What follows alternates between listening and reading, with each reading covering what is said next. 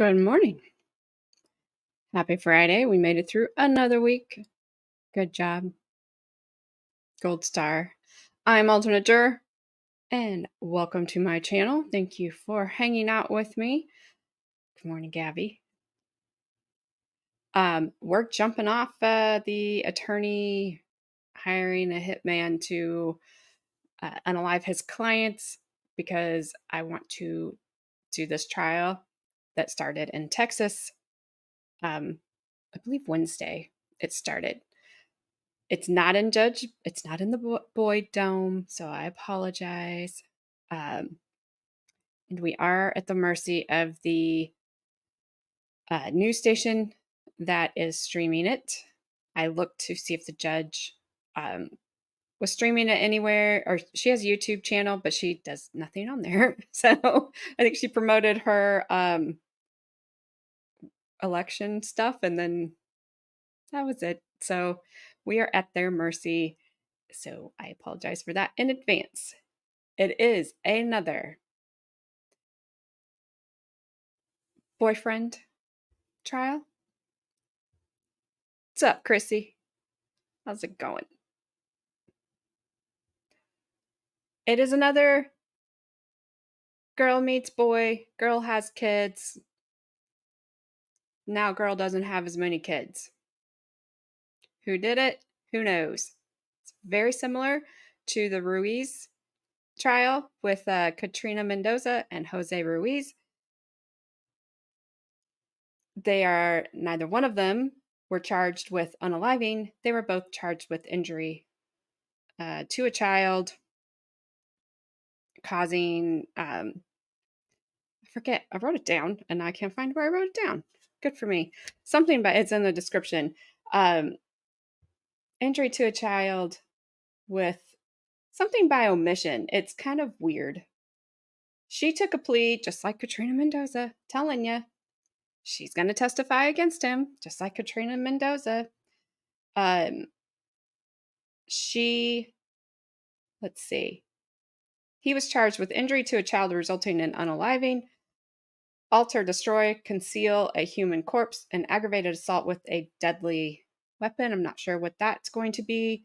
She agreed to a plea deal and pleaded guilty to causing injury to a child, seriously bodily injury by omission, and agreed to testify against Daniel.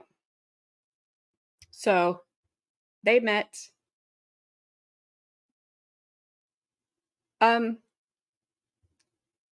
Good morning, Bon. Long time no see. Hope you're doing well. It is the mother and a boyfriend. You know, the typical makeup of these things. She says that they met in Florida online, I believe. He had 2 kids, I believe. She had 2 kids. They moved from Florida to Texas. Hey, Roseanne. Good morning. Glad to see you. She says that he wasn't happy with the way that she was disciplining Domenic. He's 5, by the way. I forgot to tell you that part, that magic number of 5. So he starts disciplining him. Some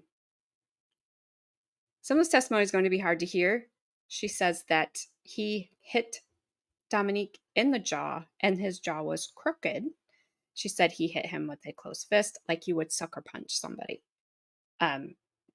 The ultimate thing that happened was he threw him into a wall, and she said he bounced off the wall, started vomiting some dark liquid, and passed away shortly thereafter. This was in a hotel in San Antonio in July of 21. So instead of calling the paramedics, police, taking him to the hospital, anything that would make sense to anybody, they load him up in the car and drive from San Antonio to outside of Denver, up into the mountains. And some things say they buried him, but the video I'm going to show you, the ravine that they had to rappel down the ravine. So the first thing I read was they rolled him. They just like rolled Dominic's body down the ravine and left and drove. You'll hear this in opening statements. They drive to Mexico. Daniel Garcia has a passport. He enters legally. She does not. So she sneaks in. Then they go to, I believe, Honduras. Might not have that one correct. Again, he goes in. He has a passport. She does not. She sneaks in. They end up in Costa Rica, which is where her family is. And then obviously her family wants to know, where's her son? And as they start questioning, Daniel Garcia supposedly gets spooked. He flees. They end up going to the embassy and saying something has happened. The FBI comes and gets Nickolle is her name, the mom. She flies back to Colorado with them. She takes them to where they have rolled Dominic's body down the ravine, and they recover him about a month later. And then here we are. So there's a lot to unpack here. She's on the stand. There's two quick witnesses, and then she's on the stand the rest of the day. So, yeah. I figured this was more important. Not that the other trial wasn't important, and we'll go back to it. It's wrapped up. It's over. I've got everything saved, so we can go back and finish it. This is another one. It's not getting a lot of coverage. So I want to put it out there. These poor little kids. The sister, I think his sister, she's going to testify at some point in this too. We will not see her. I don't know if they'll even play her testimony. She's 7 now. I believe that's what they said. So we may not even get to see it. And I'm fine with that. You know, if we get to hear it, perfect. But she's 7. And I can't imagine what she's gone through. So I do have a quick news clip to play that will explain it better than me. Because yeah. It's so funny. I was laughing. I was telling Carmen, I was like, there's been weeks of nothing, nothing, nothing, nothing.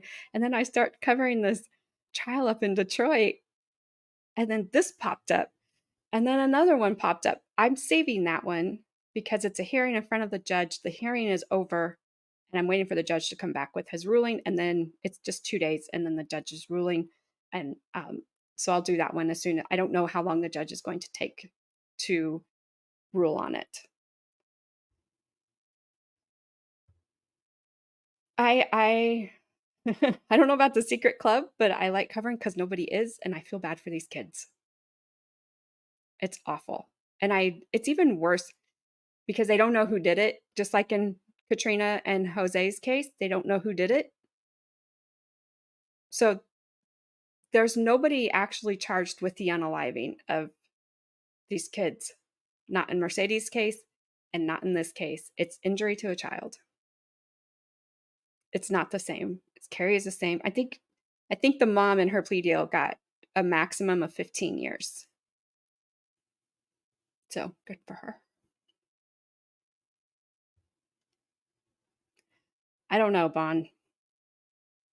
I think she got the deal because she talked she talked first. She took him back to Colorado.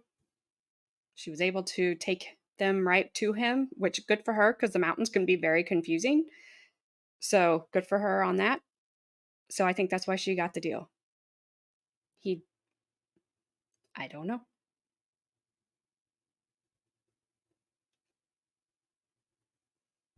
I agree, Gabby. They need to be covered. I don't know why they're not, but I'll take them. They suck. They stay with you for a long time. I don't know that they ever completely leave, but they need to be out there. Thank you, Bon. I appreciate that. Thank you very much.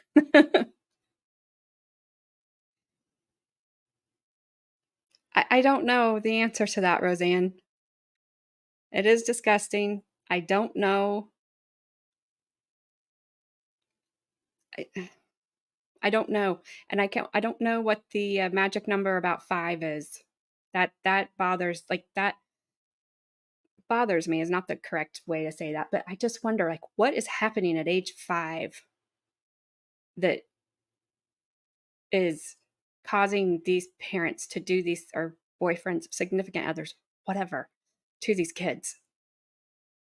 That seems to be the age, and I don't understand. But maybe Chrissy will learn about it in her classes and she can give us an answer, because I don't understand it. Let me play this quick news thing. It's a couple minutes long, and then we will go right into the trial. They're going to read the indictment first. It doesn't take very long, and will give you an idea of what's happening, and you probably understand it better.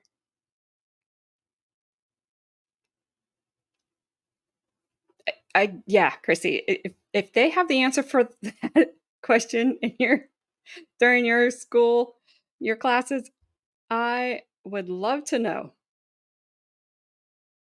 because with the exception, I know, of Timothy, he was 15, but Mercedes, Dominique, Kinsley, I think Kinsley up in Indianapolis. I'm thinking we're missing one, and I feel bad. But those 3 at least were all 5.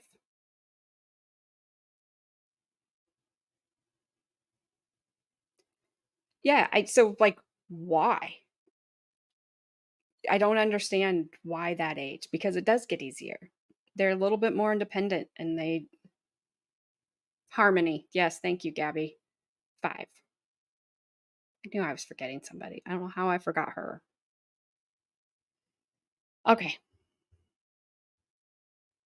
Here we go. In the summer of 2021, the body of a 5-year-old, Domenic Aguilar-Acevedo, was found in a ravine in Colorado. But investigators believe the child's death happened here in San Antonio. A man accused in this case, Daniel Garcia, is now headed to trial. At the time, he was the boyfriend of the child's mother. Erica Hernandez reports that ahead of this trial, she took a plea deal to testify against him. In August 2021, KSAT got a tip about the search for a 5-year-old boy whose remains were somewhere in Colorado. At the time, all we knew was that the child's mother may have been involved, and his death happened here in San Antonio. A few days later, Domenic Aguilar-Acevedo was found at the bottom of a ravine, and his mother, Nickolle Aguilar, and her boyfriend, Daniel Garcia, were facing charges. According to an arrest affidavit, Domenic died at a northeast side San Antonio hotel around July 25th. The couple allegedly drove his remains to Colorado and then fled to Costa Rica. Aguilar earlier this week agreed to a plea deal in exchange for testifying against Garcia. According to the arrest affidavit, she told police that Garcia had been physically abusing Domenic for weeks. What is your plea to the charge of injury to a child causing serious bodily injury by omission? Is it guilty, not guilty, or no contest? Guilty. Jury selection began Friday morning, and Garcia was brought out looking different than his mugshot. Garcia was first charged with murder, and this year 2 other charges have been added: alter, destroy, conceal human corpse, and aggravated assault with a deadly weapon. But as the case heads to trial, the state will not be proceeding on the murder charge, but instead with injury to a child causing serious bodily injury. Now, that charge is still a first-degree felony, so if found guilty, Garcia is facing 5 to 99 years or life in prison, but the jury could also possibly consider probation. Now, trial is expected to begin on May 21st and last for about 2 weeks. Erica Hernandez, KSAT 12 News. All right, so that gives you a better idea of everything that's happening. The state's opening statement is not very long and they lay it out very well what's happening. The defense comes out and won't surprise you, they're blaming her. And Bon, I'm really sorry that that happened because that sucks. It's awful. You're giving me more of this. It's 5. I don't get it. If somebody can ever answer that question, well, I don't know what I'd give you, but a thank you. I don't know. Oh goodness, sometimes you have to lighten these things up. Also, if you haven't been around, we do have Discord. You do not have to be a paid member to get into the Discord. There is some of it that is for members only, but there is part of it that you can just go in and chat. There's voice chat. Gabby loves the voice chat. That's her jam.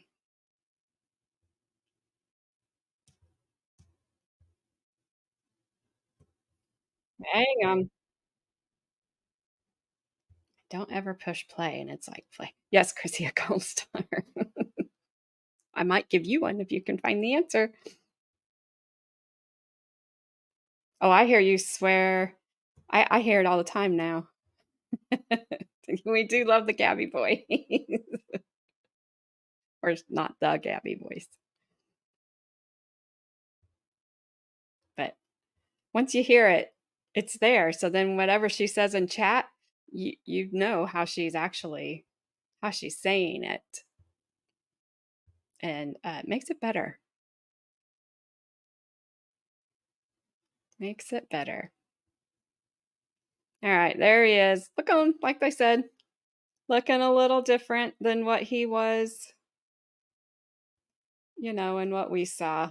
Got him all cleaned up there. This is, I believe, in Bexar County. So it is in Judge Boyd's area, but it just wasn't in Judge Boyd's courtroom. I don't know this judge. Oh, I don't know. Bon, I can't see it at all. Yeah, I don't see your comment. Yeah, you are a little too busy, Chrissy. I'm gonna have to write you a note.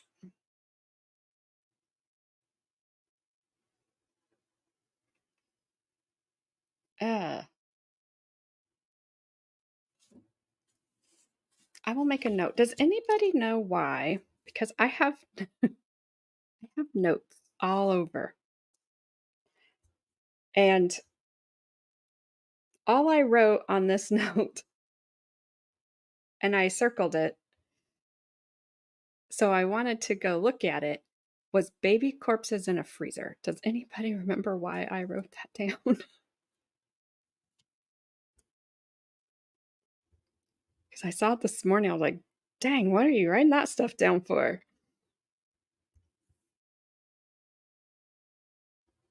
I know, Chrissy. I mean, that's what I thought too. I apparently got lost that day too. I don't know. I don't know. It's I got it right here on my card. And yeah, I don't know.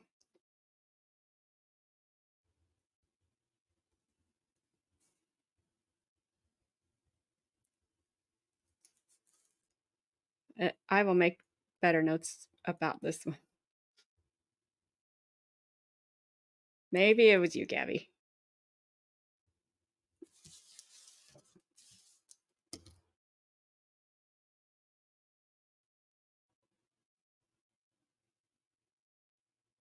It could be Bon. It could be that because they can talk back. But still, I mean, you need to throw him in a wall. You need to punch him. Cold showers. Obviously, the go-to of withholding food. I mean, and for these moms that just stand there and let this happen, I don't get it. I don't get it.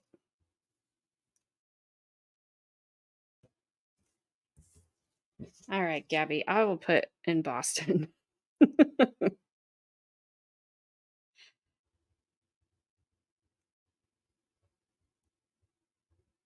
Unsolved. Did you say it was unsolved? Okay. Yeah, I saw that note today. I was like, what happened?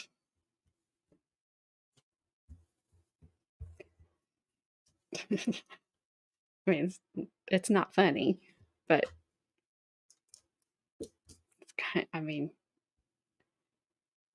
hey, if we cannot have a sense of humor about some things, all of us will not make it through any of these trials. I'm just that. All right, let's get on with the show. During jury selection, violating the terms of my order could lead to some issues with this trial, right? The other thing that I want to make you aware of is that if you have trouble hearing or if there's something you can't see on the screen, Nope. please No get problem. my attention, get my bailiff's attention so that we can make sure that you can hear and see everything appropriately. All right. With that, the overview for today is we're going to read the indictment. Mr. Garcia will enter a plea. You will hear opening statements from both sides, and then we're going to start hearing the testimony. Very important order to you about the testimony. You are not to talk about anything that goes on in here when you go on a break. You cannot say, oh, did you see that photo or did you see that video? Did you notice that? No, that's deliberating. You don't get to deliberate before I give you the case. There's going to come a time when I give you the case to deliberate, and I'm going to order you to go deliberate. So during the break, you can talk about anything else, just not this case, okay? With that, State, if you could please read the indictment. Defense, please stand. Chrissy, I think her last name is Vale. I wrote it. Oh, no, her first name is Velia. Her last name is Meza. We have not seen her. But again, like you can kind of tell from her desk, she's in that same area as Judge Boyd. She's in that probably that same courthouse as Judge Boyd. I didn't write down. She has a YouTube page, but she doesn't do anything with it, unfortunately. So we have to rely on this news channel, which this news channel is the same channel that we watched the Ruiz coverage through part of the time so we could actually see everything that Judge Boyd wasn't showing us. It's not bad. It just doesn't always start. Like you'll notice when we come back from a break, sometimes they've already started.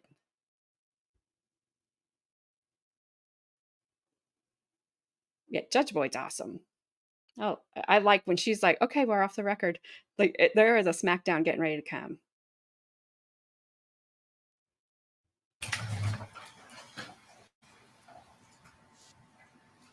In the name and by the authority of the state of Texas, the grand jury of Bexar County, state of Texas, duly organized and paneled and is sworn as such in the July term AD 2023 of the 227th Judicial District Court of said county, in said court, at said term, do present in and to said court that in the county and state aforesaid and interior to the presentment of this indictment.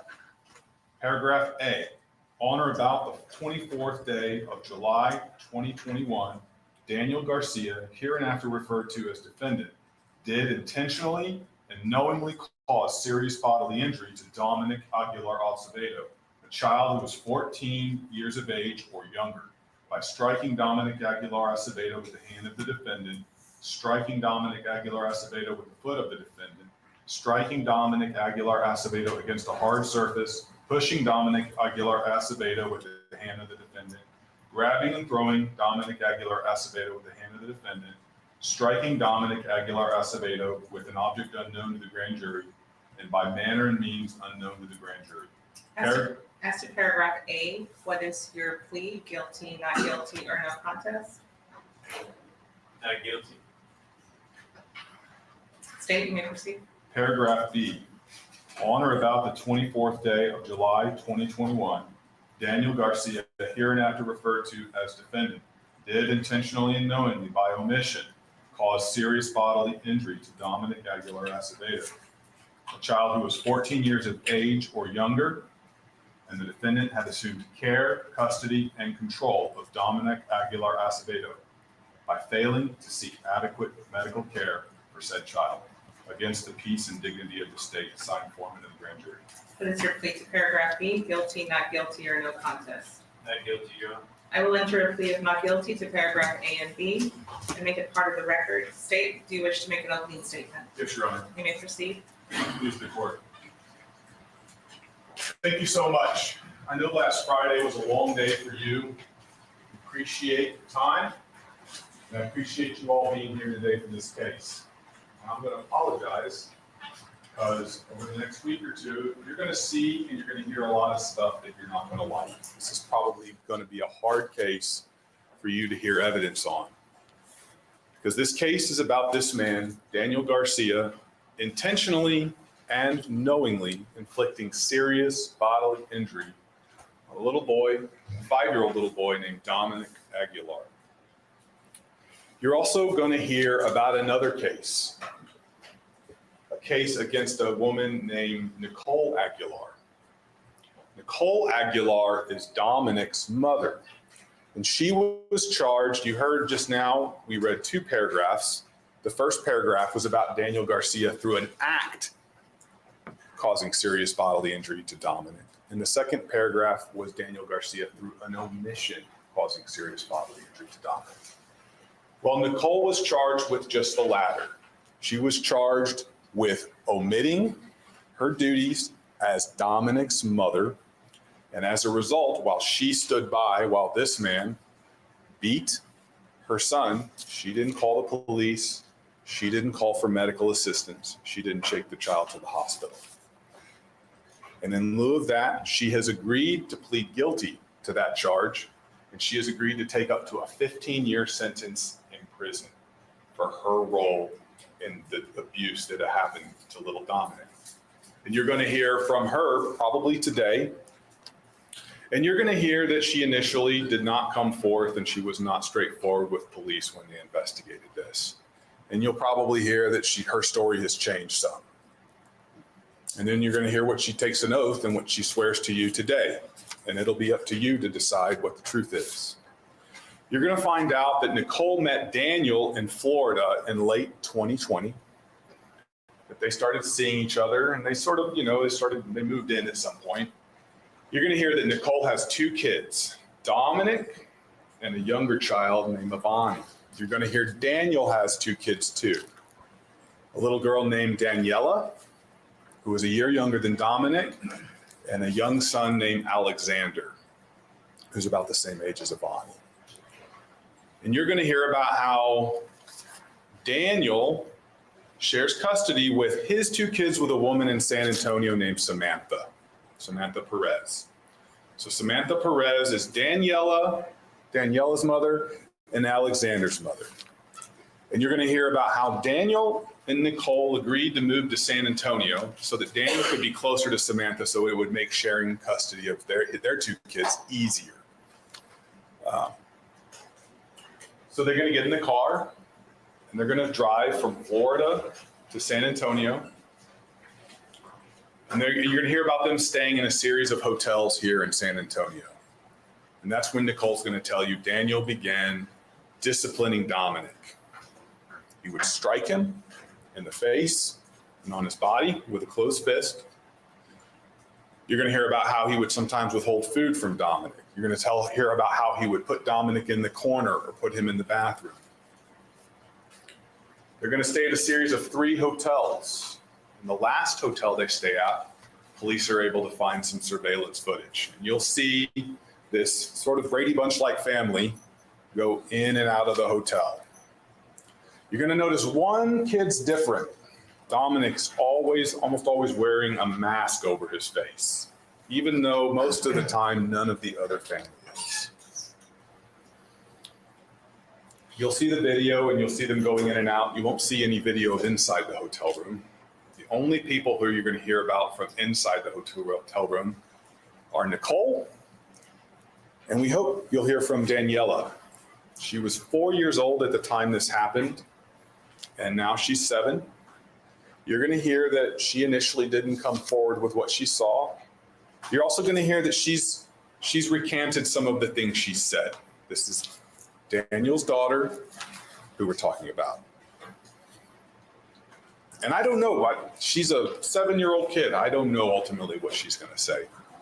But what I think she's probably going to say is that Daniel was the one who was doing the beating. And then in her mind, in her 7-year mind, in her 7-year-old eyes, she didn't see Nickolle do anything wrong. Well, she's not going to understand something like a legal duty and a legal omission that can get you in trouble as a parent. But we hope you'll hear from her. You won't hear from the 2 younger children because they're too young to be witnesses. And you won't hear from Domenic. He will not be here. And that's because sometime around the evening of the 24th of July, 2001 into the early morning of the 25th of July, 2001, Domenic takes his last walk down the stairs of that hotel. And soon after, you're going to see the defendant carry Domenic back upstairs. And you're going to hear how Domenic threw up out in the parking lot and how he was taken back upstairs. He was washed off in the shower. They looked at him. He was not conscious. He wasn't coming back to consciousness. You're going to hear about him being in the bathroom. And then sometime the next day,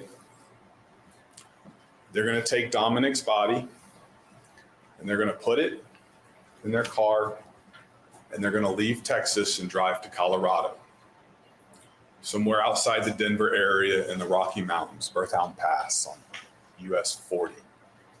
And they're somewhere up on the mountain pass in a wooded area. They're going to take Domenic's body and push it down up the slope of the mountain into some bushes and trees. Because they know they can't take Domenic to medical care because it will be apparent what has been happening to him.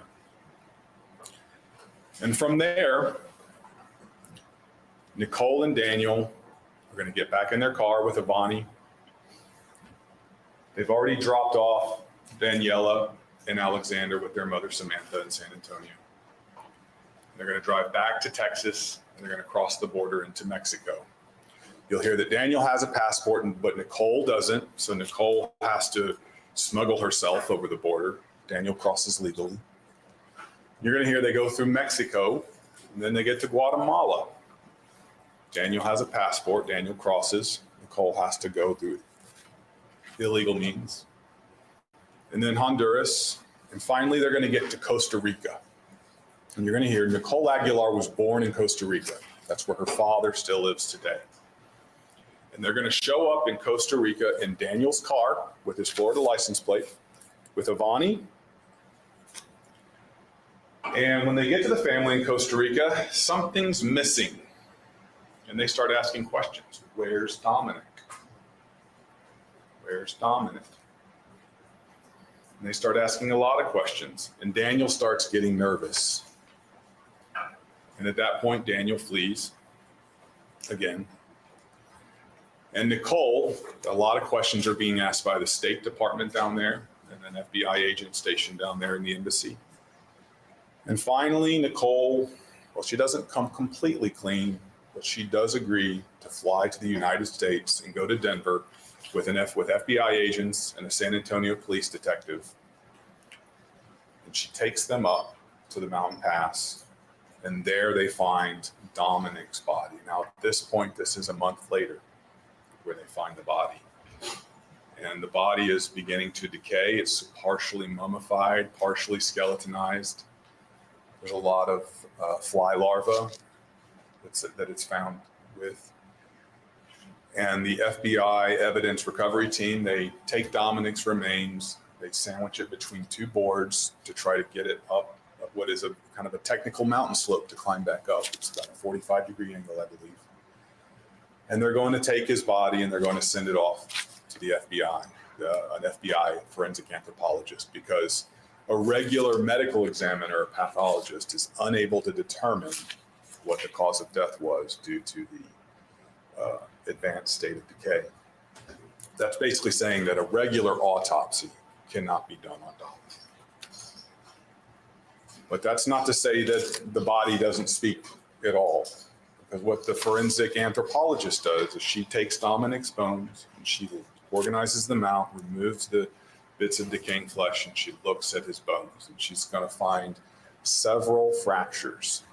Now, she's not going to be able to tell you exactly when the fractures occurred, but she will say that they are in various stages of healing.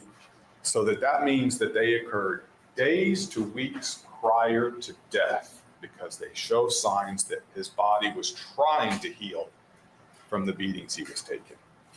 She will tell you that there was no evidence of what she will call perimortem fractures. Those are fractures inflicted at the time of death. Medical examiners will not be able to tell you exactly why Dominic died per their training. But once you've heard all the evidence, we believe it'll be clear. We have paragraph A and paragraph B. It's going to be one of two. Either he died because Daniel Garcia beat him hard to the point where his body could not take it anymore.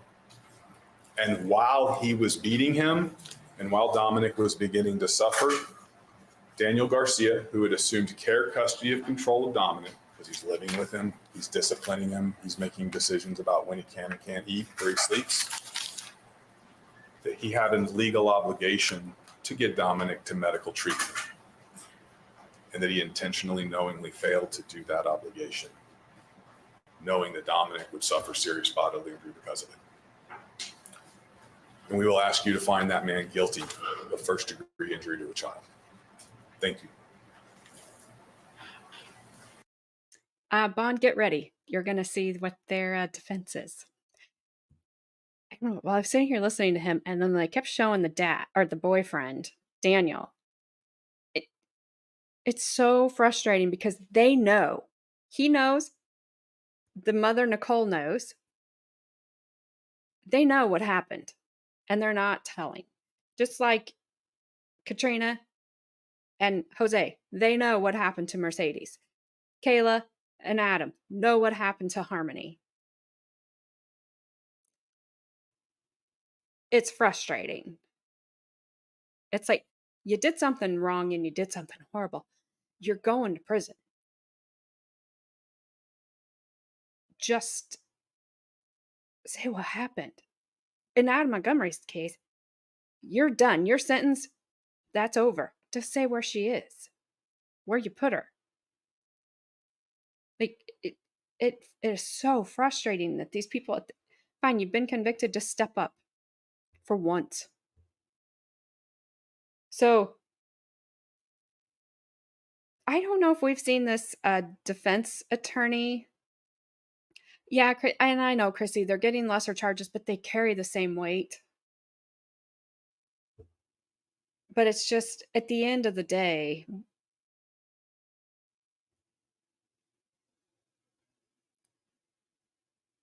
Katrina Mendoza, I don't think she could tell the truth. If it hit her in the face, she wouldn't know. Jose can't admit what he did. It's on video, and he's still like, I don't know. I don't know. So, but this defense attorney, not the one that's going to do the opening, but the other older gentleman that's sitting at the table, have we seen him before in the trial that I shall not mention the name of? Because I can't. That would be good, Bond. If they did that and they finally told, I don't have any hope Adam Montgomery's going to do that because he's already been sitting in prison for a while, but he did just get newly sentenced for this with Harmony. So maybe I thought that was him, but I am assuming this guy has a public defender's, and I didn't think that guy was a public defender. He's a good attorney.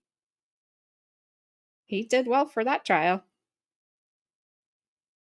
Yeah, you're on video. The treadmill thing. I don't get it. You're on video.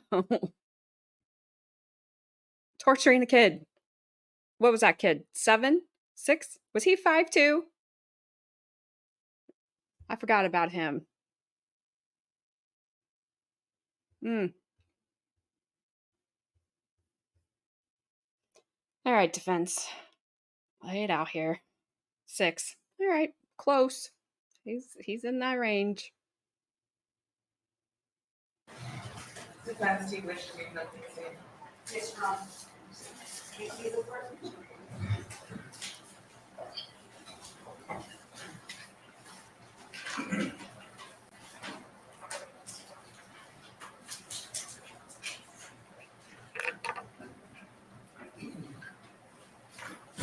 Thank you. Good morning, ladies and gentlemen. This case is about actions speak louder than words. Actions speak louder than words.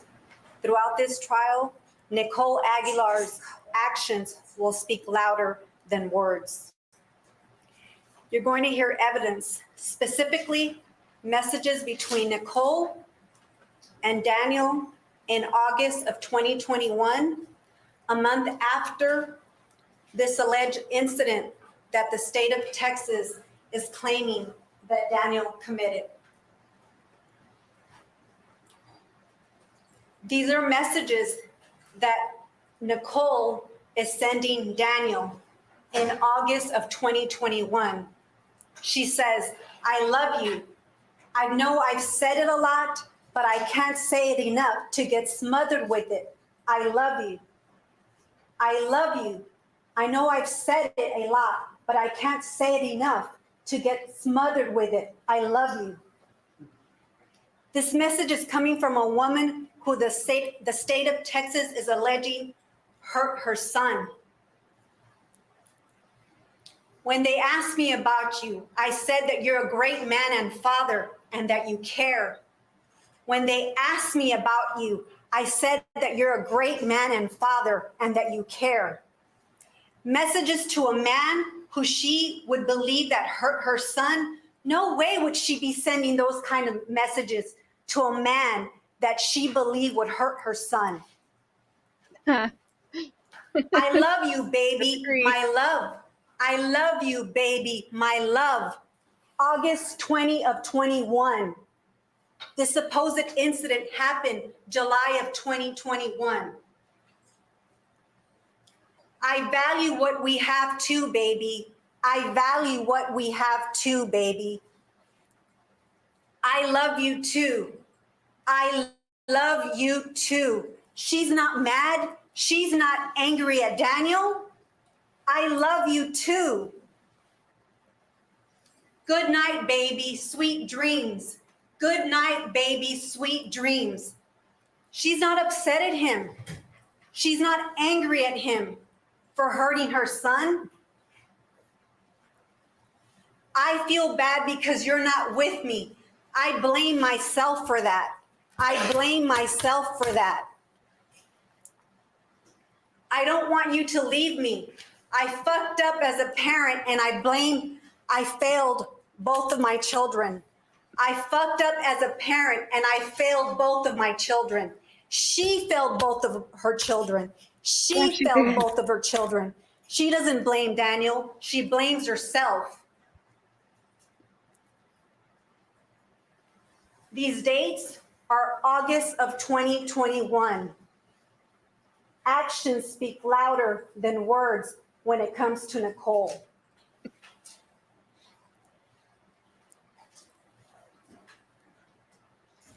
You're also going to hear testimony about Nickolle's bad history as Dominic's parents. Since the day Domenic was born, Nickolle consecutively canceled sick doctor's appointments for Domenic.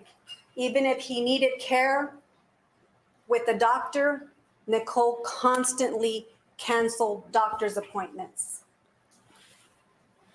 She was in a relationship with DJ, and that was a very violent relationship. And that violent relationship carried over with the kids. The violence was in front of the kids. You'll hear testimony about that. You'll also hear testimony when she was living in Florida.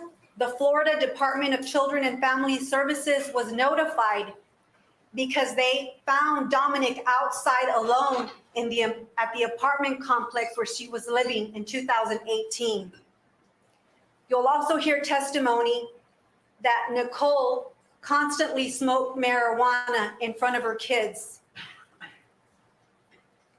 Again, you will hear testimony from the Florida Department of Children and Family Services that they were notified because Domenic got a hold of a vape pen and smoked it in 2018.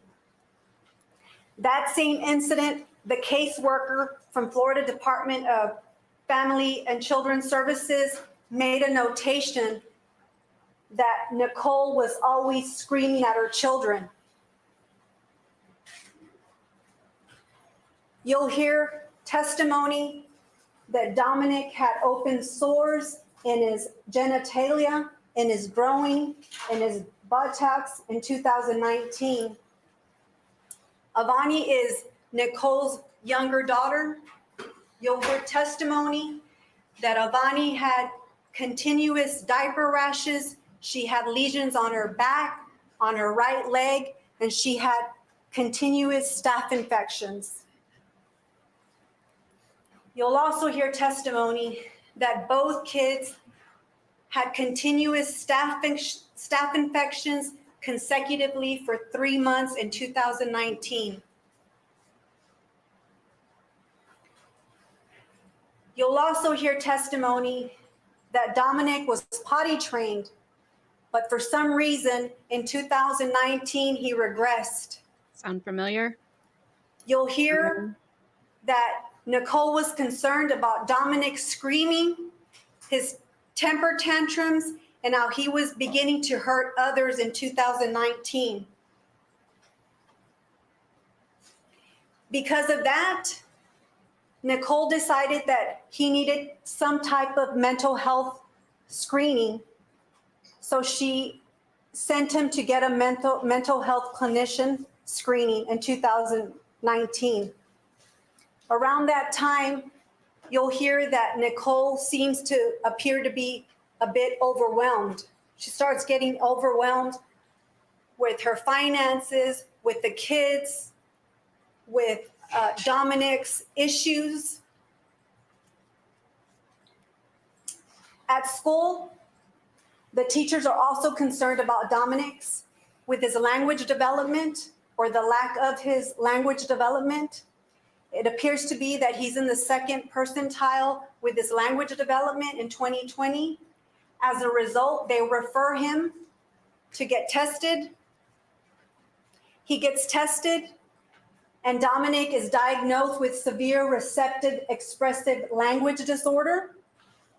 They recommend Nickolle to take Daniel to language therapy twice a week.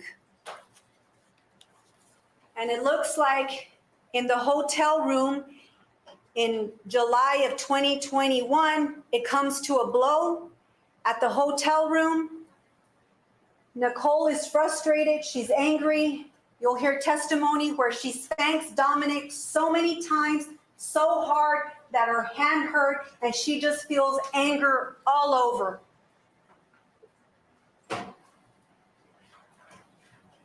You'll hear testimony about another incident of Nickolle's anger issues. You'll hear about a conversation that she's having with her mother, Surly. Surly appears to be allowing DJ see Avani. DJ is Nickolle's ex-husband, and Avani is her daughter. and she's not liking the idea that DJ is having access to Avani. And so I quote you. She tells Surly, like, fuck, bro, she's a fucking baby. You want to fucking go murder somebody? Go do it. Fuck her dad up. She doesn't want Surly to allow DJ to see Avani. Her mom tries to calm her down. She tells her, Surly tells Nickolle to not fight anymore in jail and to try to control herself a little more. Nickolle's anger issues, perfect example of who the real Nickolle Aguilar is.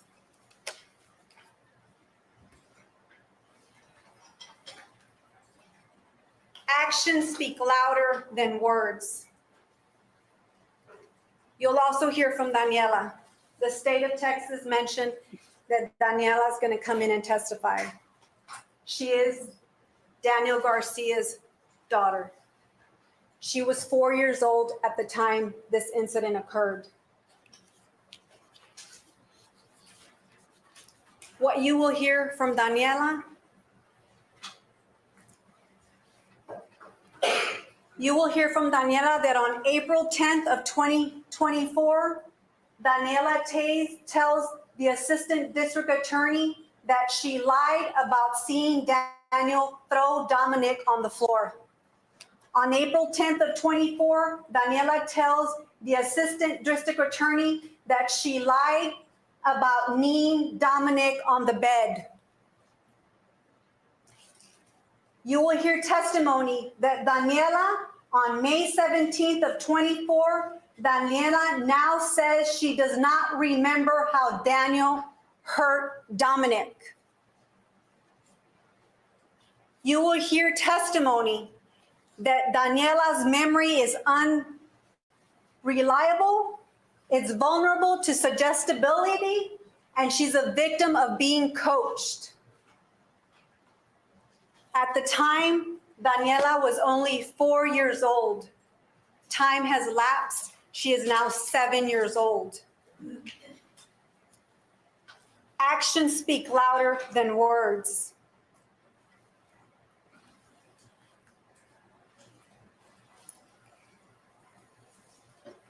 On March 16th of 20, you will hear testimony that Daniela states she misses her dad when he's gone.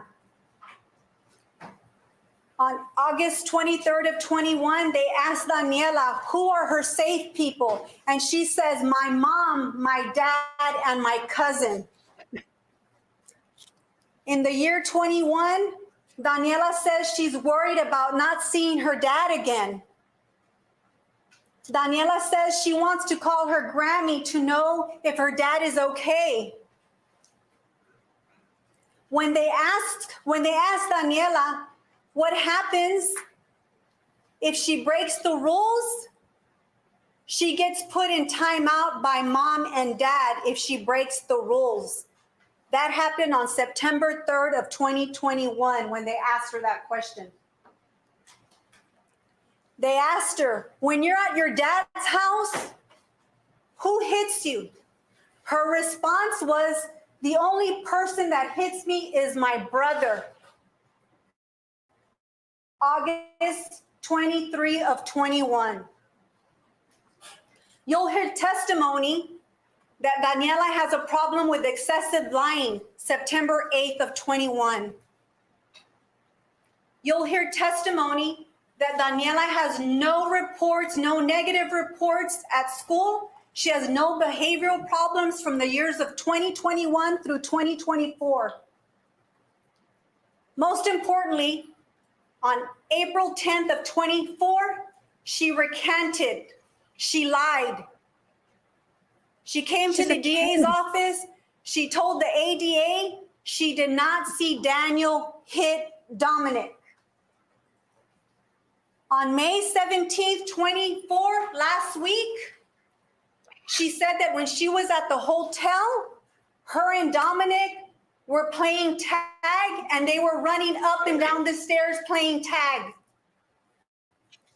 Last week, May 17th, she also said When they were at the hotel, they were playing on the water park and they were eating pizza with Domenic. You'll hear all of that information, testimony about Daniela's words.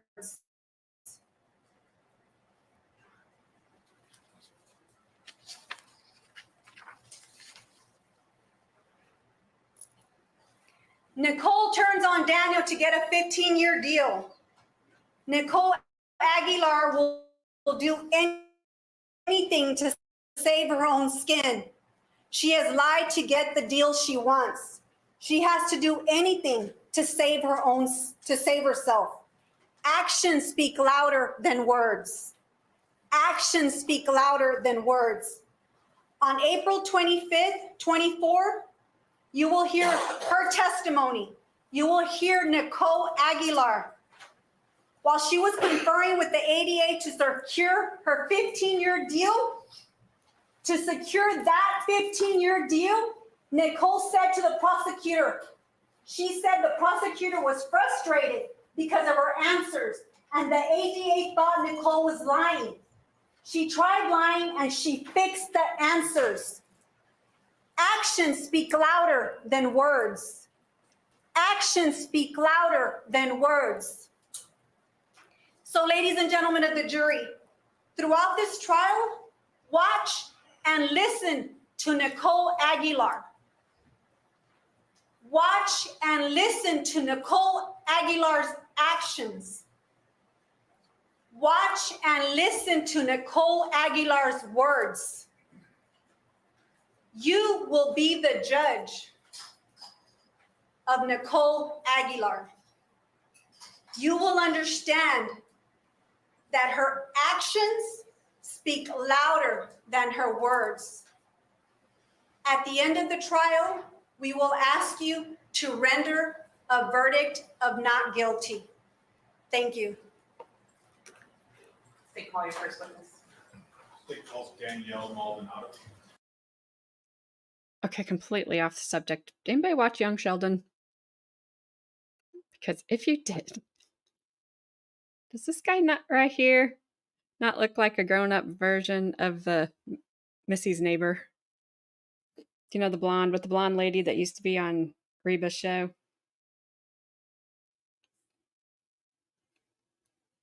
I told you guys would not like her opening. I didn't even listen to it all because I couldn't, because she kept repeating herself. Also, I don't know how you listen to actions.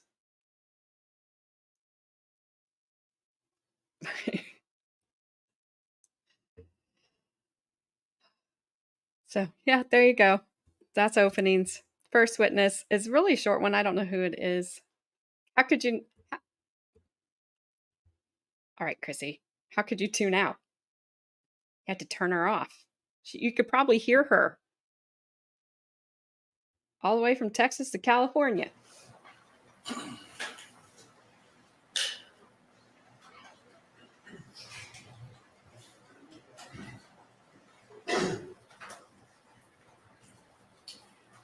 You want to fix the next rubbish? I agree. Oh, we're approaching.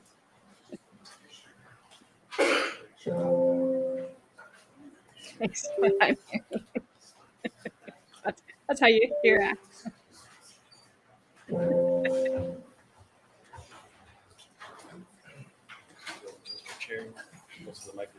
I feel sorry for his daughter, and I misspoke earlier. I said it was her daughter. The witness has been sworn, say you may proceed. Marta Daniel Maldonado. Good morning. Can you state your name for the record? Marta Daniel Maldonado. And I'm gonna ask that you lean into the microphone. Okay. There you go.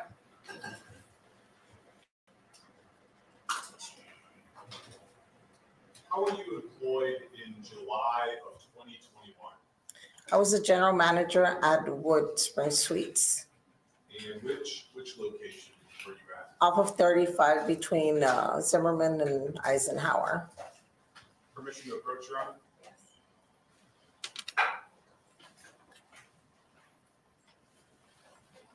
You show the witness what's been marked as State's Exhibit 1. State's Exhibit 2, and State's Exhibit 3, and State's Exhibit 4.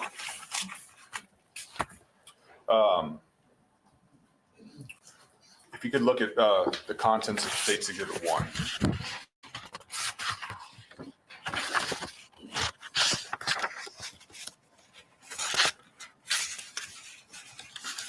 This is the folio. Do you recognize what, could you be a little more specific as to what it is? Yes, this is the receipt, the folio receipt of the guests when they check into the hotel. It breaks down the charges, the payments, pet fees, so forth and so on. And is that a regular business record of the hotel? It is. And what are the dates on that hotel stay? That arrival date is July 2021, departure date July 29, 2021. Okay, and who is the individual who booked the room? Daniel Garcia. Okay, now I'm going to show you State's Exhibit 2. What does State's Exhibit 2 look like to you? This is the location of the hotel. Okay, and that's is that a map of San Antonio? It is. Okay, does that fairly and accurately let someone know where this hotel is in the city? It is. Okay, and then State's Exhibit 3. You recognize that? This is the hotel itself. Okay.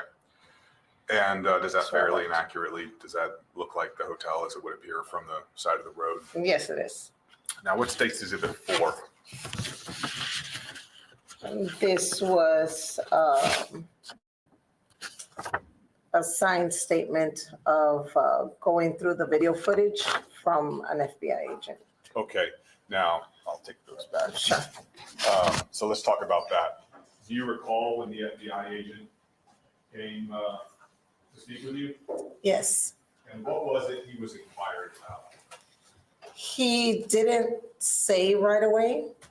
He said he needed to go through, if we gave him permission to go through the video, he didn't tell me what he needed to look at until And you granted him permission? I did. Okay. I got permission from the ownership first. And the hotel has, like when you talk about video, what kind of video are we talking about? Surveillance cameras, they're to kind of just make sure. Adair, where have you been? Playing pickleball? We've not seen you forever. I hope you are doing well. If you're playing pickleball, I hope it's going great. And I'm glad you stopped by. Sure that, there's, everything is kind of in order at night when staff is not there and so forth. So generally speaking, I mean, you have the surveillance cameras for like security. Security. So do you look at it from time to time when you were employed there? Would you look at the footage just to check, hey, who's there on that one particular time of night, or who came in the building on this day? We would look at it when something wasn't in place.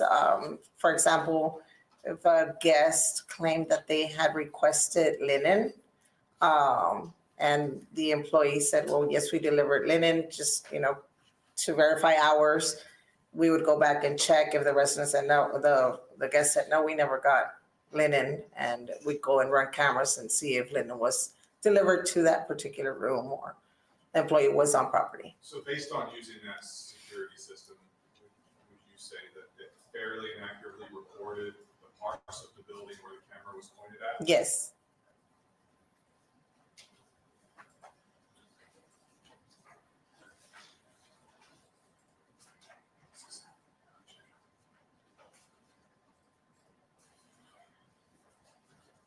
Judge, at this point, the state would move into evidence State's Exhibits 1, 2, 3, and 4.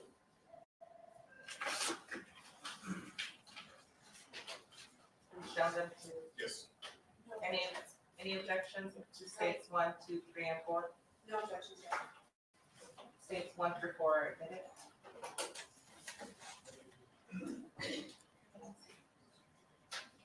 Do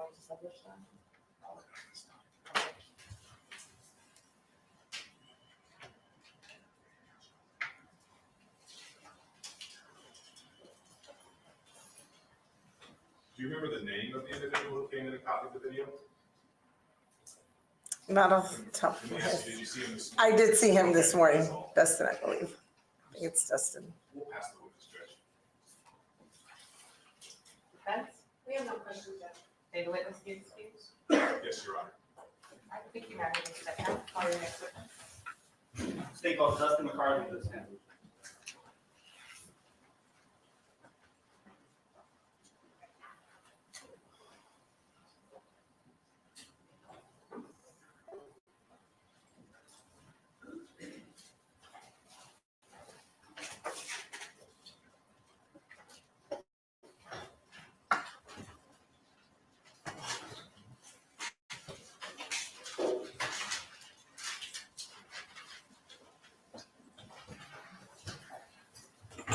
Just adjust the chair as close as you can. You can adjust the mic here. Now to speak loud clearly. The witness has been sworn. You may proceed. Could you introduce yourself to the jury and spell your first and last name for the court reporter? My name is Dustin McCarley, DustinMcCarley. And what do you do for a living? I work for the Federal Bureau of Investigation. I'm a digital forensic examiner. A big And fella. how long have you worked for the Federal Bureau of Investigation or the FBI as a digital forensic examiner? Approximately 10 years.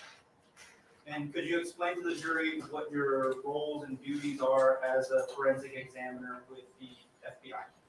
So my job is to capture digital evidence and preserve it and make sure that it stays true and unedited. And could you explain to the jury what CART is? That is the Computer Analysis Response Team, and that is the team that I'm the team leader of. And how long have you been the team leader of CART? For approximately 2 years. I have eight examiners total that fall into my team.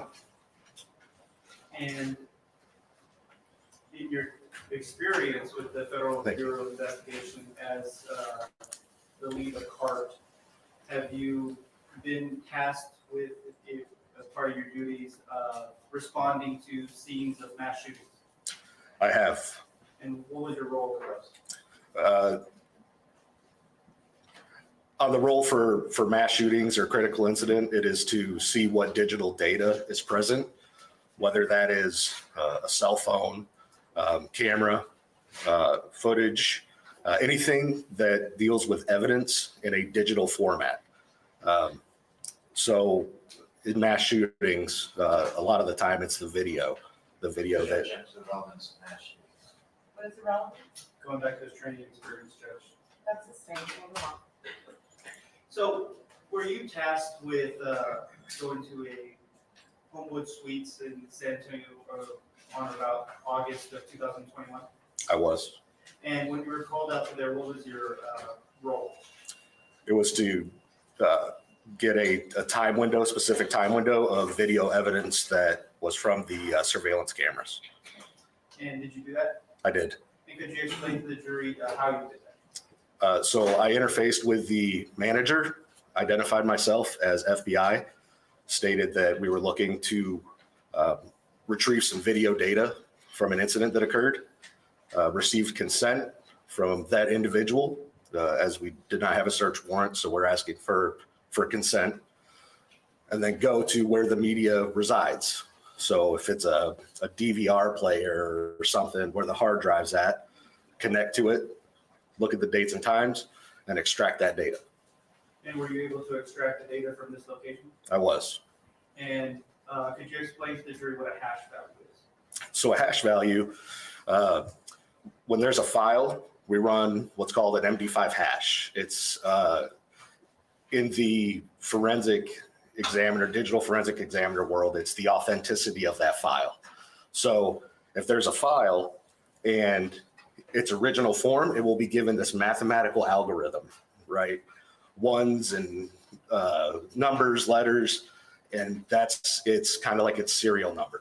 And then if that's changed at all in any way, shape, or form, it's a pixel is changed in there, it will completely change that mathematical algorithm. And that's some way to show that this file and this file, though they may look the same, are not. It's not true and authentic. And were you able to analyze the surveillance that you pulled from this location in San Antonio, Texas, the Homewood Suites, that it was true and correct copy that had not been tampered with or altered with in any way? The extraction that I pulled was the original copy, which I created an MD5 hash list for, so that was the true copy. May I proceed with this, Judge? Yes. And may I have the evidence that was admitted? Showing you what's already been admitted. What is State's Exhibit 4? This is a consent to search. As I stated, we did not have a search warrant, so asked for a consent to obtain that video footage. Okay, and you were the one who obtained that footage? Yes, this is me. And then I am showing you what's marked as State's Exhibit 5. It's actually a flash drive. Have you had an opportunity to review a flash drive that contained the extraction? Yes.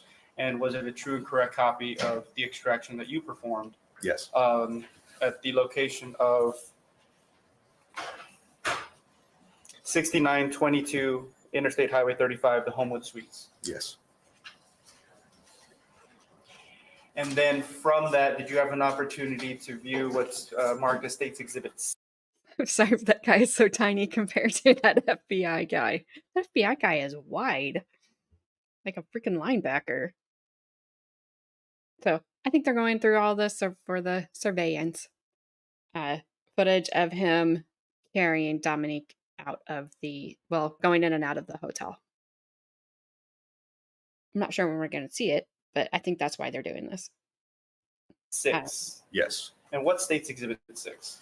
State's Exhibit 6 is all the video that was collected, and they put together items, reference known points and times to bring it all together. There was a lot of data, and they focused on specific data and provided it to me to view.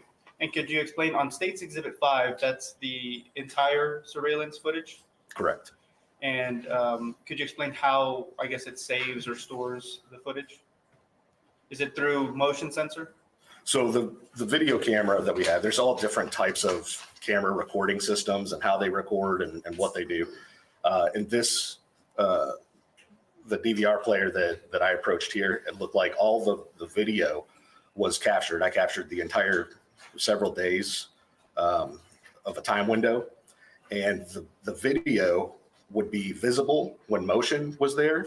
And when there was no motion, it was still recording. So we could still see what was going on. But if somebody came into frame, it would kind of like, it was in the background and they would come out into view a little bit better. It was kind of like gray. And then it's, hey, somebody's here, and it showed up. But this is the entire video. Okay, so just for clarification, State's Exhibit 5 is the entire video, and State's Exhibit 6 is a condensed version of that video. Correct.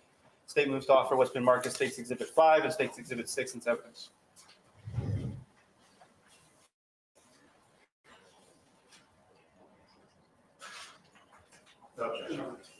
You think 5 and 6 are admitted? For clarification.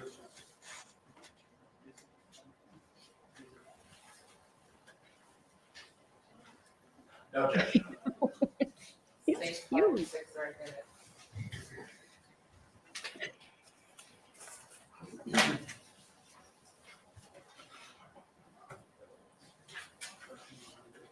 Yes, it is. We are the fluffy bunny. So, permission to publish, Judge? State's Exhibit 5. Hey, Ronnie, how you doing? Good to see you. Just so that in case the jury wants, when at some point late in the future that they want to know how to manipulate the video, I was going to have the witness go through the instructions. Yes, thank you. Permission to publish? Go ahead. I guess we are going to see So it in now. the computer, we have State's Exhibit 5. And so we see some items here. There's multiple folders, and then there's some text documents. What are those text documents? Those contain the MD5 hash value. So if you open it up, it'll show the mathematical algorithm, the serial number of those individual files. So I opened up one of them, and that's kind of what it But it shows. does too. Right, correct. And then so we'll focus on export 8/20/21. What is that? Why is it titled that? That's the date that I went to the establishment and did the extraction. Okay. And so when I click into there, we see that there's a player. Do I click on that player? Yes, so there's different types of files that you have there. Some of them, that makes it real pixelated and all that stuff. This is the player that came off of the DVR, and it's going to be the best quality that you can possibly get. It's the proprietary software that comes off of that system. And so then when I click on that player,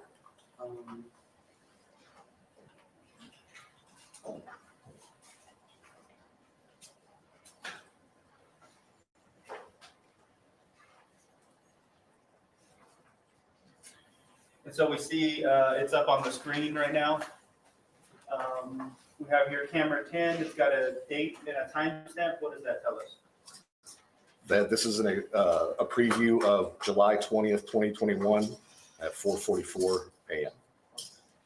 And then down here we see some red. What does that red tell us? So the red is when you can see the motion. It's kind of hard to see from your angle, but down at the right corner, there's a plus minus sign, and it's got 2 weeks under it. What does that indicate? That's allowing the software for you to focus in on an hour or a day, or so we have a lot of time here. As he manipulates that bottom toggle, we'll be able to focus in more. You can see, I'm sorry, go out. So if I went here. So right there, you see that there's July 18th, July 19th, July 24th. And so those are the days. So as he's zooming in, it'll allow us to focus in on a very specific date and time range. And so if I hit this minus, instead of 2 weeks, it goes down 1 week, 4 days, 2 days, all the way down to a series of hours. Right. So now you see that big red grouping that's there, that's the span of several days. And now he's able to focus in. You can see how it's grayed out, like I was trying to explain. That's saying that there's no motion. It's not picking up on that. And when he selects on a red, you stop on one that's red.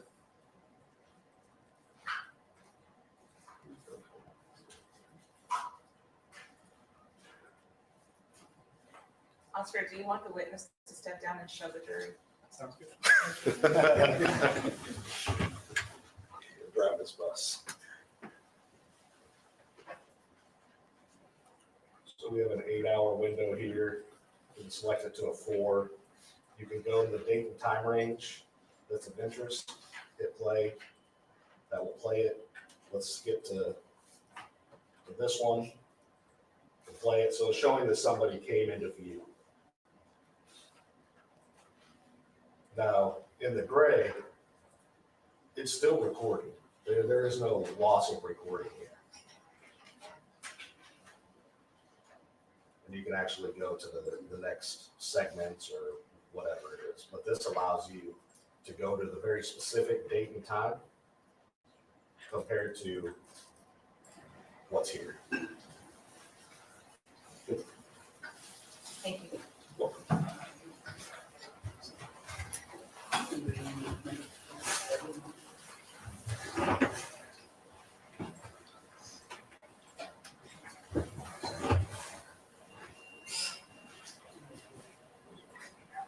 100% agree with that. Maybe a fresh switch? Oh, sidebar. We're having a sidebar. That was my dad. My dad used to just be able to give me a look and I'd just start crying. Like, I'm in so much trouble. I knew I was.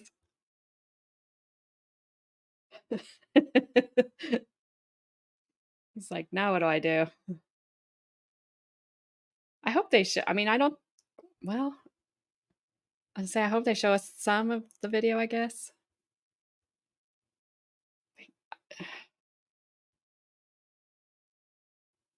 You know, Roseanne, it's possible that he maybe went in to be a just like, I'm gonna be in the FBI, and then they tracked him down different paths. I know, like, it's not FBI level, but Carmen, when she was at the jail, she did a lot of things. I'm like, how did you get to that? They needed people to do things, and she likes to do it. She's an investigative mind.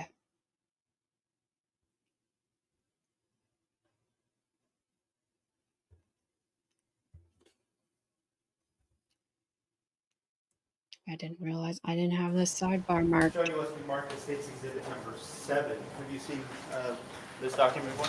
I have. And what is it? This was an isolation of relevant dates and times where people were seen on the video camera. Okay. And then did you have an opportunity at the district attorney's office to verify some of those times that were on State's Exhibit 7? I did. And would this aid and assist the jury in locating portions of the video where there's actual motion? Yes, that's several days. And when we say several days, it's obviously a lot of data to sift through without an appropriate guide. It's a yes. State moves to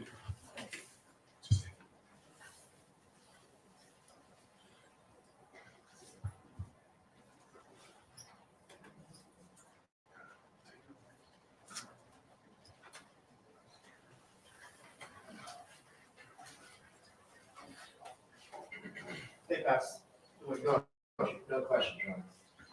Okay, and he be excused. Yes, sir. Thank you, agents. You are excused. Thank you. I want to do at least 30 more minutes of testimony by your next witness.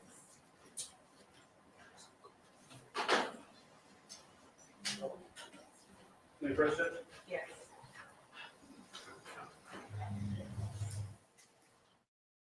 Okay, so she says that about 30 more minutes, and then they take a break. So, I don't know. This judge is weird. But, coming up next,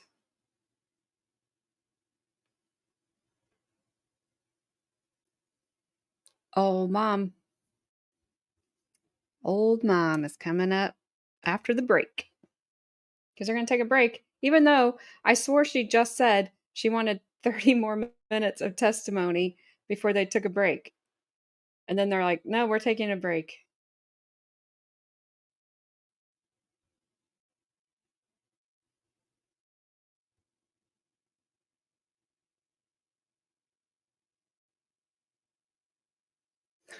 You know what, Roseanne? I have heard the same thing about them being professional protesters. And I don't recall that being a job when I was growing up either. Could you introduce yourself to the jury? You can spell your first and last name for the court. Sorry, we didn't see her enter. I don't know if we see her enter. They must have just put her up there. All right, this is Mom. The witness has been sworn. Thanks, dogs. Could you introduce yourself to the jury? You can spell your first and last name for the court. My name is Nickolle Aguilar. It's spelled Nickolle, last name Aguilar. Where are you from? I'm from Costa Rica, Alajuela. When did you come to the United States? When I was about 4 years old, I moved with my family to Florida. What's your mom's name? My mother's name is Garcia Acevedo. Do you want me to spell it? Where does she live? She lives in in Boca Raton, Florida. Do you have kids? Yes, I do. How many do you have? I have 3. What are their names? Domenic Patrick Aguilar, Avani Marie Aguilar, Abigail Maria Aguilar.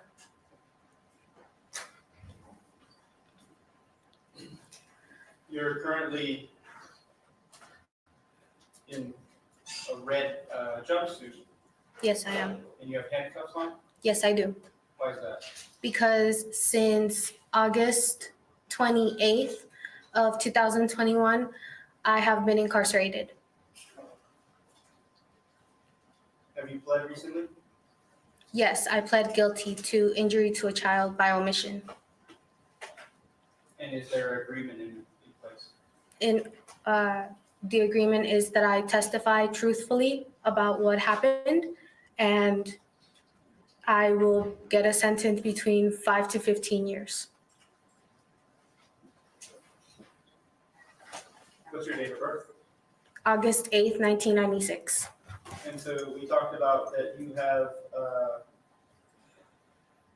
or had Domenic Yes, Aguilar-Acevedo, yes. and what was Dominic's date of birth?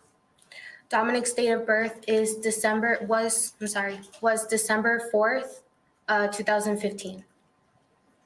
And Alani? Ivani's is September 22nd, 2017. Who was Dominic's father? Jeremy Jarvis, And Alani? David John Ingweiler.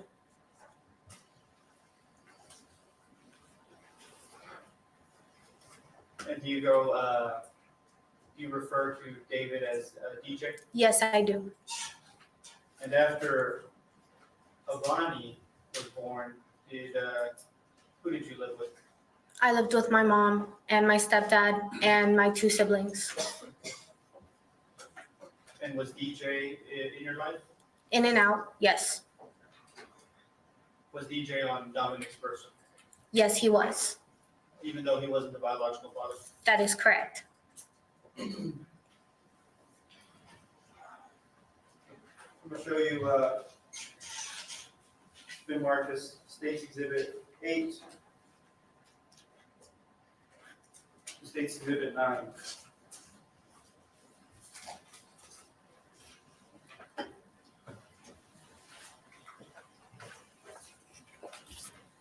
This is State's Exhibit 8 and State's Exhibit 9. What's State's Exhibit 8?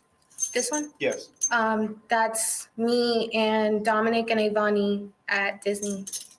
When was that picture taken? June 5th, Of what year? 2021. And is that a fair and accurate depiction of yourself, Avani, and Domenic Aguilar? Yes. And I'm showing you what's been marked as State's Exhibit 9. What is that? That's Dominic smiling.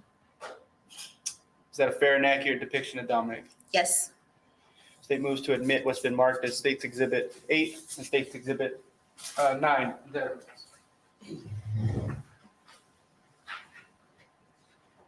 No objection. States 8 and 9 are admitted. Where's the public? Go ahead.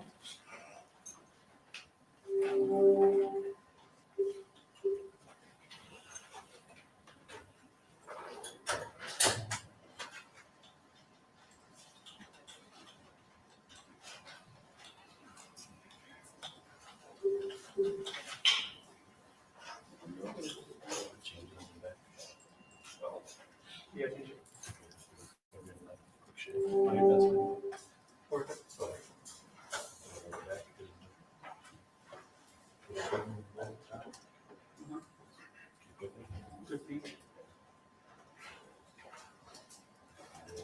There.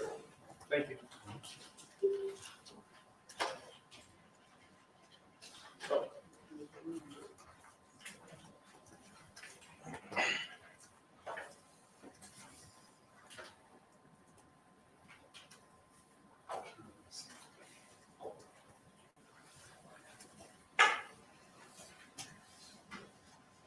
How could you do that to that little boy? How could you let it happen? So, do you know a person by the name of Daniel Garcia? Yes, I do. Do you see him in the courtroom today? Yes, I do. Can you identify by an article of clothing that he's wearing? He's wearing a blue button down sitting next to over there. The record reflect that the witness identified the defendant. The record will still reflect. When did you first meet Daniel? I met him. Yes. Sidebar. I can't wait for cross.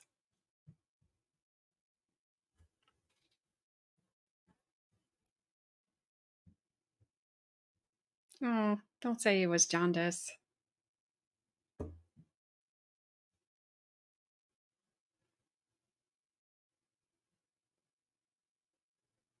Dang the sidebars. You know the defense is going to tear her up.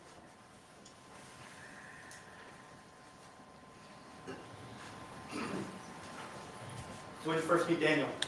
I met him on around October, mid-October, online through a Facebook dating app. Did you guys begin to hang out? Yes, we met up on the 16th of October, and then after that, we continued to meet up and hang out. Did you learn that Daniel had kids himself? Yes, I did. And did you know the names of those kids? Yes, I did. And what were those names? Daniela and Alexander. When did you first meet Daniela and Alexander? Sometime after February Of what year? of 2021. And what about your children? When did Daniel first meet them? Shortly after I met his children.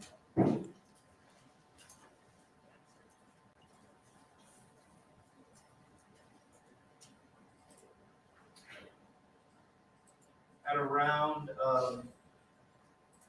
January of 2021, did you take a trip to Colorado with some friends? Yes, I did. What did you do over there? We hung out. I saw them skiing and sightseeing. Did you talk to your kids while you were there? Yes, I did. Who did you talk to? I talked to the both of them through FaceTime. And then when you got back, did you and Daniel start hanging out more? Yes, we did. And then were there times that all the kids would hang out together? Yes. And could you explain to the jury where they would hang out at? There's a park 5 minutes from the apartment complex where my mother lives, so we would take them to the park. There's a pool at the apartment complex, so we would do pool days as well. And there's a nice big patch of grass right outside the stairs where I live, so sometimes they would just not sit, but play around in the grass. Did you, would y'all go camping or on picnics? We went camping once, yes. Do you remember when that was? I don't remember the day. Do you remember if that was in 2021? Yes, it was. And who went on that camping trip? It was me, Daniel, and the 4 kids. Which would be who? Domenic, Ivani, Daniela, and Alexander.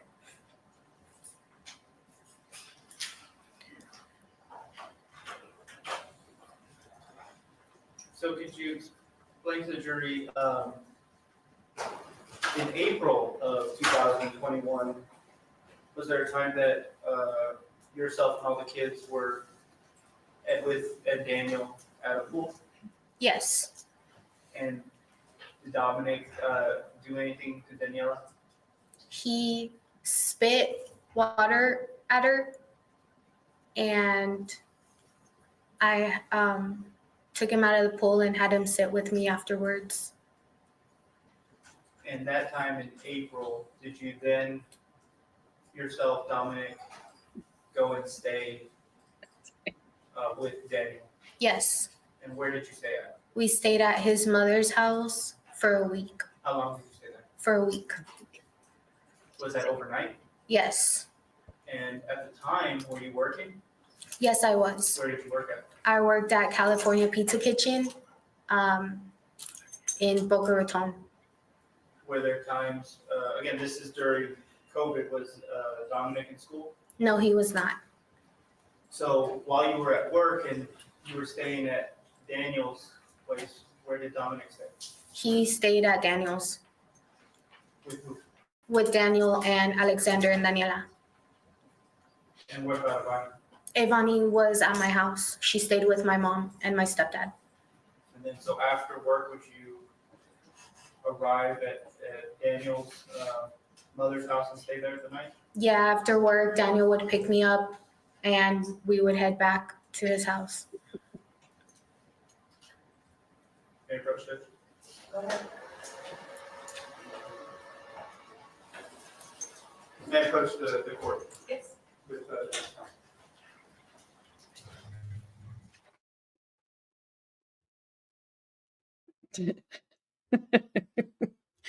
George is right on time.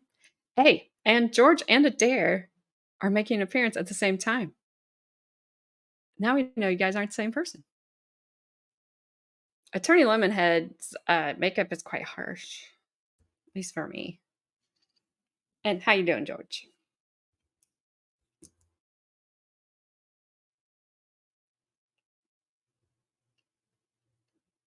I wonder who's going to cross her. It's like, enjoy it now, woman.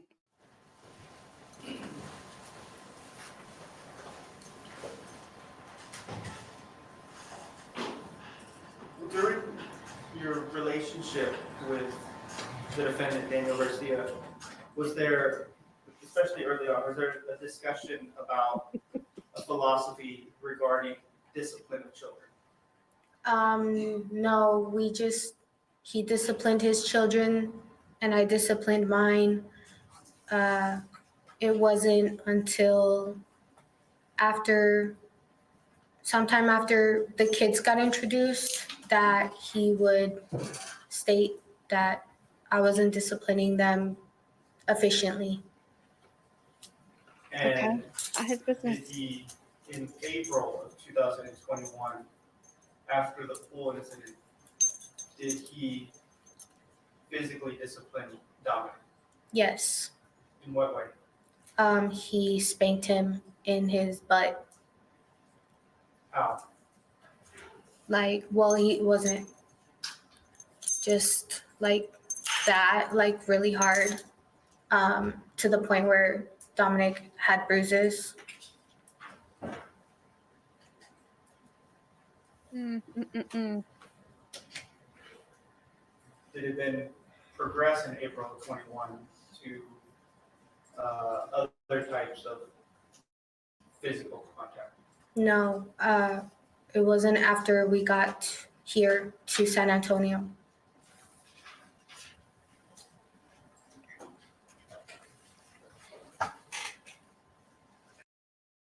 If he did that and he left bruises, you know what you do? You walk away and you take your kids and you go. If that's what happened, Chrissy, I will let you cross-examine her. And Gabby, yes, on the butt or in the butt are very two different things. She looks yellow. If you're talking about anybody that looks jaundice, she definitely looks jaundice. And sad. All right. This is gonna make me angry.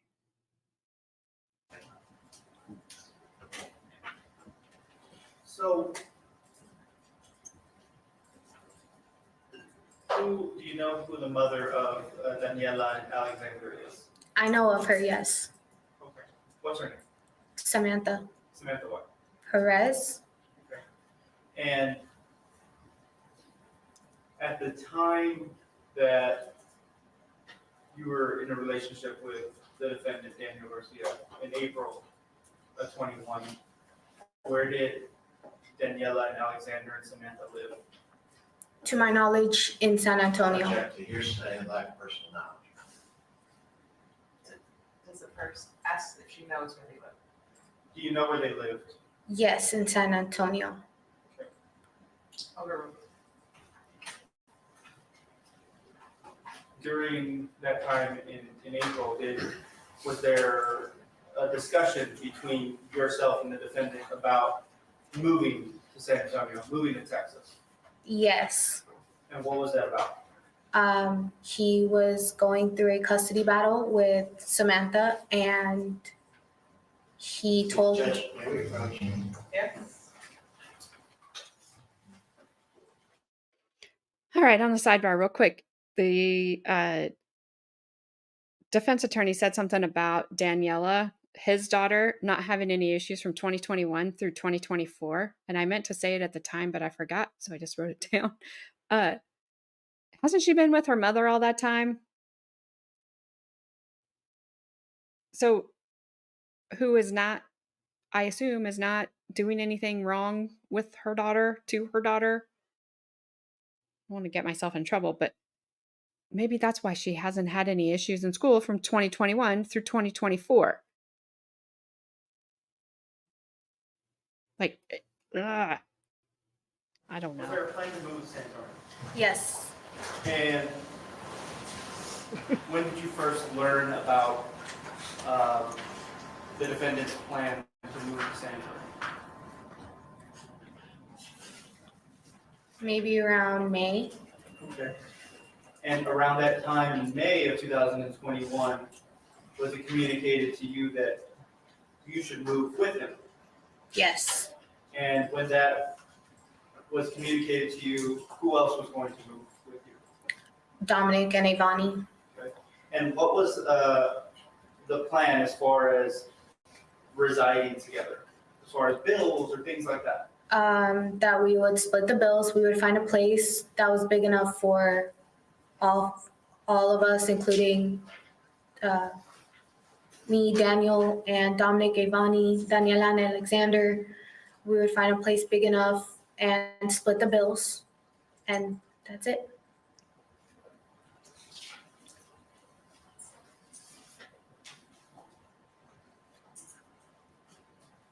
And so in late June to early July of 2021, did you, the defendant, Ivani, and Domenic make the trip to San Antonio? Yes. And at that time that you made that trip, was the intent to move and reside in San Antonio? Yes. So when you came to San Antonio, the four of you, where did you first stay? At hotels. And when you stayed at these hotels, would Samantha's children, Daniel's children also, Alexander and Daniela, would they come over? Yes. How often? I don't know exactly. Would they stay the night? Yes, they would. And so how many different hotels did you stay at while you were with the defendant in San Antonio? About 3.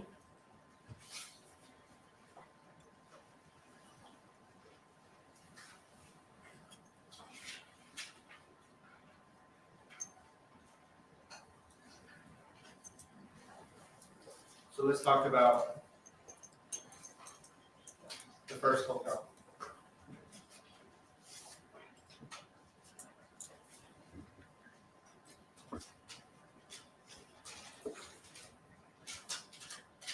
Well, before we get to the first hotel,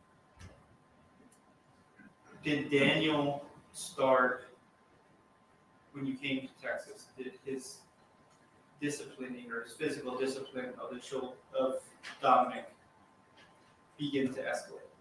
Yes. And what types of things would Domenic do that would then make the defendant physically disciplined? He wouldn't answer right away, keep quiet, not eat his food fast enough. One time he pooped himself.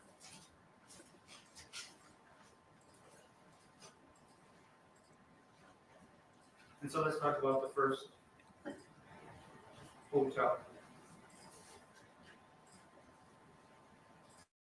What type of punishment at that first hotel would Daniel do to Dominic? Make him take really cold showers and spank him and punch him in the butt, Describe to me punching in the butt. like closed fist in the butt, just like that. How many times? I don't know the specific number. Was that in front of you? Yes. And so what about Dominic? Would he cry or would he yell? Would he scream? He would make noises, like muffled sounds because Why was his sound muffled? because Daniel had him on the bed facing down, and so it would sound muffled. It would come out muffled. So the jury can understand Daniel would put his hand on Dominic's head to force his head down into the bed. On his head or on his shoulder, like his back, And then with the other hand, what was he doing? he would punch him.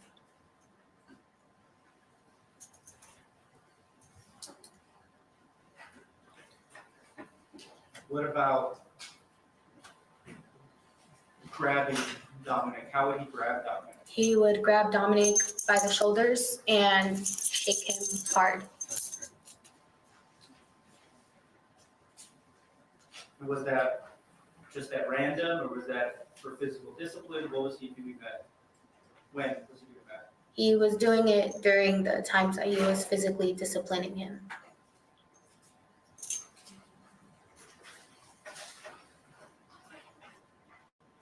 So then you go to a second hotel. Yes.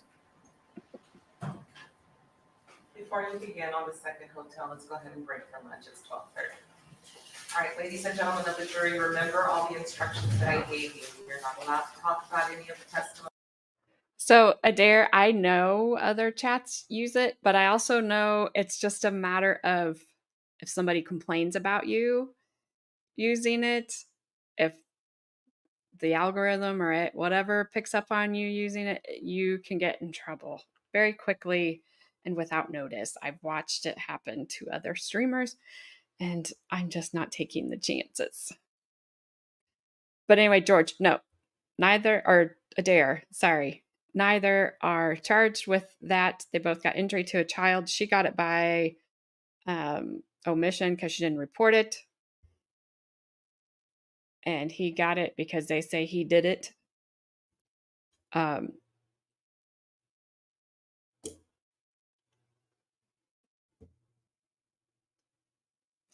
Yeah, so I mean, it's a lot of finger pointing.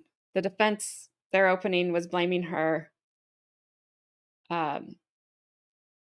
We've watched, unfortunately, hey, Super Son, what's up?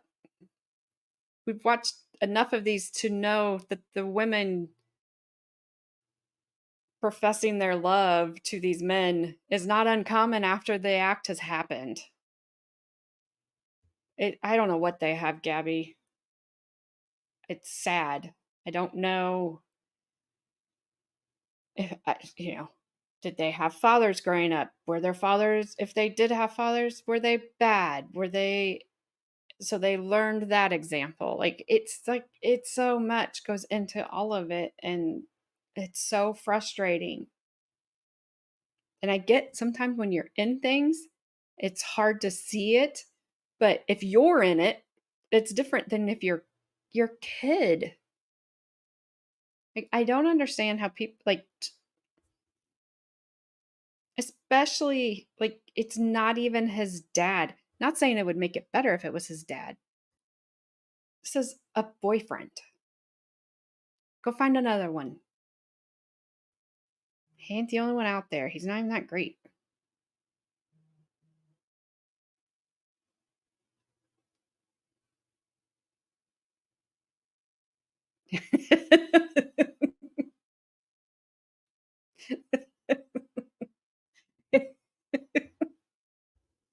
Exactly. When it goes bad, you just go get another one, right?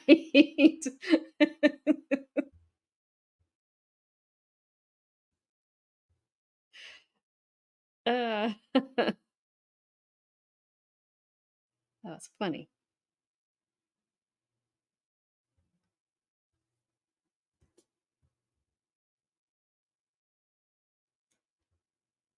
All right, I think it just kind of picks up.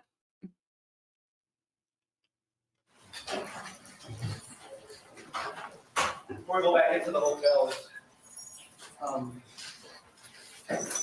when you made the decision to Yeah, I don't know. move down to Texas, how old were you? I was 24. And at that time, did you want to be out on your own? Yes, I did. And what were your thoughts about if you had to move back home? I dreaded moving back home. I was having issues with family, so I didn't want to go back home. So we discussed hotel number 1.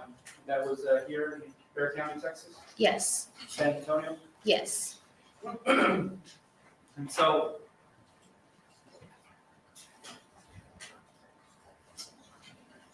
one of the things that you talked about was that if Dominic didn't eat fast enough, what would happen? He would get in trouble. And you briefly mentioned about cold shower. What was Yes, that was one of the disciplines that he would use was Dominic did not like cold showers, so he would use cold showers as a discipline. Well, who does? that? And when you say he, who are you referring to? I'm referring to Daniel Garcia.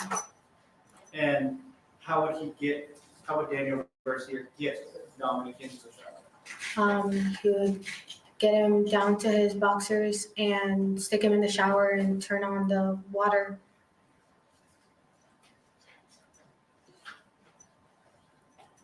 Would Daniel Garcia then ask Dominic to say something in response?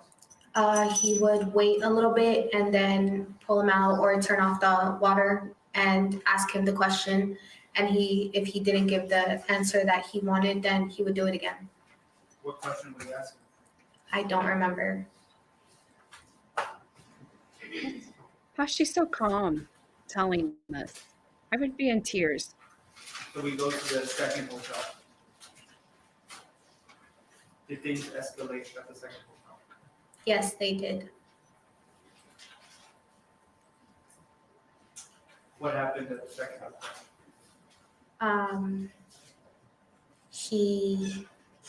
It was the same of the first hotel. He wasn't answering fast enough or eating fast enough. And I don't remember exactly what happened, but at some point, Daniel hit him in the jaw. What do you mean hit him in the jaw? He punched him in the jaw like you sucker punch somebody, close fist, like that.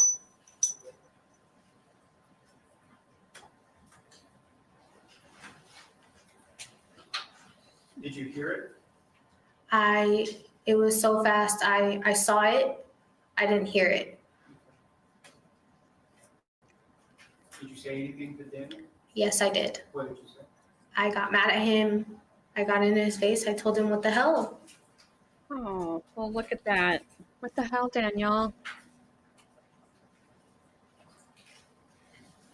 Should have took your son and left. At the second hotel, would Daniel Garcia hit Dominic on other occasions? Yes. Could you explain to the jury how? Like I said, if he wasn't eating fast enough, he would put him in timeout for several hours throughout the day and pull him out, ask him questions. If he didn't answer the right way or to the manner that Daniel wanted the answer, he would put him back in timeout. He would lay him on the bed and hold him down and punch him Punch him where? on his butt. Did he ever punch him in his chest? Yes. How would he punch him in his chest? He would have him standing in front of him and just punch him in the chest, like right here.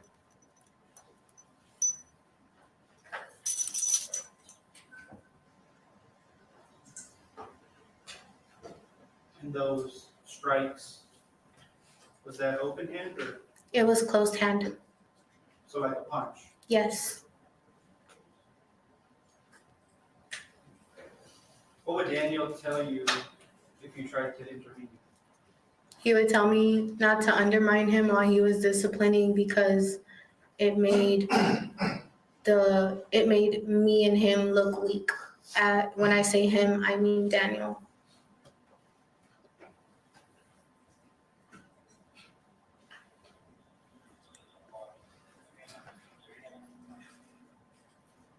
At that second hotel, do you recall Daniel fighting Dominic? Yes. How did that happen? Daniel was shoving his fingers in Dominic's mouth, and Dominic instinctively bit him. And so he turned around and grabbed him in the arm and bit him right back. Did that leave a mark? Yes, it did. Why was he putting his fingers in his mouth? Weirdo.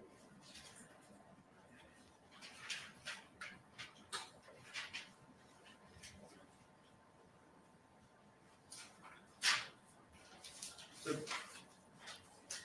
talk to me about, or explain to the jury the first time that you saw Daniel Garcia punch Dominic in the face. What did Dominic do after that punch? He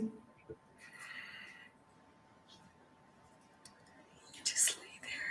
Sorry. He just lay there after he got punched. I didn't see it coming. I don't know what provoked it. I was on the bed with the other kids, and I don't remember what happened. It happened so fast. He just got punched in the face. Call the police. So during this time, your mother, what's her name? Surly. Surly. She's still living in Florida. Yes. Would she call and check up on you? Yes, she would. And would she be able to talk to you and the kids? No, Why not? because Daniel would make me wait and take the kids. He would take Dominic, Daniela, and Alexander downstairs and then be like, all right, you can pick up the phone now.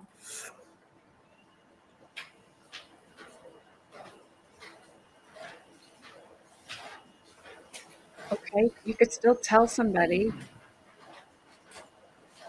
He wouldn't know.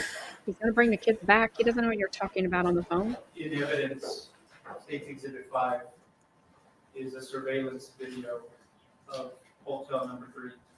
Do you remember hotel number 3? Yes, I do. And in that video, Dominic is shown and he's wearing a mask. Why is he wearing a mask? Because of his jaw.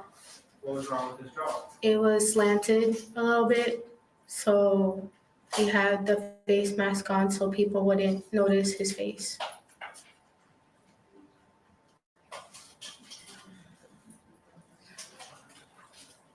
At the third hotel, do you recall at any point if Daniel Garcia put his knee on Dominic's chest? Yes. Explain to the jury how and when that happened. He laid him on the bed and put his knee on him with all his weight. Just like you could see it, like he made like a scene of it, like just kind of looked like he was bouncing on top of him to put all his weight on Dominic.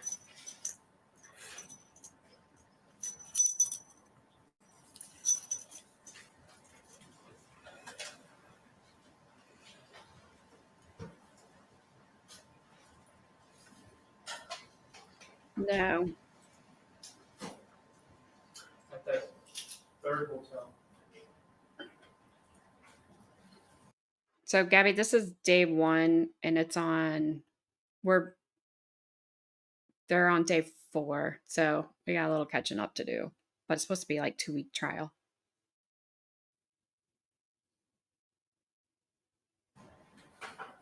Was Dominic allowed to sleep on the bed? No, he was not, Why not? because he was in timeout. So bed was considered a privilege. And so you were there at the Hotel 3 for a few days. Where did Dominic sleep? He slept on the floor next to the bed. Where did you sleep? I slept on the bed. Did he have a pillow? Yes. A blanket? Yes. But he was never allowed to be on the bed. No, he was, as long as he was in timeout, he was not allowed on the bed. And so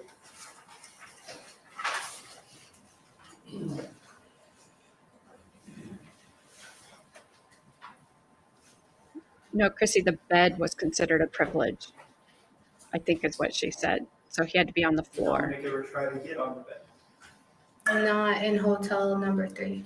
What about Hotel number 2? Yes. And what happened when you got on the bed? Daniel pushed him off the bed with his foot. And in Hotel 3, did Daniel ever kick him or use his feet against Daniel? Not that I recall. I don't remember.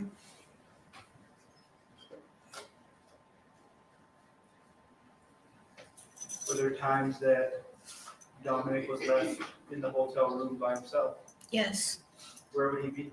He would be in the bathroom. Was he allowed to leave the bathroom? No, he was not. Commissioner Prochet? Go ahead.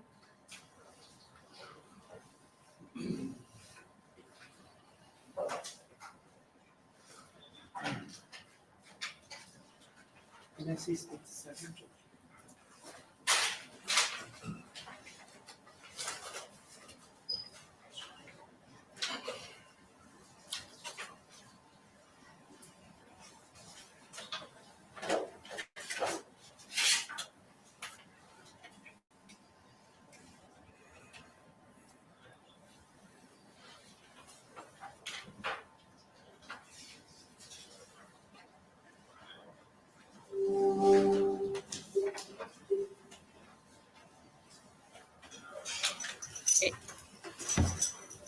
It's not exactly the same because he's facing life. She's facing 5 to 15 years.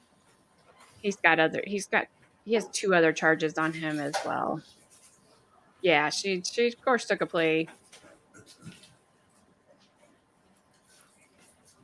She was the first one to talk. She took the FBI back to where they put him in Colorado and to recover his remains. So I'm sure that's why she got the plea.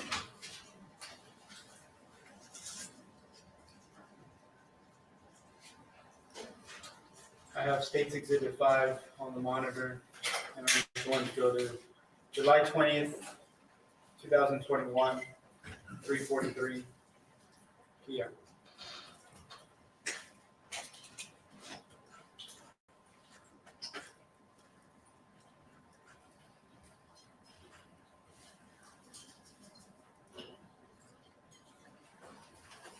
Do you see what's on the monitor? Yes. Yes.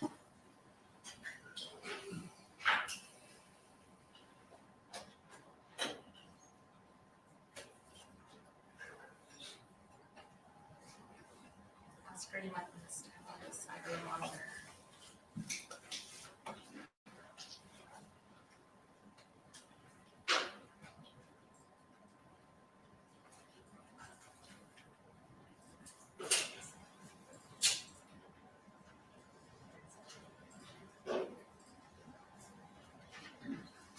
And I'm gonna pause it right here at 3:44. Do you see everybody in this screen? Yes, I do. Who's on the screen? It's Daniel, Dominic, myself, Alexander, Ivani, and Daniela. Okay. And so the child coming up the stairs, who's that? The first The first one is Daniela. one? Okay. And then the child all the way at the bottom? That's Dominic. Okay. I'm gonna play it.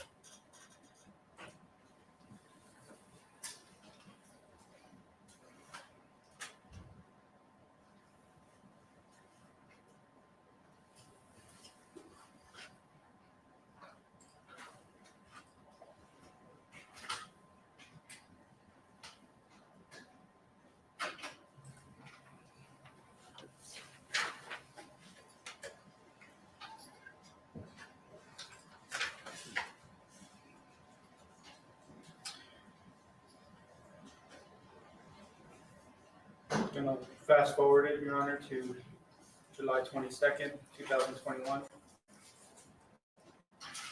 At 1:37 in the morning. Sure look like it, George.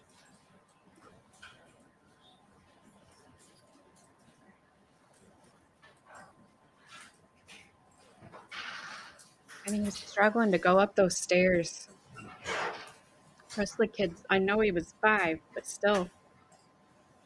To the younger kids that weren't having the trouble he was having I'm playing going it. up the stairs. Who do we see on the screen right now? Daniel and Dominic. And it's just them two? Yes. And this is 1:37 in the morning?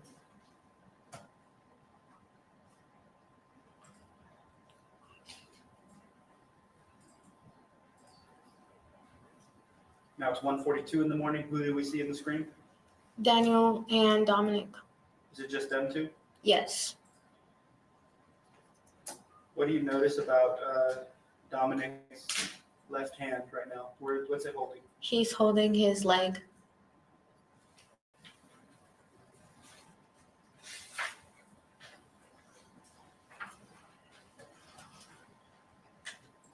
I'm going to fast forward to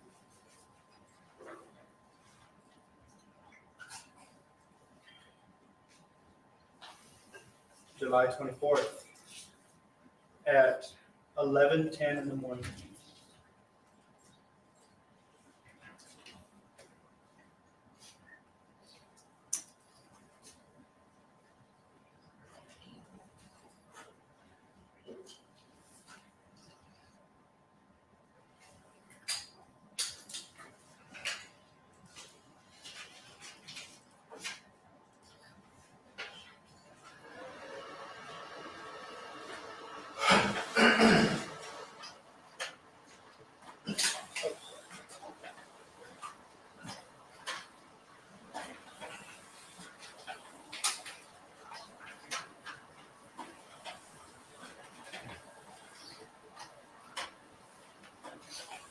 All right, I'm playing it. July 24th. It's 11:09 in the morning.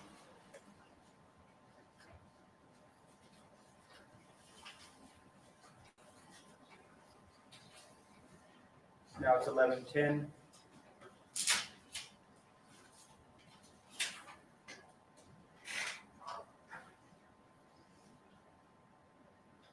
Who do we see on the screen? Me and my daughter Ivani. I'm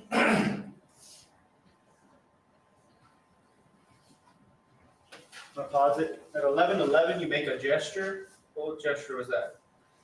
I was flicking him off. I was flicking off Daniel. Okay. And so coming down the stairs, who do we see? Daniel holding Daniela and then Alexander following behind. Okay. I'm gonna play it. It's 11:11.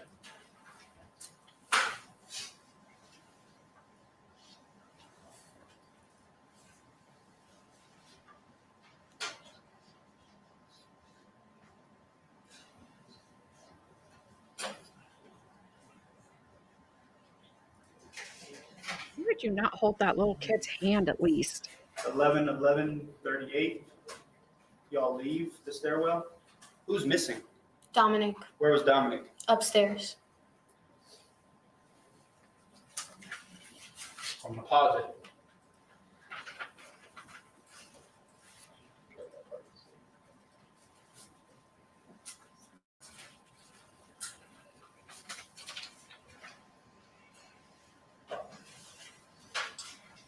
I'm gonna fast forward it to July 24th, 11:59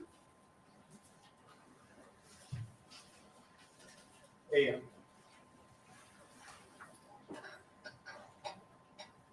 Who do we see on the screen? Me, Ivani, Daniela, Alexander, and Daniel.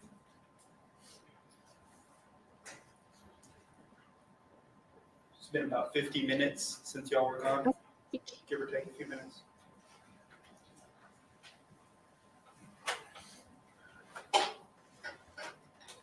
Who's missing? Dominic. Was Dominic still in the hotel room? Yes.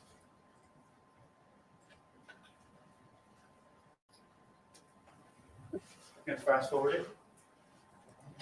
July 24th, we're going to go all the way to 6:38 p.m.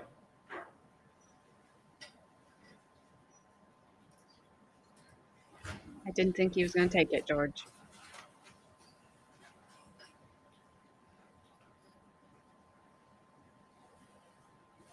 Who do we see on the screen? Daniela, Ivani, Alexander, Daniel, and then me, Who's missing? Dominic, Where's Dominic? upstairs Where? in the bathroom.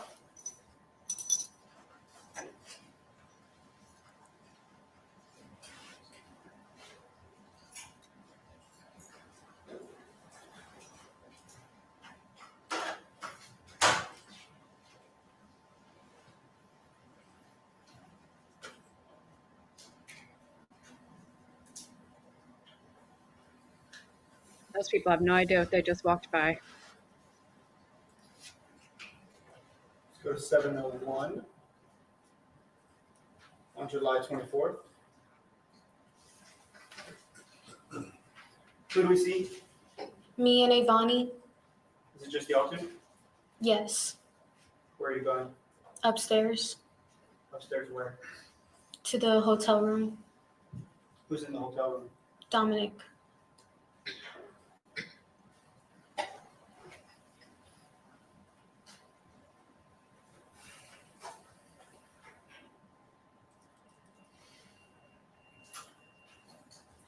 Did you see someone who just peeked out? yes, Who's that? Daniel,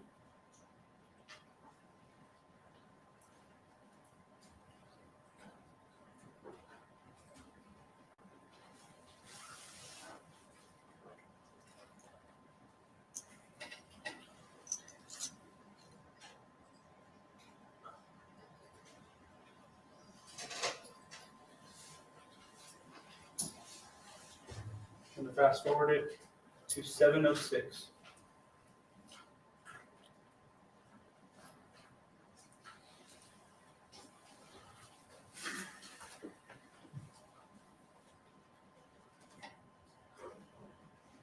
Who do we see? me and Ivani,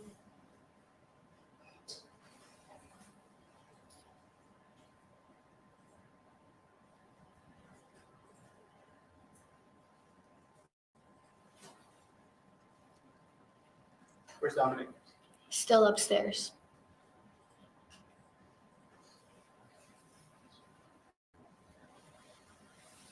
Just fast forward it to 8:05 p.m.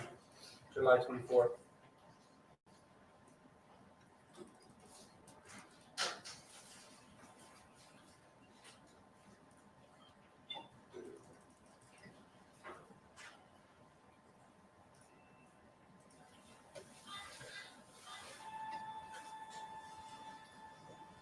Who we seeing?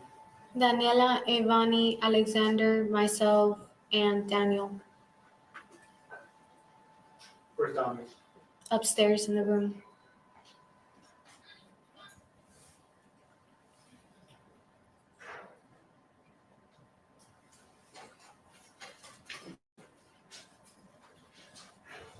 Let's fast forward it to 9:22 p.m.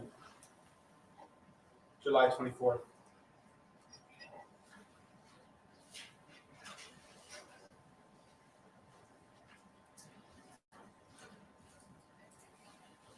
I'm playing it.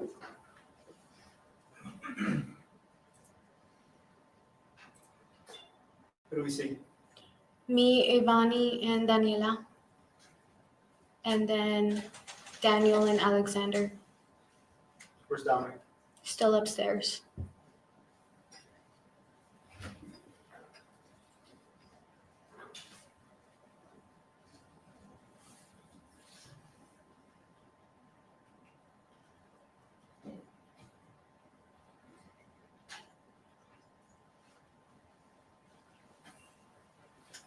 Let's fast forward it to 9:55.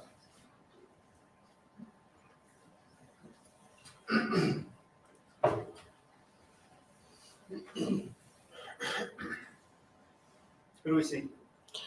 Daniela, Avani, me, Alexander, and Daniel. What's Daniel carrying? A box of pizza. How many? 2. What about in your arm? What are you carrying? Soda. Okay. So you go into the room. Is that where you're going? Yes. And is Dominic in the room? Yes. Did y'all eat? Yes. Did you eat? Yes. What did you eat? Pizza. What about Dominic? No, Why? he wasn't allowed to eat. What do you mean he wasn't allowed to eat? It was one of the ways that Daniel would punish him. When did he? I guess that punishment of not being allowed to eat. When did that start? That started in hotel number 1. So hotel number 1, Daniel says he's in trouble, so he's not allowed to eat. Yes. Hotel number 2, what did he eat? He was eating when he wasn't in trouble, but when he wasn't allowed to eat. And asked what was he eating? Oh, the same thing that we were eating or whatever was in the room. So over here in hotel 3, what was he eating? Whatever was in the room. Cereal, mainly. But this night, There was pizza. was he allowed to eat that pizza? No, he was not. Did he ask for it? I don't remember. But you ate. Yes. How do you eat in front of your kid and they don't?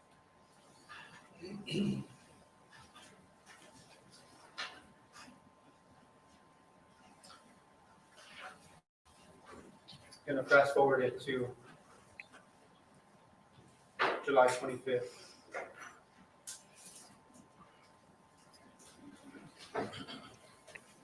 (12:11 a.m.) I couldn't either, Chrissy. Who do we see? Avani, Alexander, Daniela, myself. Let's stop real quick.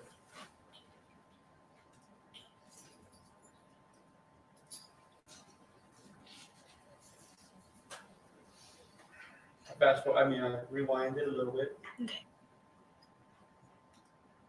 So who's this person? Avani. What's she wearing? She's wearing little shorts and a t-shirt. And this is July 25th, 2021, and this was in San Antonio, Texas? Yes. So she's wearing shorts, a t-shirt. Okay. I'm gonna play.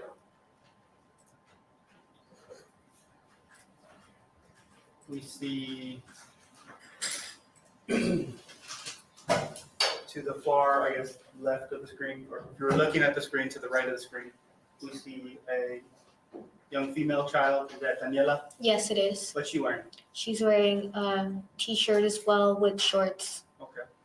And so let's go back to Lavani. Does she have anything on her face? No, she does not. What about Daniela? Does she have anything on her face? No, she does not. And then we see a little boy. Is that Alexander? Yes, it is. What's he wearing? He's wearing a t-shirt and shorts. Does he have anything covering his face? No, he doesn't. Is that you holding Daniela's hand? Yes, it is.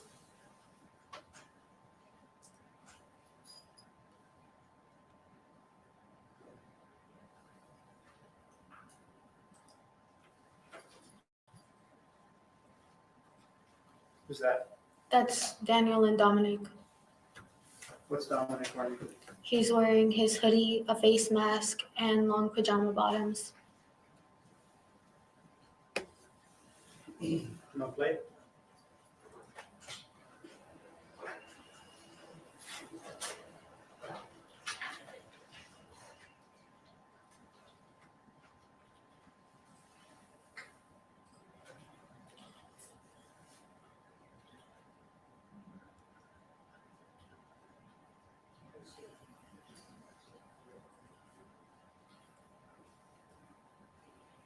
Oh, oh, oh.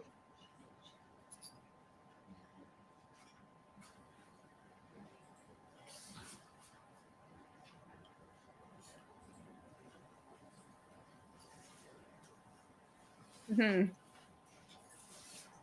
About 12 in the morning, and y'all walk out the exit.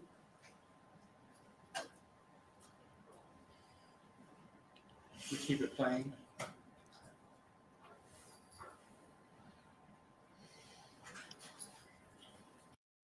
I'll I'll I'll take it back for you, Chrissy. That poor kid can barely, he's going down the stairs slowly because he can barely go down the stairs. And then he just watched the freaking. If any of your men have man buns, I apologize. But watch the man bun, man, because no, he didn't trip. I don't believe he tripped. He's just not going fast enough. Right there.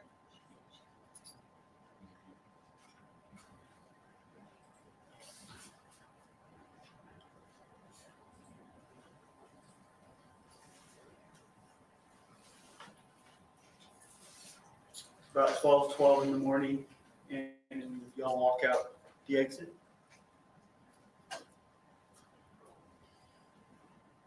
We keep it playing.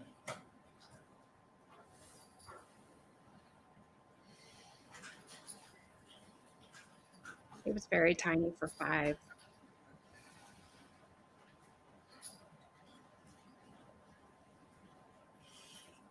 Who's that? That's Daniel with Dominic. That's 12:16. So it's been about 4 minutes since you exited. What happened in the parking lot? I was strapping the kids up in the car seats, and Dominic was last. He was closest to my door, and he started throwing up. Daniel said, "Oh shit, he's throwing up. I'm going to take him upstairs." So he took him upstairs. So that's 12:16 in the morning.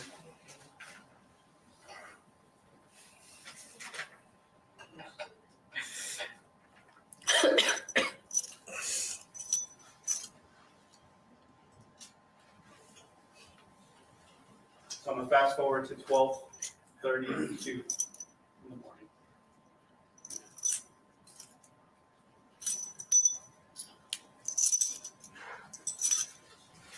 So from 12:16 to 12:32 in the morning, that's 16 minutes. What were you doing? I was waiting for them to get back. I was in the car with the rest of the kids. What were you doing? Were you on your phone? What were you Yes, doing? I was on my phone on social media, scrolling through. No big deal. Gonna play it? Unbelievable. Who's that? That's Daniel. I'm gonna rewind it a little bit.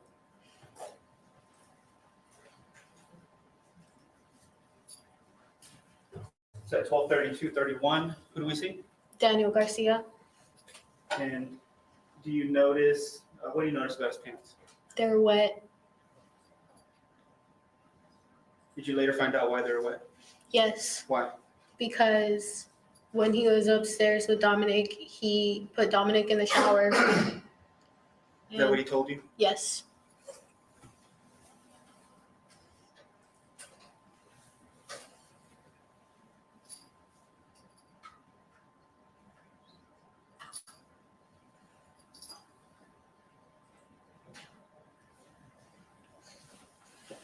I'm gonna stop it right there, 12:33.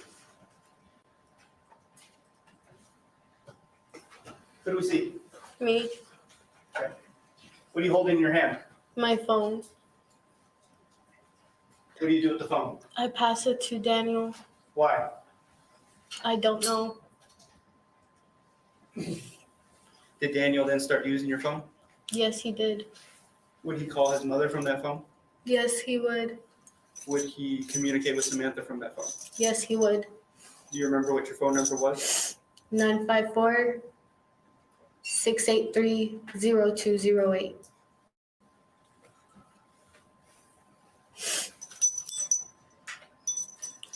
It was 12:33, 12:34.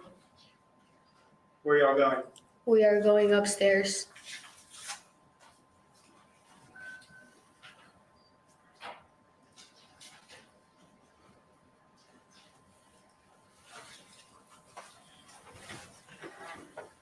Going upstairs where? Going upstairs to the hotel room. What did you see when you got into the hotel room?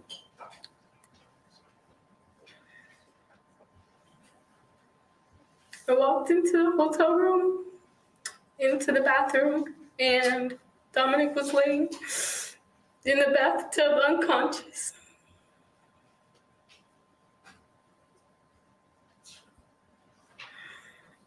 She gets a zero sympathy from me.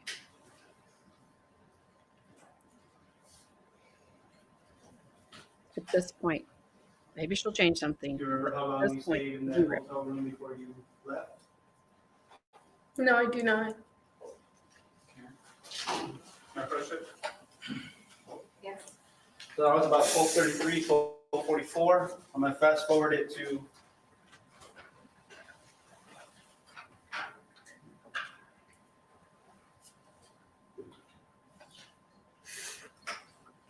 one in the morning. 1:01 in the morning.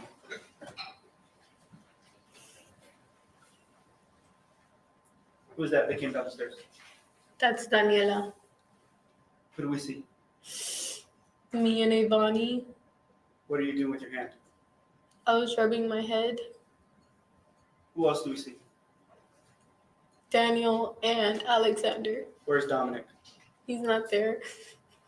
Where is he? He's in the bathroom upstairs.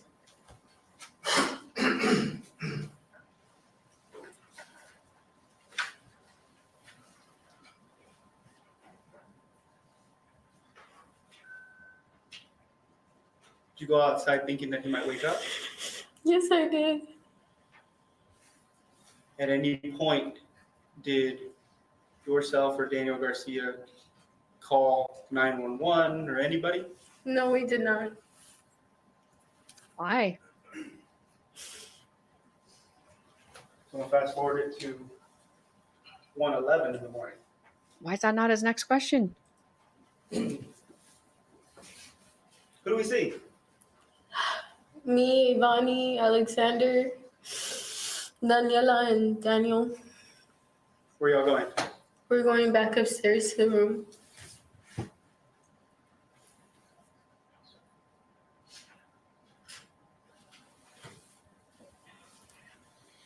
Where was Domenic when you went back into the room? He was laying in the same place that I left him.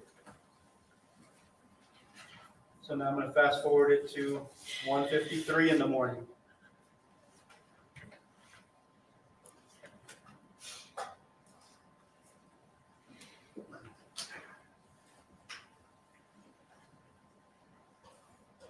Who do we see?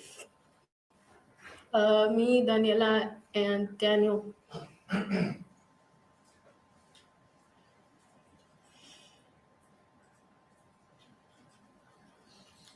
Where's Alexander and Ivani? They were asleep. And Domenic? He was in the bathroom. Fast forward at 2:15 in the morning. Who do we see? Me, Daniel, and Daniela. Fast forward into 3:05 in the morning.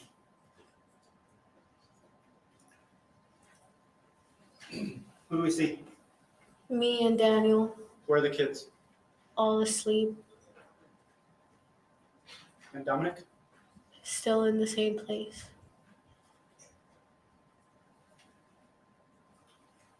Yep. I thought that too, Bon.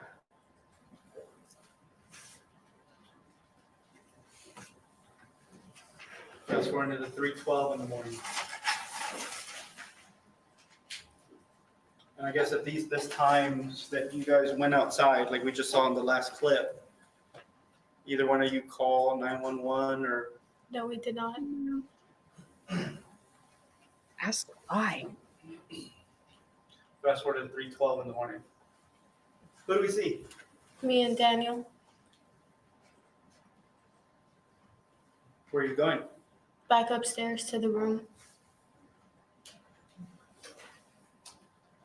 Where had you been?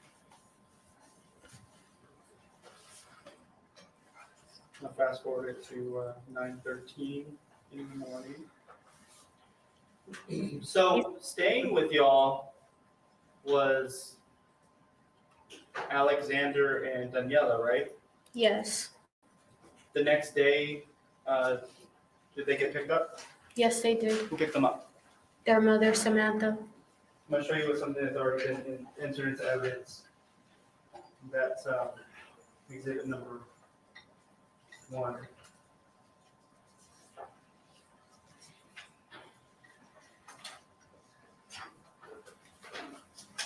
State's exhibit 1.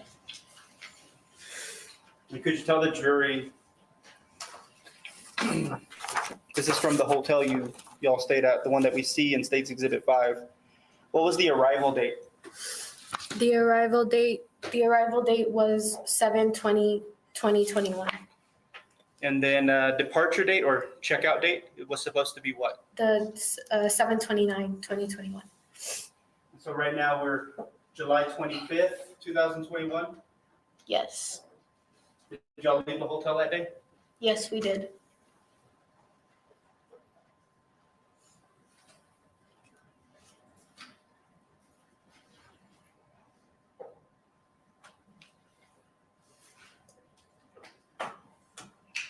Who do we see? Ivani, Daniela, myself, Daniel, and Alexander. And Avani is your child, right? Yes, she is. And Daniel's now where? Do you know? I believe he went, I don't know, upstairs. He's not in the frame, right? No. And that door that we see with next to the number 1, does that lead to the lobby? Yes, it does. Okay. At no point do you go into the lobby or ask for help or anything like that, I right? do not. You sit there, right? Yes, I do.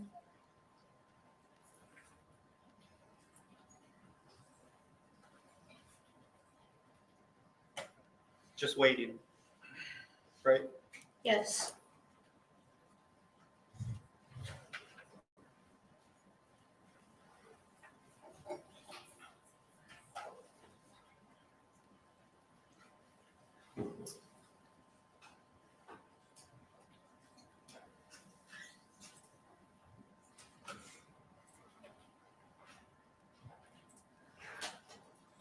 And was the plan for Samantha to come pick them up that morning?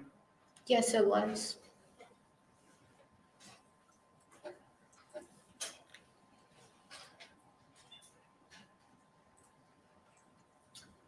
Who texted Samantha to come pick them up? Daniel texted Samantha From what phone? from my phone.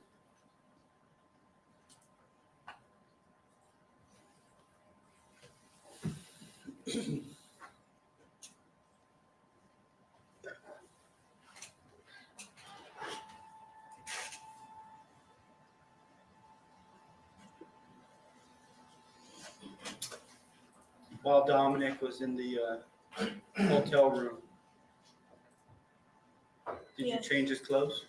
Yes, I did. What clothes did you put on? I put on his camouflage pants and a Baby Yoda blue Star Wars shirt.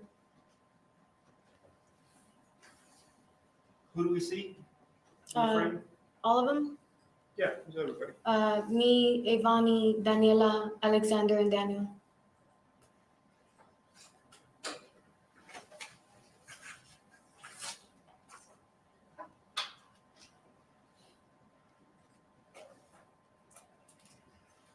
Did y'all exit the stairwell now? Yes, Where did you go? Do you remember? I do not remember.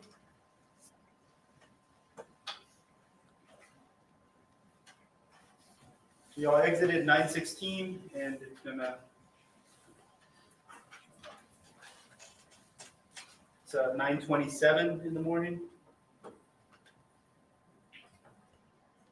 Who's coming up? Me, Ivani, Alexander, Daniela, and Daniel.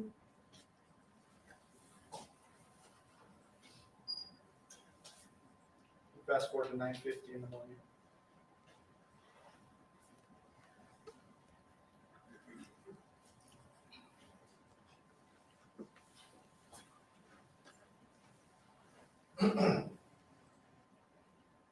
Who's that? That's Daniel. What's he carrying? He's carrying my suitcase and his suitcase. Where are you? I'm upstairs. With the kids? Yes. At no point did you call No, I did Anyone? not. for help? You just waited in the room? Yes, I did.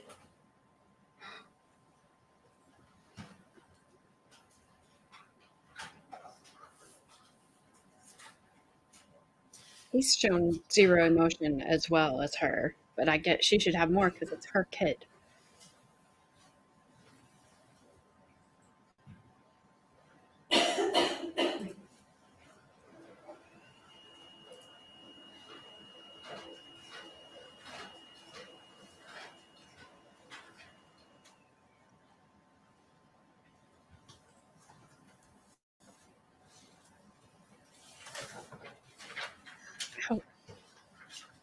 I hope he wasn't in the suitcase.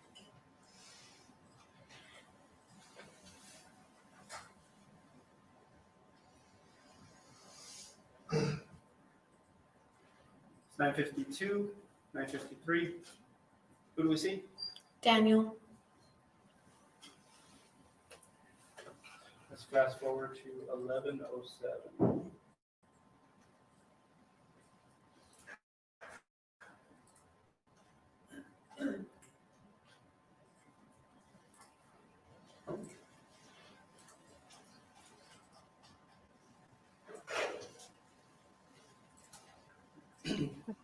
That's probably true, Gabby.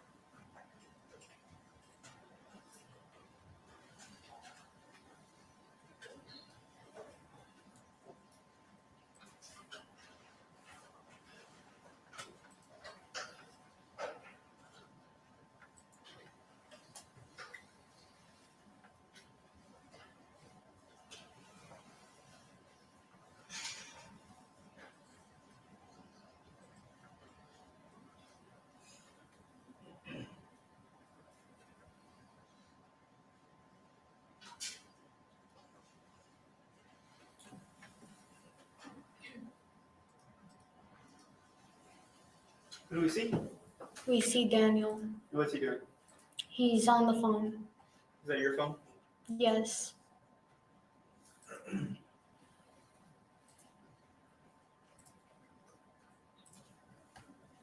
Let's go to 11:15 in the morning.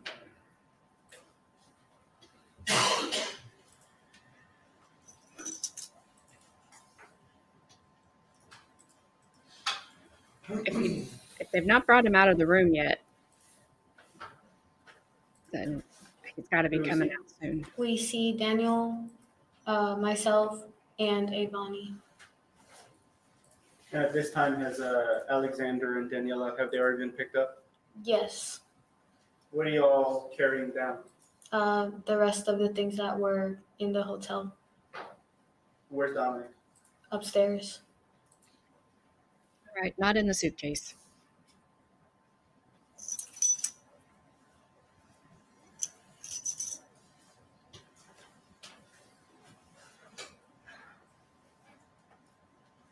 It's 11:18. Who do we see? Ivani, myself, and Daniel. I'm gonna fast forward it to 11:24.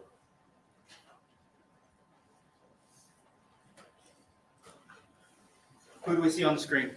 Daniel and his two dogs. I don't know, Gabby, about the kids' testimony. Hopefully we can hear it. If we can't hear it, I know there's some reports on it, so I'll grab those. I I would say they're not showing the video anymore because he's not out of the room yet. And so Daniel's bringing the dogs down. I would say that's the last. So all their stuff is out. Daniel's bringing the dogs down. And I would say then the next thing would be Daniel coming down with Dominic's body. And they're not going to show us that. So I think they're trying to be careful at this point and not show maybe the kids' faces. I was kind of surprised that they did, even though they've aged a few years and kids change. But I was surprised that they showed as much as they did. That's just all my guesses. Who's that? That's Avani. How old is Ivani at this time? She's 3 years old.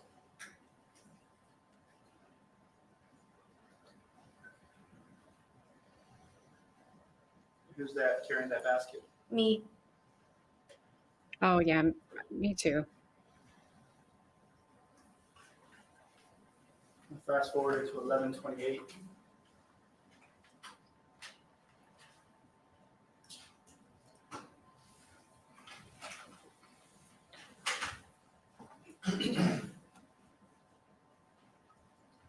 At this point, were you in the car? I was getting Avani in the car, yes. Where'd you put her in the car? In the back seat, in one of the booster seats.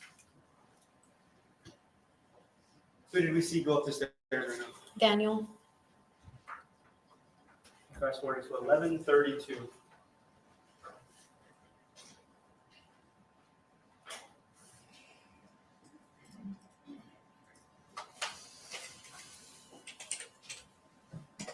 Who do we see? Daniel. And he's carrying Dominic downstairs Where's he taking? to the car.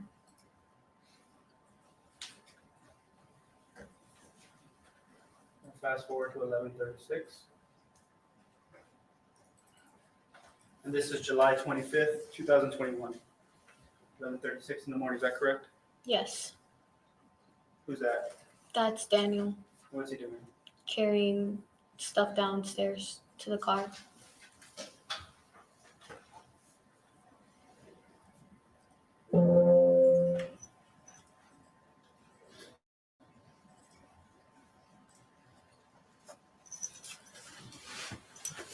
Once Daniel carried Dominic to the car, where'd you put Dominic? I put him in the other car seat, strapped him up. Was he still unconscious? Yes, he was.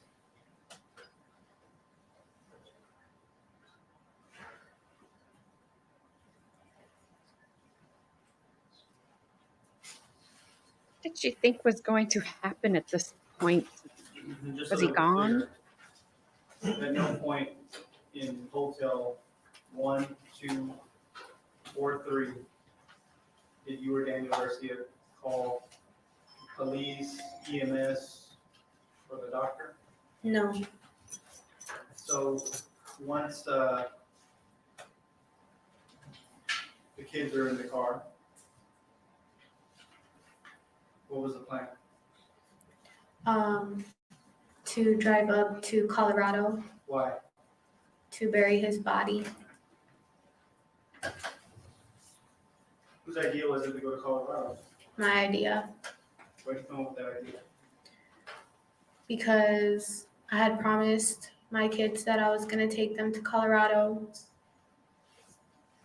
so they could see the snow. And I don't know, it was in my head for some reason to leave him somewhere beautiful. It was beautiful there, and I wanted him to be somewhere beautiful. How about the hospital? How about we go there first? Weird idea.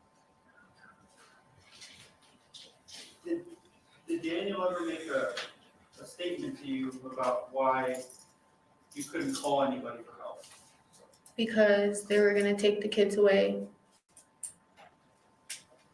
As they should. Did Dominic have bruises on his body? Yes, he did. Where were those bruises? On his thighs, on his butt, on his chest, and right here. What about his face? Yes. It was discolored right around here. And you testified about the jaw being crooked. Yes. Was it still crooked in 12:30? Yes. So he had a broken jaw this whole time? Gee. Man, she just gets better.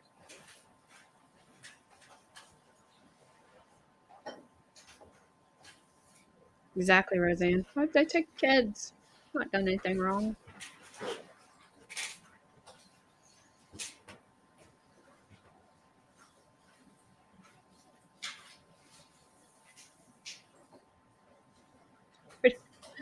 Who drove? Yes. Daniel drove. Do you know how to drive? I do not. Whose car were you in? We were in Daniel's car.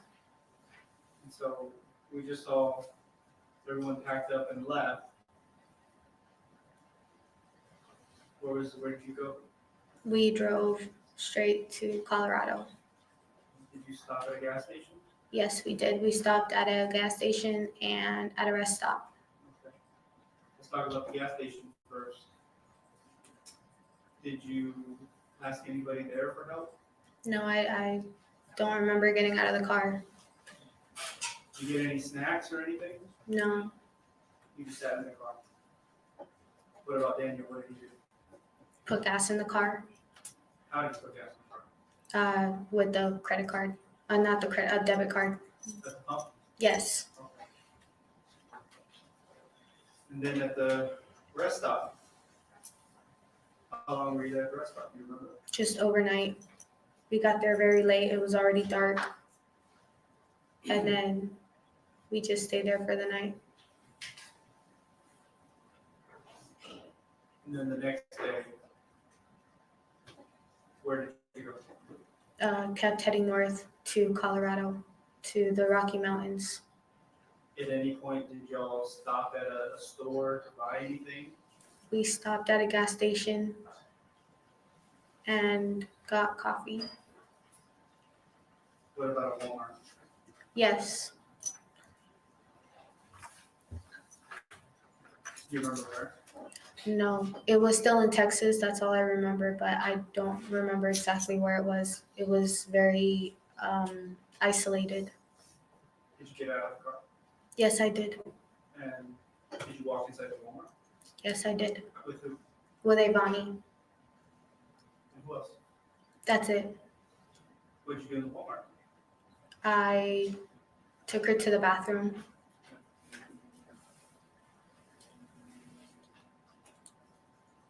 What about a shovel? You talked about a burial. What about a shovel?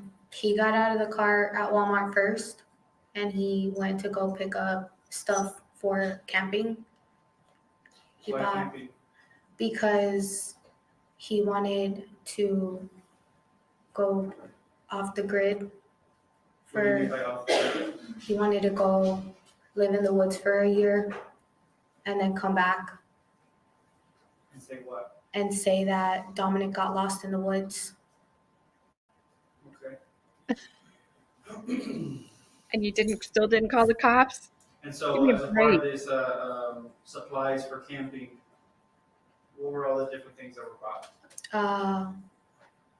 A couple of gallons of water, ramen, soup, a shovel, a rope, and a tent. Okay. So as after that, did you continue to go north? Yes, we did. And what happened when you got to Colorado? When we got to Colorado, we drove up to the Rocky Mountains and started looking for a place to park so that we could camp. What about the different parks that are up there, national parks or state parks? Did you attempt to go to one of those? I don't remember.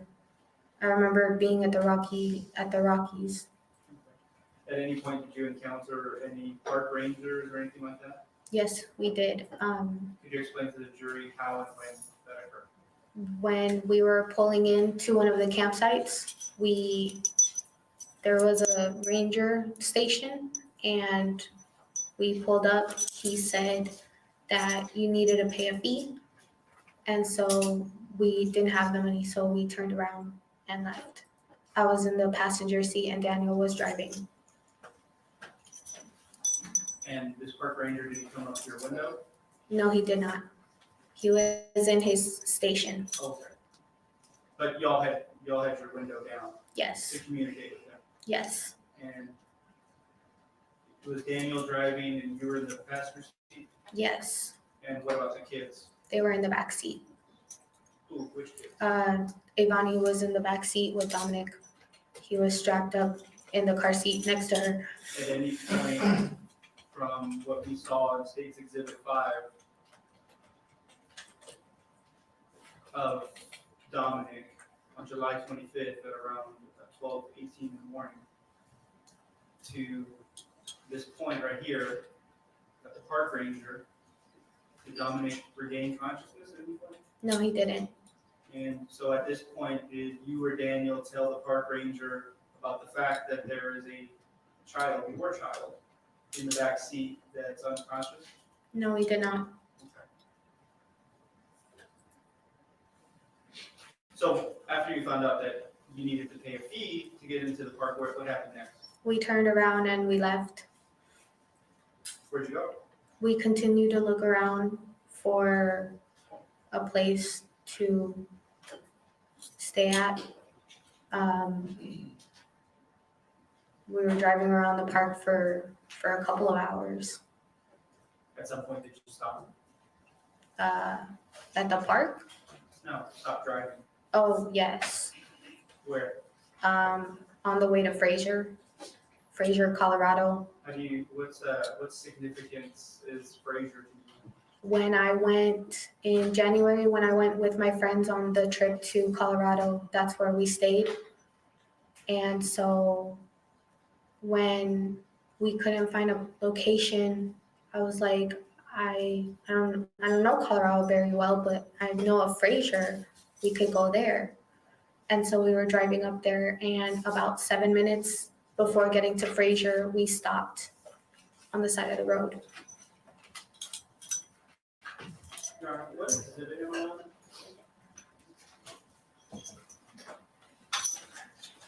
on? Number 10. Oh, 10 is next. 10 is next. Thank you.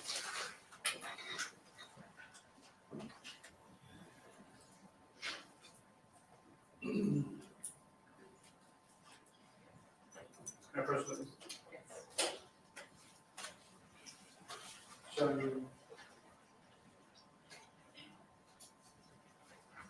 you what's been marked as State's Exhibit 10. You recognize State's Exhibit 10? Yes, I do. What is that? That is where Dominic's body was left. Okay. That was. Is that a fair and accurate depiction of the location of where you stopped to leave Yes. Dominic's body? Yes, it is. State moves to offer what's been marked as State's Exhibit 10 into evidence. No further objection. Permission to, It's 10. permission to publish, Judge?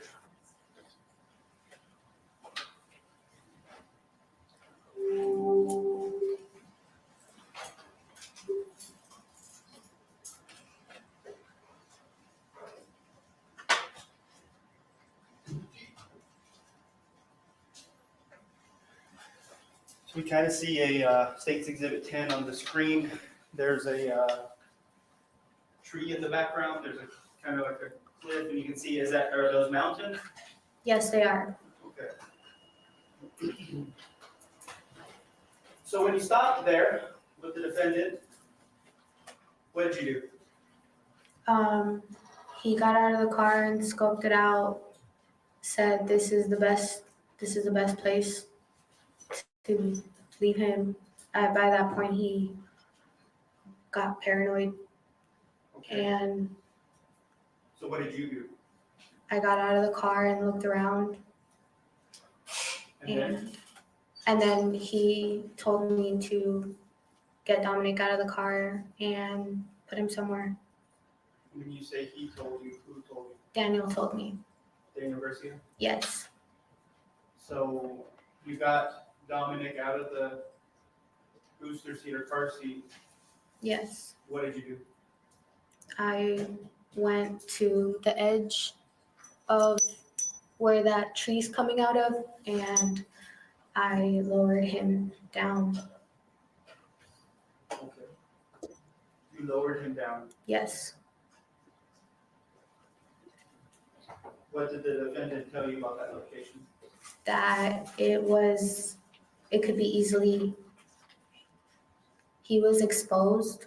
You could see him if you walked up to the edge, you could see him there, so that he needed to be put somewhere where you couldn't find him.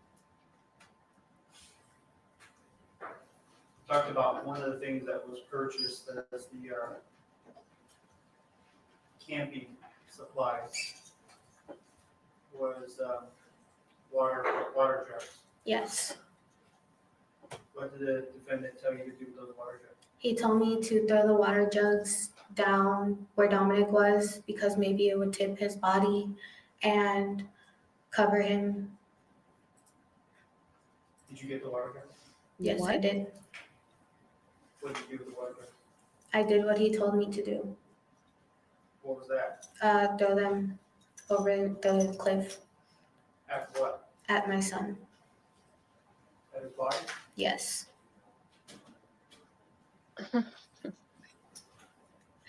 You and I, we've met before. Yes.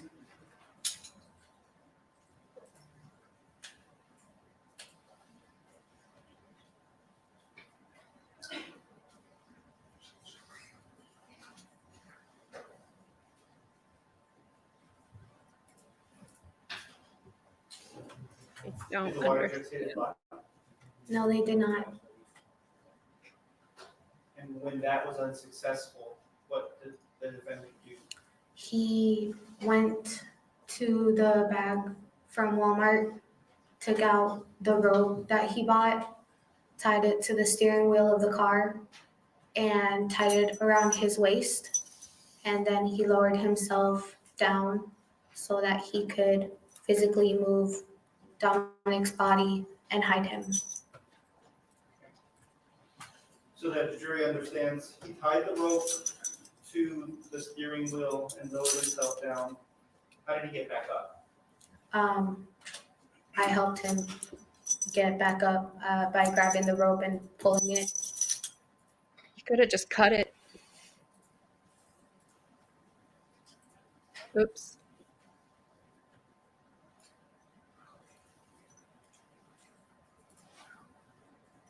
Cameron, you approach. Yeah, let's approach. Oh, and let's not pretend that Daniel was just so lovingly moving poor Dominic down the side of this mountain that he had to have a rope to rappel down. They said somebody said it was like at a 45-degree angle. I don't remember if that was an opening. You know, he was just pushing him with his feet. I'm going to say pushing is because I don't want to use the other word because it's horrible.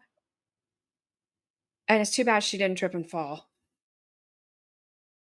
And I mean, you made that little girl ride all the way from Texas to Colorado next to him. He's not unconscious, ma'am. And if you thought he was unconscious, were you giving him water? I know they weren't. I'm just After this, did you then going to get through this. leave the country? Yes, Where did you go? we went to Costa Rica. And did you go there in what vehicle? And we went in his vehicle, Whose vehicle? in Daniel's vehicle. Okay, can you approach it?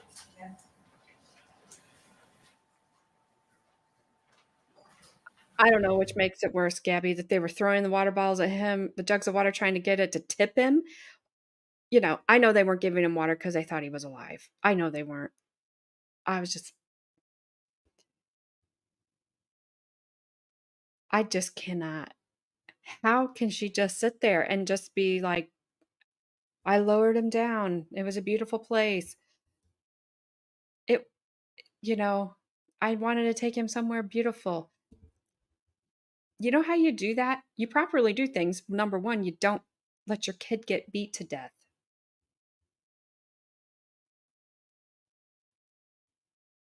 And number two, if your kid passes away or someone passes away that wants to go to Colorado, there's ways to do it that are not this. My gosh.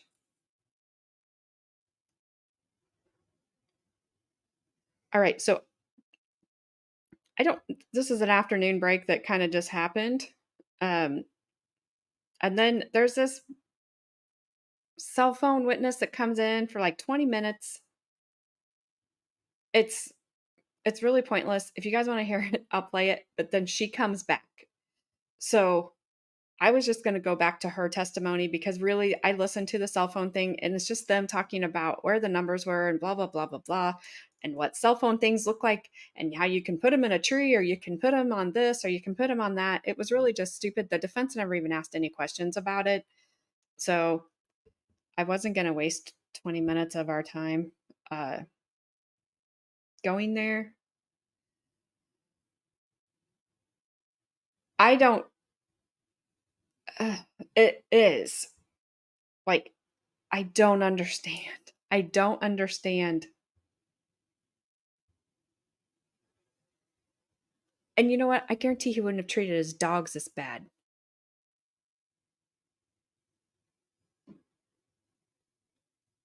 I mean, think about it. Also, where were the dogs? Maybe he did treat him this bad. They should be on the forefront of the news, Roseanne, and they're not. Think about it. Shonda, Mercedes, Harmony was. Mercedes LaSoya, no. And now this one. No, all three of those were not. They kind of became mainstream, but I don't know that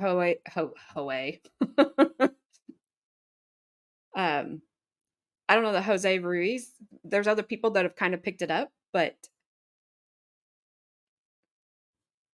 I guarantee that most people haven't heard of it. Oh, yeah, Gabby. It was awful. When he grabbed his arm, it was awful. I was shocked. And this judge does take a lot of breaks. I mean, it's like that hurt him because you don't do that. Sorry, I didn't realize I didn't have this all the way turned up. I apologize. But you guys said the sound was okay.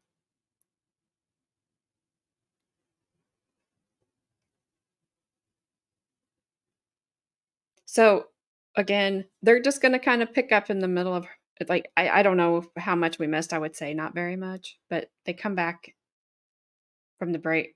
When the station comes back, they're already going.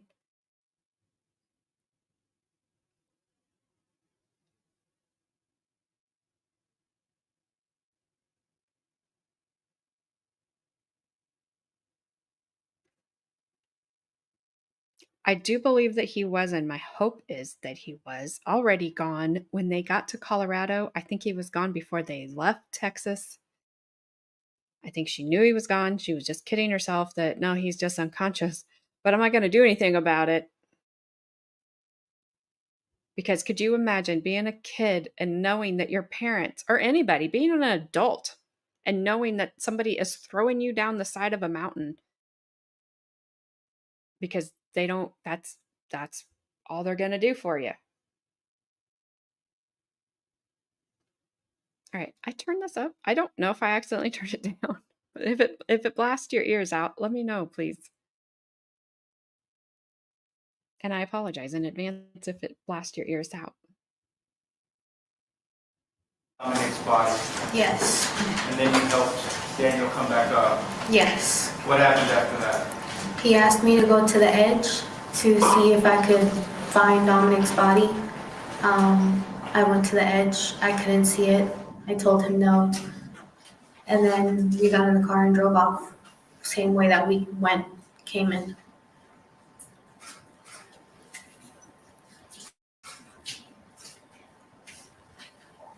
What was the plan after that? The plan was up in the air. It wasn't to go, it wasn't to flee, it was to hide out Where? in the woods. But at what point did you abandon that plan? The following day, that day, after leaving Dominic's body, we drove back south and we found a nature park and stayed there for the night. And then in the morning we woke up and that's when he just started driving south to the border. What did y'all talk about? I don't remember. So as he was driving to the border, where were you going? To the border. He was going down to the border. I remember him telling me that I needed to stop having all contact with my family, with my mother, to drop off the face of the earth, and that he was gonna take care of me and Ivani. At what point did y'all decide to go to Mexico? It just happened. We were in Eagle Pass. He drove all the way down to Eagle Pass and we just crossed. We never talked about it. We just crossed. And when you crossed, were you awake? Yes, I was. Explain to the jury kind of the process of crossing the border. We're in the car and they stop you, do an inspection, and then you get back in the car and keep driving. So you got stopped in Mexico? In the border, Okay. yes. And at this point, did you say anything to anybody about what has happened? No, I did not. At any point, did you or Daniel say anything to anybody there about what y'all did in Colorado? No, we did not. So after that was done, the inspection was done, where did you go? We were in Mexico at Piedras Negras, which is a town there. And we drove around for a while. He asked me if I wanted to go back to the States, but I told him that I couldn't go back because I didn't have proper documentation to return. I didn't have my passport, only had my green card, and you need 2 valid pieces of ID. So he was like, all right, no problem, we'll stay here. And we went to a place where they validate your car. They give you like a pass. So we went there. We spent the majority of the day there. And then once it started getting dark, we just found a hotel and stayed there at the hotel for the night. One of the things that you testified about was y'all were low on funds. Yes. And now you've crossed into Mexico and are getting documentation and then a hotel. How did you get those funds? I was asking my mom for funds because I told her that we had crossed. So You could have asked her for funds earlier then, in May. I had told her that we had to leave the state because DJ, my daughter's biological father, his mother was trying to take the kids from me. And so we fled the state for that reason. My approach to the defense? Yes. I agree 100%, Roseanne. It's awful. And like I said, it's just a story for just a second and nobody follows up on it. Because if they were, CPS, and there was no CPS involved in this case, so I can't rail on them for this one. They were in Mercedes' case. They were very involved. And nothing's happening to them. And I hope I'm getting her name right. Kinsley in Indianapolis, CPS was involved in that one too. And they gave her back repeatedly. I don't understand.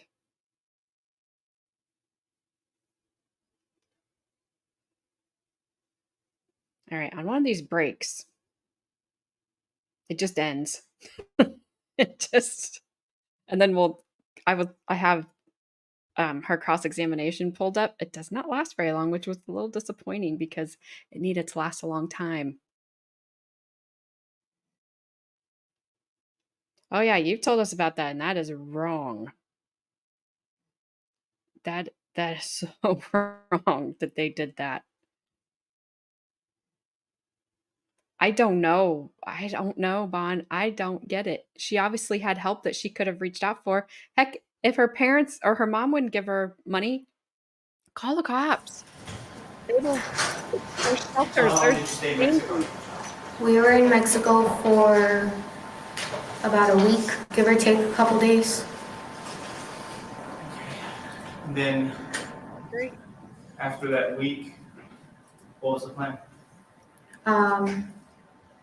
To go to Costa Rica Why? because he wanted to stay in Mexico and I didn't want to stay in Mexico. So I told him that if we went to Costa Rica, my dad would help us. And your father was he born in Costa Rica? Yes, he was. And where were you born? I was born in Costa Rica as well. At that time, where was he living? My father? Yes, your father. My father was living in a small village in the mountains. I don't know the name of it.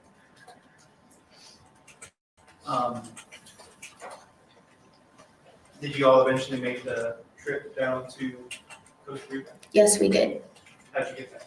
In Daniel's car.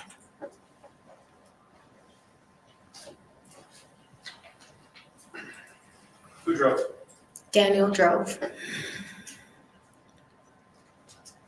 Who was with you? Daniel and Avani and his dogs.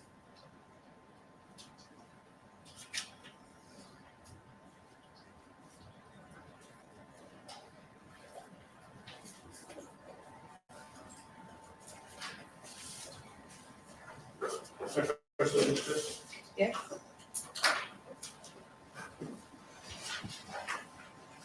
Show me what's been marked as,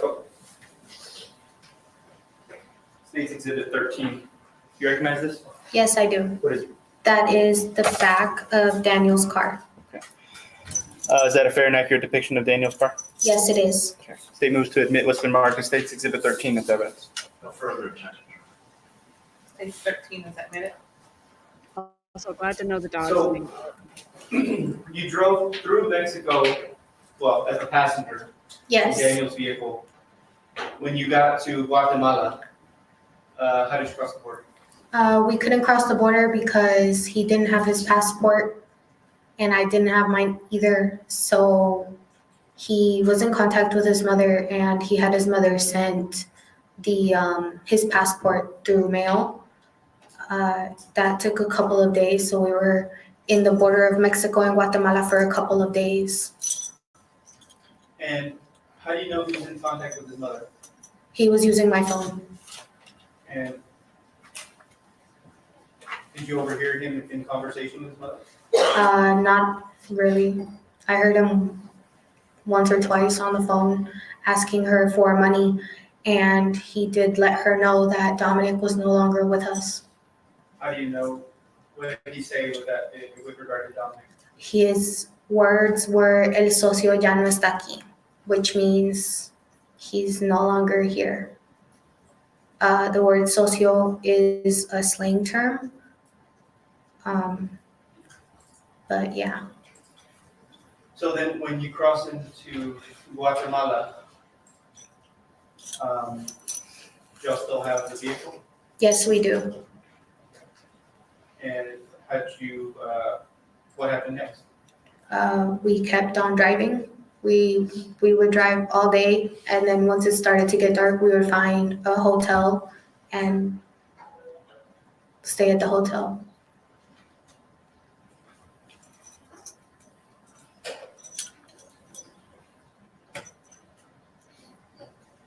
So you've driven as a passenger from Colorado down into Mexico. You stayed a week in Mexico and are now driven through Mexico and in Guatemala, staying at various hotels. During this time, were you intimate with the defendant?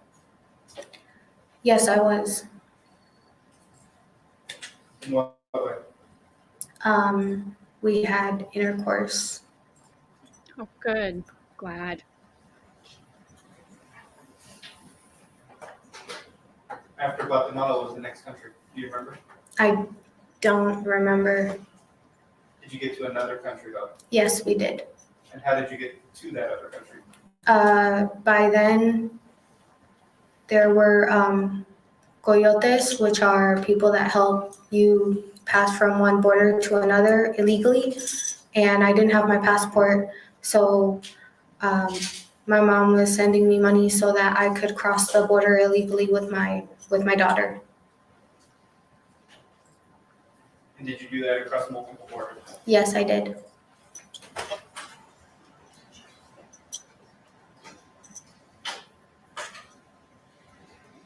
And during this time, you were in communication with your mother?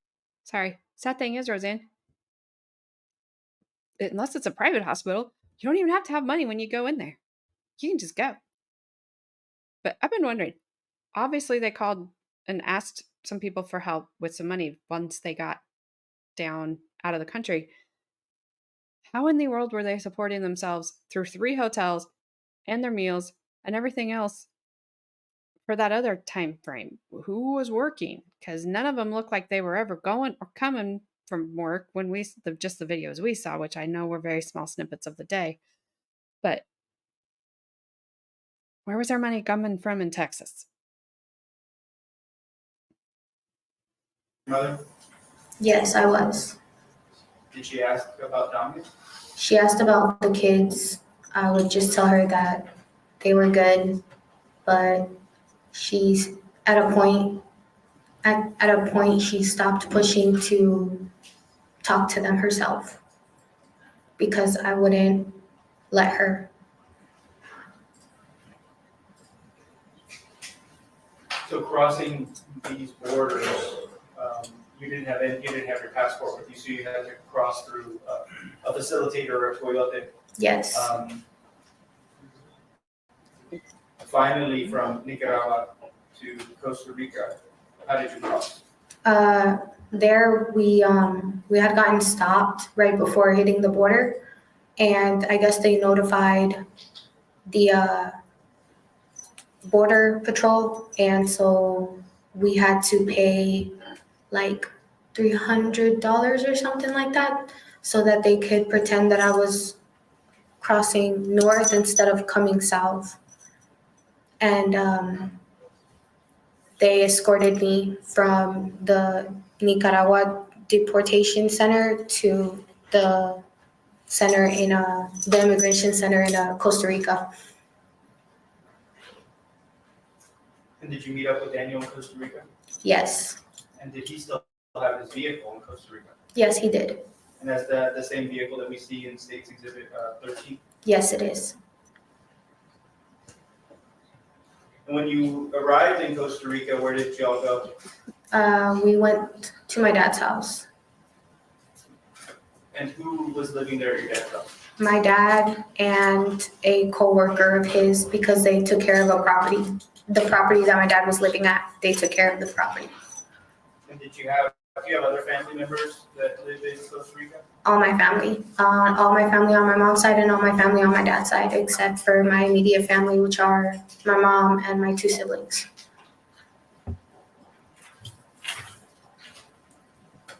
So who's Desiree Aguilar?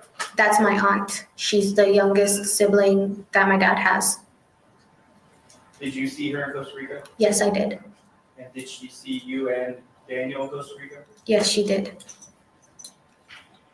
So when you got to Costa Rica, you show up and it's yourself, Daniel, and Avani. Yes. Were you asked about Dominic? Yes, I was. I had first told them that Dominic got sick and we had to leave him with a friend in San Antonio. And then Why'd you say that story? because I didn't know what else to say. My mom was asking where he was and I was paranoid. And so that's what I said. And then when we got to my dad, I told him the story that Daniel had told me to tell him. What was the story Daniel told you to say? That we were on our way to go get pizza with the kids and Dominic fell sick, started throwing up in the side of the car. And so Daniel took him upstairs, took my son Dominic upstairs so that he could throw up in peace upstairs. And then that's where he became unconscious. And then Daniel came back downstairs to get me. At no point during this time did you say the true story? No, not at that time. Okay. Where was, during this time in Costa Rica with Daniel, how long where did you stay? Let's say that. We stayed at my dad's house and we were there. We got there on the 12th or on the 13th of August of 2021. And we stayed there until the 18th.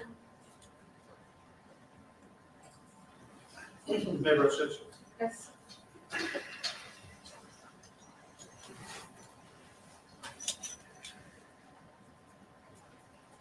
Show me what's been marked as State's Exhibit 14. Do you recognize this?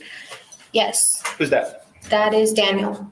Is that a picture of Daniel? Yes, And where's that picture taken? that is inside of the house that my dad takes care of, Is that where in, he's living. is that in the country of Costa Rica? Yes, Is that a fair and accurate depiction of Daniel in Costa Rica in August of 2021? yes, it is.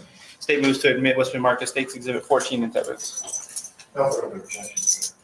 States 14 is admitted. Permission to publish it? Yes.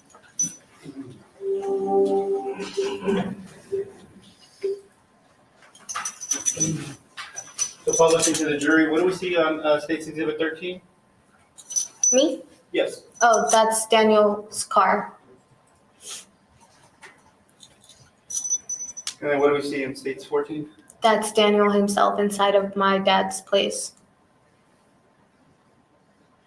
So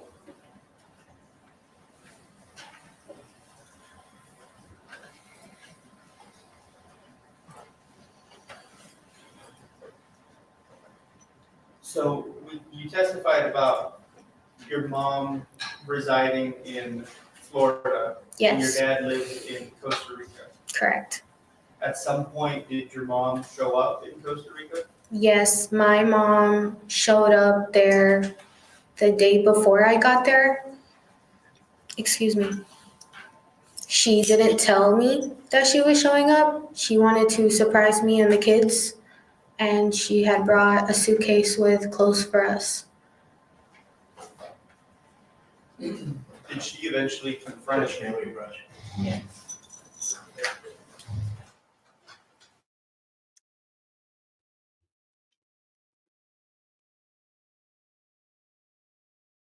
I think this ends here abruptly.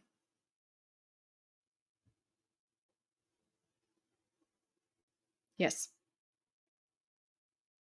Maybe. Nope. Not yet. Yeah, Mama got the surprise.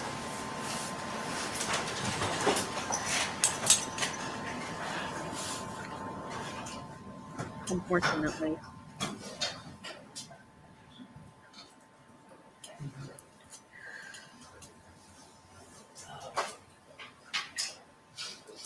At some point, did she confront you about where Dominic was in Costa Rica?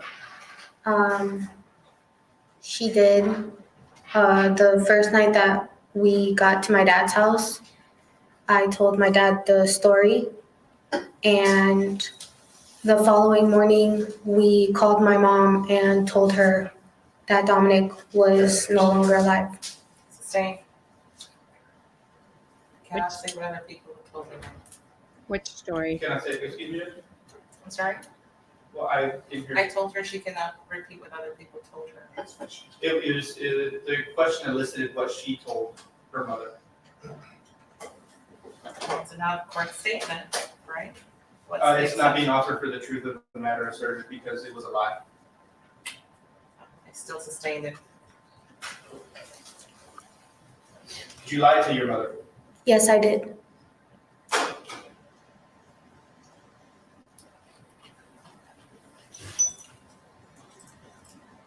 At a certain point, did the FBI get involved? Julian Igualda, Yes, he did. do you remember speaking with him? Yes, And did you lie to him also? I did. At this point, when you were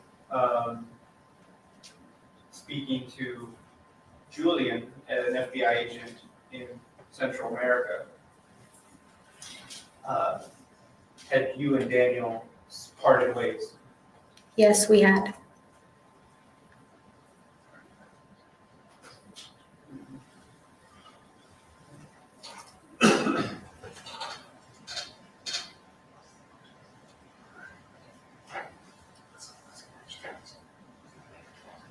Your question?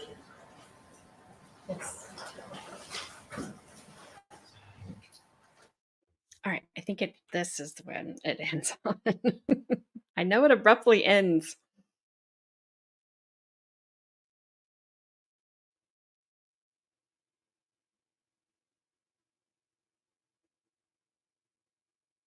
All right, let me grab the next day.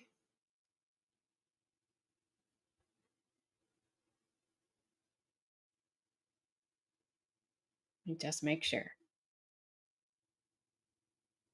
But right now it's just on her face. Interviewing with.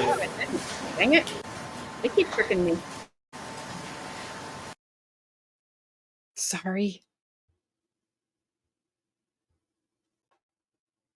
And you know, Chrissy, her mom did know something was off. And I was going to say, because moms always know when something was off, but she was a mom, or she still is, whatever.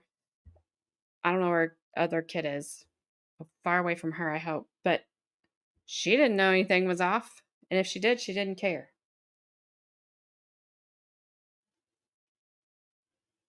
And these guys need to stop trying to trick me.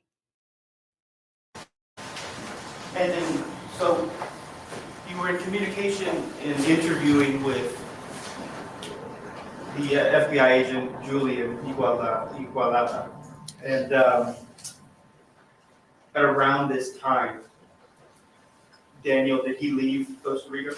No, he was under arrest at that moment. Yes. Oh, did she just say clear the courtroom?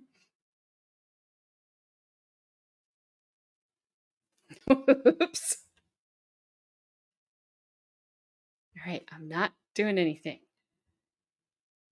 Just do this and make sure they don't try to trick me again. Though I think it's over now.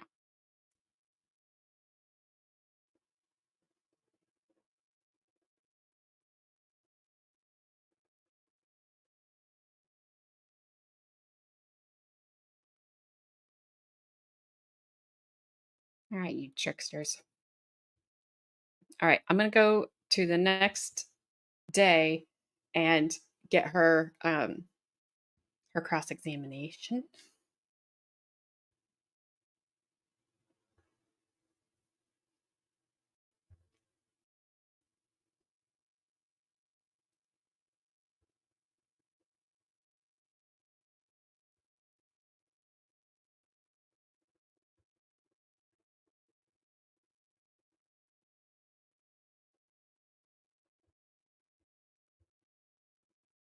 because I really want to see this.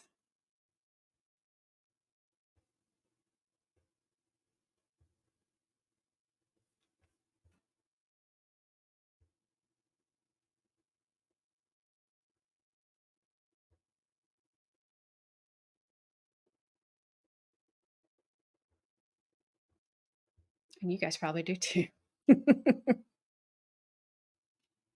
Hey, you already said my credibility was gone. So if I don't screw something up, then how is anybody else going to know my credibility's already gone?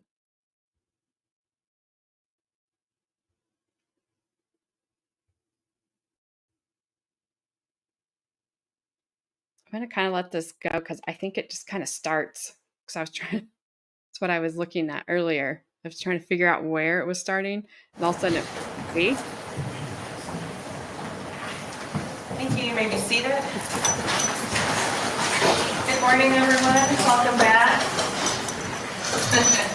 I'm waiting to make eye contact with everyone. Welcome back. We're going to get going where we left off yesterday. So the witness was passed for cross-examination, and that's where we're going to start. Mr. Gross, you may I'll proceed. try hard, Nick. Thank you, Your Honor. Have you talked to anybody since we broke yesterday No, I've spoken to my mother. on filing from the jail? Yes.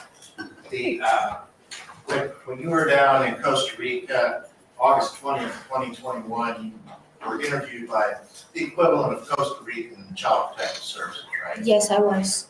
It's called PANI now, right? Oh, dang it. See, I'm not fine. I'm sorry.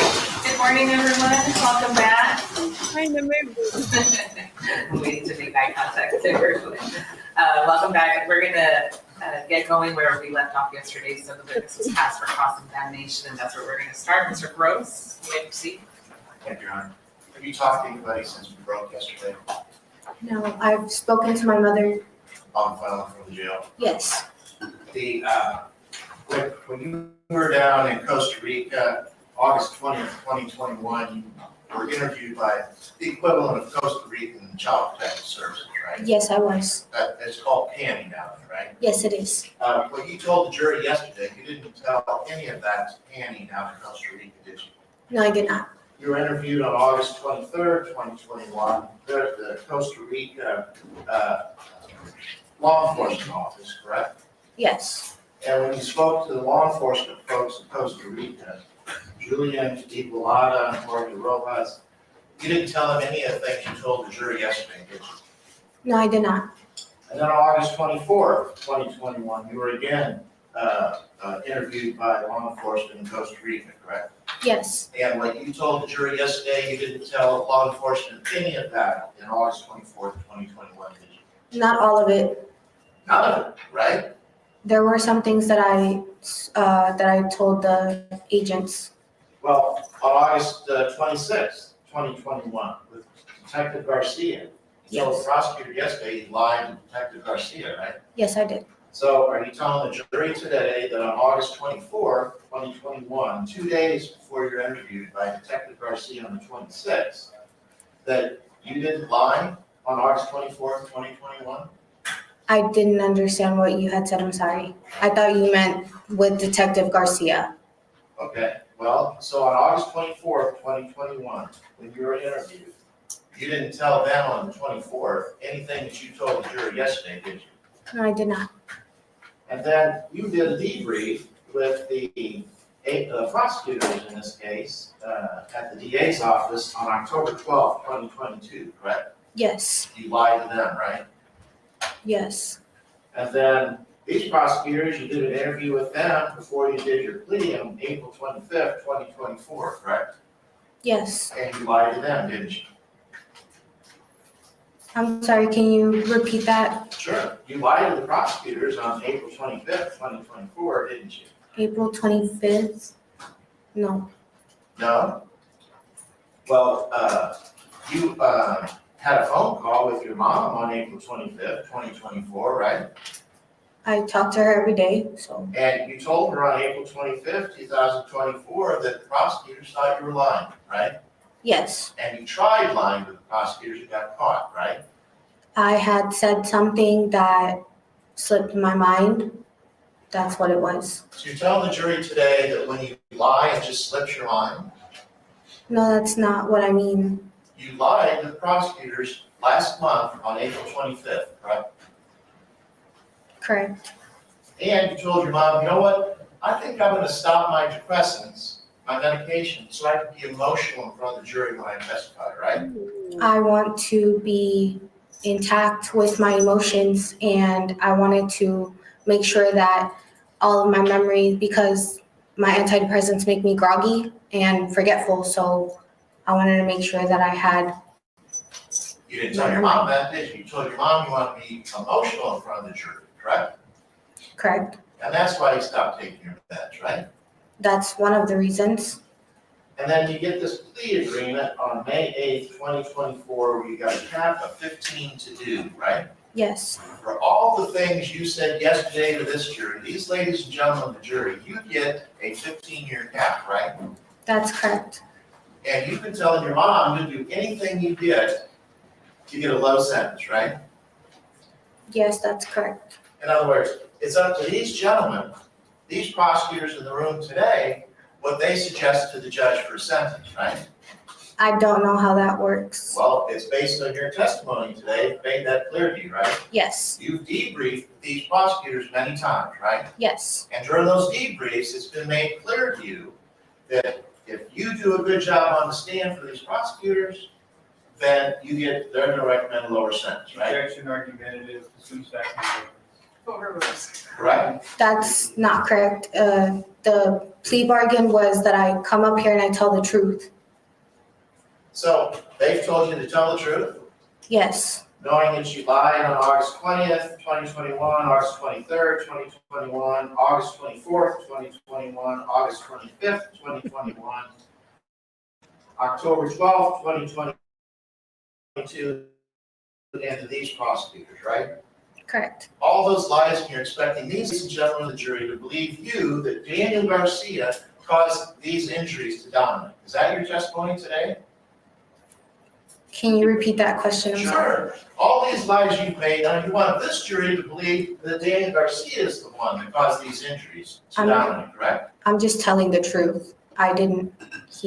He's the one that did it. I was there. I saw it.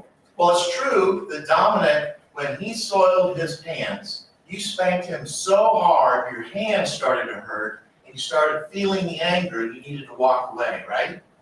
Yes, that's true. Right? You didn't tell the ladies and gentlemen of the jury this, did you? No, I did not. What else did you do when your anger started to get the best of you? Tell the jury what other injuries you did to Dominic. I didn't do anything else. I Well, would spank him, but so you agree that Dominic told you, I don't want you to be my mom, yes, that's true. right? Yes, And that's that's true. because how you were treating Dominic, correct? No, that's because when we were at Daniel's house and he was spanking him, he was upset with me that I was allowing it to happen. It's true that you told Detective Garcia on October 6, 2021, that what happened to Dominic in the hotel room was so random and unexpected, right? Yes, Random and unexpected, right? yes, Yet you told the ladies and gentlemen of the jury that injuries happened in Hotel 1, Hotel 2, and Hotel 3, right? yes. You never told Detective Garcia about Hotel 1, Hotel 2 injuries, did you? I just put them all together. Everything during that time was, You're the one that caused the injuries to Dominic, aren't you? no, that's not true. Okay, so you make up Hotel 1 and 2, and you tell the jury about that yesterday, correct? No, I did not make that up. You never told Detective Garcia, did you? I did not. You never told the prosecutors on October 12th, 2022, did you? I did not. You didn't even tell them on April 25th, 2024 about 3 hotel rooms, did you? I don't recall that. Well, that was just last month, right? Yes, You remember telling Detective Garcia on August 26, 2021 that, hey, Daniel disciplined his kids, I disciplined my kids, right? yes, In other words, hey, Daniel, you're responsible for your kids, right? correct, And I'm gonna be responsible for my kids, Dominic and Avani, right? correct.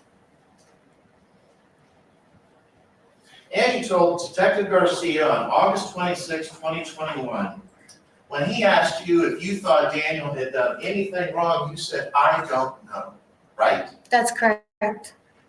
I don't know. That's what you said, isn't it? Yes, that's correct. You didn't tell the jury this yesterday, did you? It wasn't asked. You're the one that caused the injuries to Dominic, aren't you? That's an answer. No. That's why you told Detective Garcia on August 26, 2021, I don't know if Daniel did anything wrong, right? That's incorrect. The reason that I said that to Detective Garcia was because I was in denial. I didn't want to believe that the abuse that Dominic was enduring from Daniel was what caused him to pass away. In denial? Yes. You're the one that testified yesterday that you said, look, I got mad at Daniel when he supposedly broke Dominic's jaw. I got mad at him and said, what the hell? That was your testimony yesterday, ladies and gentlemen of the jury, wasn't it? Yes, it was. So you bowed up on Daniel according to your testimony when he broke Dominic's jaw. Is that right? I'm sorry, what does bowed up mean? So you got mad at Dominic, right? I got mad at Daniel. At Daniel. Yes. And you claim, ladies and gentlemen of the jury, that you got mad at Daniel, yet you didn't call the police or anything. You're mad enough at Daniel, you said yes, you flipped him off, right? Yes, I did. Yet you didn't call the police or EMS. That's your testimony, ladies and gentlemen of the jury. Is that right? Yeah. Even though you had the presence of mind, the anger in your head that you told Daniel what the hell and flipped him off, and you still didn't have the presence of mind to call police or EMS. Is that your testimony? I wasn't in my right state of mind, so. You're the one that inflicted those injuries on Dominic, aren't That's an answer. you? Right? No, I didn't. No, this is cross-examination. And you came up with a story yesterday that Dominic bit Daniel. He bit him. You Daniel. never said that to Detective Garcia, did you? No, I hadn't recalled it at that time when I was being interviewed by Detective Garcia. How about a year later when you're being interviewed by the prosecutor at the DA's office on October 12, 2022? You never said anything about that, did you? I did not. And you told your mom that you were going to do homework and write down everything you were going to say bad about Daniel, didn't you? I didn't say that I was going to write down everything bad I was going to say. I just told her that I was going to do homework and try to get as much as I could out of my head. Yet you didn't admit any of the injuries that you inflicted on Dominic, did you? I spanked him.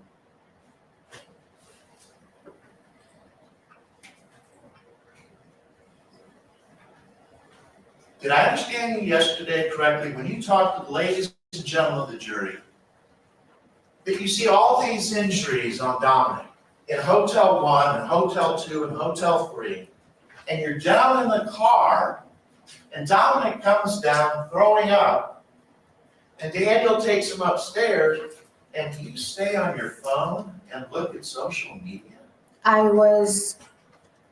That's what you testified to yesterday, isn't it? Yes, I was on social media. I stayed with the kids because there was 4 of them all together, so I strapped up the kids. He said that he was going to take Dominic, so he took Dominic upstairs. So yes, you stayed on social media. I mean, you told the jury yesterday that his jaw was broken in Hotel 2, wherever that came from. And Hotel 1 had these injuries. And you're claiming to the ladies and gentlemen of the jury that he was in such bad shape in Hotel 3. And when he starts throwing up, you stay on the phone in the car and look at social media for 15 minutes? I didn't say that his jaw was broken. I said that it was tilted and bruised. Well, your testimony yesterday was that jaw was slanted. Yeah, it was slanted, but I didn't say the word broken. I'm not a physician. I don't know if it's Well, broken. you caused the slanted jaw, didn't you? No, I did At not. the same time, you were spanking him so hard, your hand hurt, and you could feel the anger. You know who is a physician? A physician who could tell you if his jaw was broken. It's slanted. How many people walk around with slanted freaking jaws? Ugh.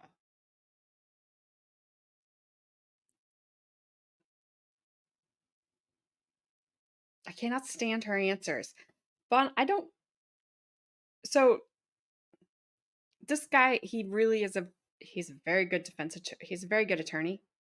Um, we've seen him before. I don't know that I don't know that he wants Daniel to necessarily get away with anything. Um, but he does have a job to do, and he will do it to the best of his ability. I just don't think he can overcome the video. Um, but yeah, I don't think that he just wants this guy to walk. I really don't. Yeah, I don't understand the whole social media thing either. When she's like, I just sat in the car and I was like, I was on my social media. Yeah, you had your phone. You acted like, well, he didn't let me talk with the kids in there. He took the kids downstairs and then he would let me get on the phone. Yeah, you were alone. You could have asked for help. You didn't. You had your phone in your hand. You could have got help. You didn't.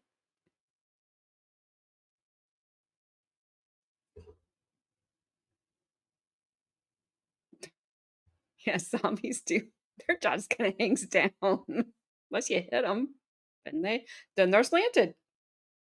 Good job, Gabby.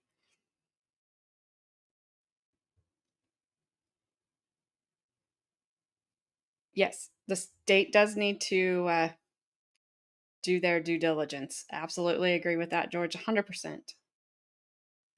Um,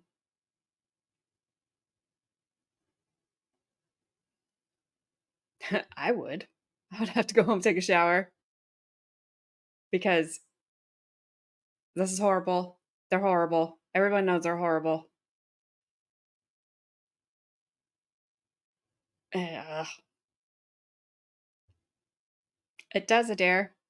It does seem to just get worse and worse. And this is just the beginning of day 2.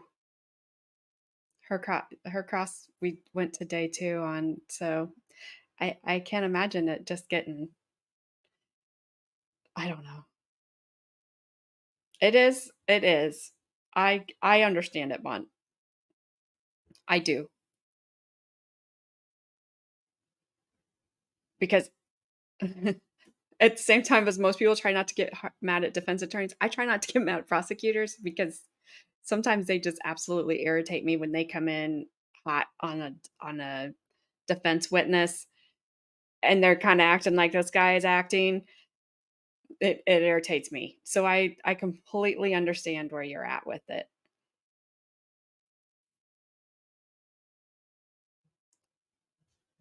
I mean, if you're she she had her chance and she didn't grow any and she didn't tell anybody to F off. Unless you're talking to Fat Tony out in your yard. I don't know.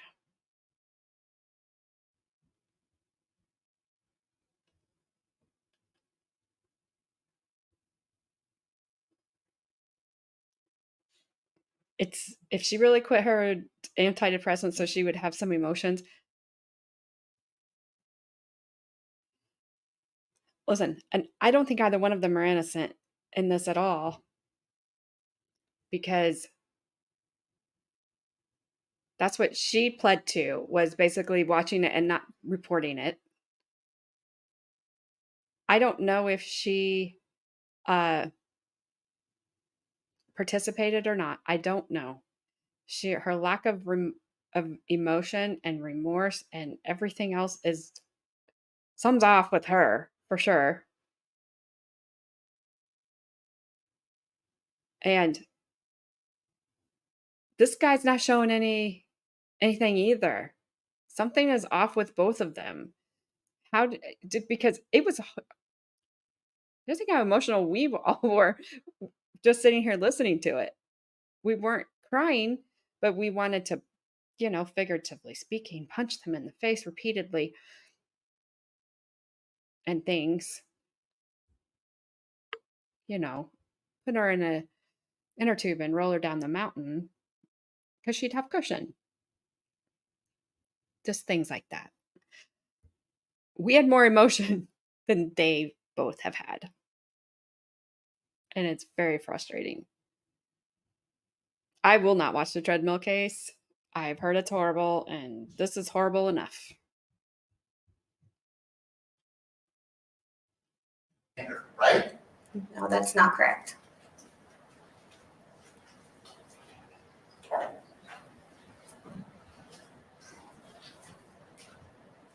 You want the ladies and gentlemen of the jury to believe you that Daniel went with you to Colorado?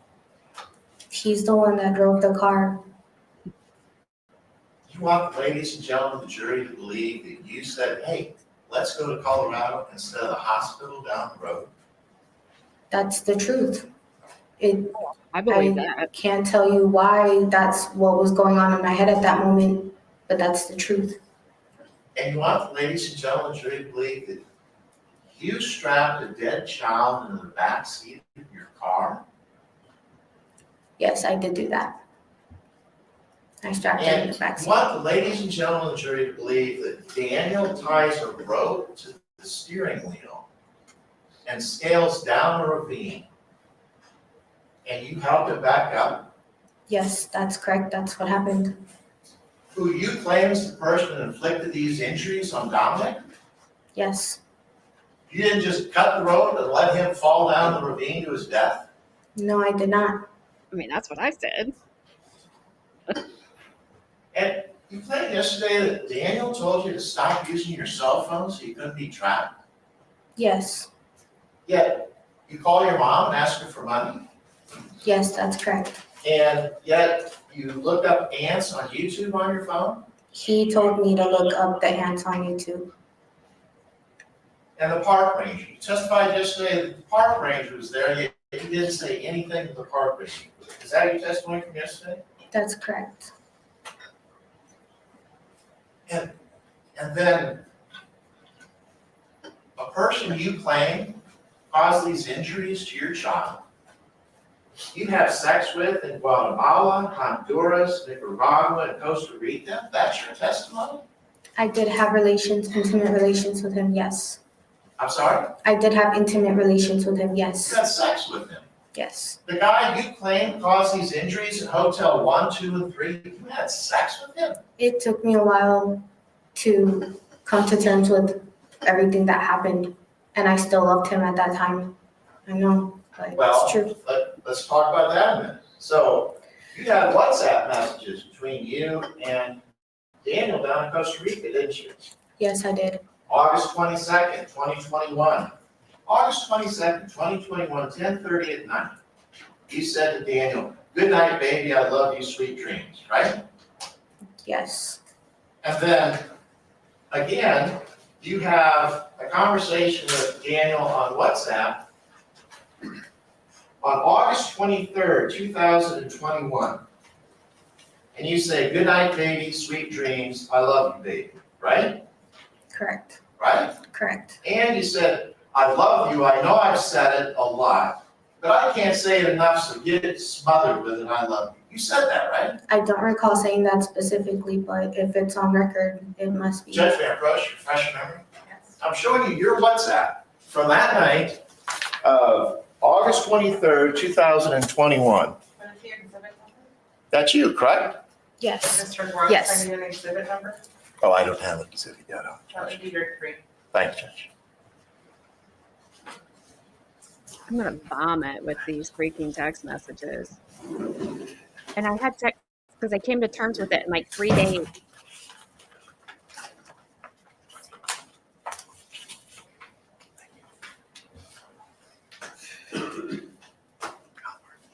Those parents never come to terms with it. And that's what you said, right? On August 23rd, 2021 at 10:07 p.m. I love you. I know I've said it a lot, but I can't say it enough, so get smothered with it. I love you, right? Correct. And you also said to Daniel on WhatsApp on August 25th, 2021 at 9:05 p.m., I value what we have too, baby, right? Yes. August 25th, 2021, after you claim, this is after you showed the FBI where the body was in Colorado, right? Correct. After you show the FBI where the body is, you send a WhatsApp to Daniel saying, I value what we have too, baby. Then you said, when they, same night, August 25th, 2021 at 10:02 p.m., When they asked me about you, I said you're a great man, father, and that you care, right? Correct. And that's because Daniel did not inflict these injuries on Dominic, did he? That's not true. All we have to believe is you as to who inflicted those damages on Dominic, correct? We were the only two adults there. You're the only one who can testify about who inflicted those injuries on Dominic, right? Correct. Yet you have lied so many times. You're having a hard time keeping the lie straight, aren't you? No, that's not true. And you want this jury, the ladies and gentlemen of this jury, to believe that the gentleman who inflicted these damages on your son not only had sex with you in multiple countries afterwards, but on the night you find the remains with the Bureau, you say, when they ask me about you, I say you're a great man and father and that you care, correct? Yes, that's correct. That's unbelievable, isn't it? That's what I told them, but wasn't. And then on August 26th, 2021, the day you are interviewed by Detective Garcia, you say, I feel bad because you're not with me. I blame myself for that. You said that, didn't you? Correct. Right? Yes. And then on August 26th, 2021, again, the same day you meet with Detective Garcia, you say, I don't want you to leave me.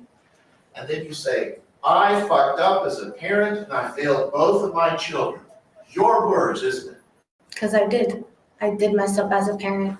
No, it's because you inflicted those injuries on Dominic and you're trying to blame Daniel Garcia, aren't you? No, that's not true.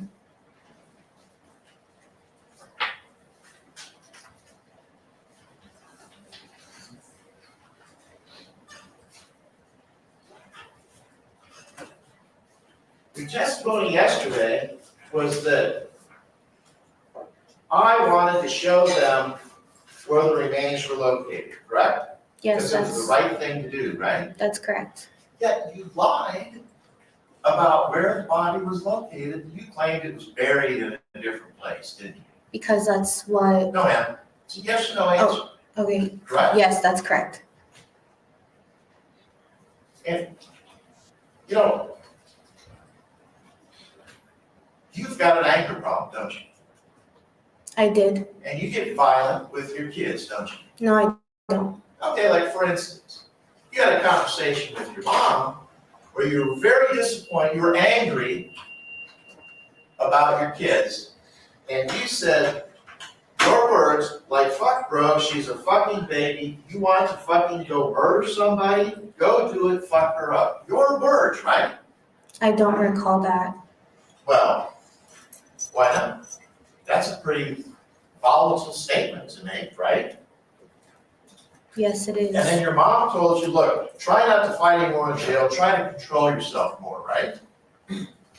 Right? Yes, And that's because you have anger problems, don't you? I had anger problems. I'm working on my anger issues.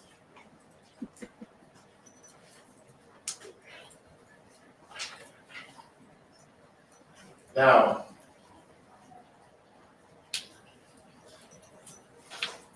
you've been having conversations with Daniel's ex-wife, Samantha, haven't you? I had one conversation with her.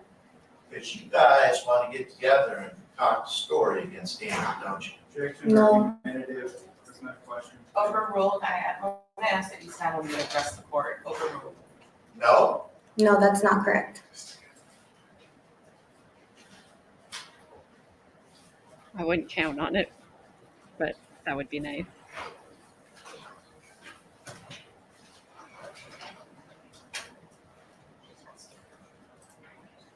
No further questions. Redirect. Figure. So, when you met with myself and Nathan, Maury, my partner, and Sarah, April 25th, you talked about something that slipped your mind. Yes, What was that? it was the water bottles. What about the water bottle? I had said that I didn't know how they ended up down there. What did you eventually tell or say in our conversation? that the reason that they ended up down there was because Daniel wanted to use them to reposition the body. So throwing them at the body. And who threw them? I did.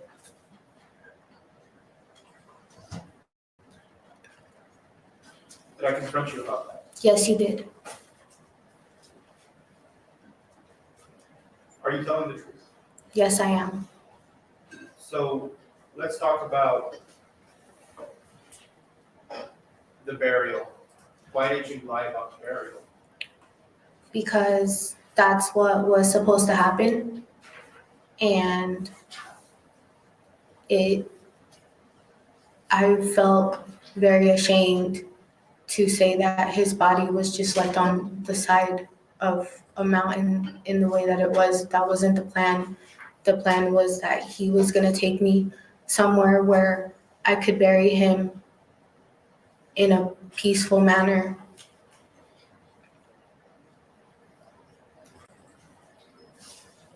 So let's talk about when you took them, when I say them, law enforcement, to the body. Was Daniel there with you taking them to the body? No, he was not. He was still in Costa Rica.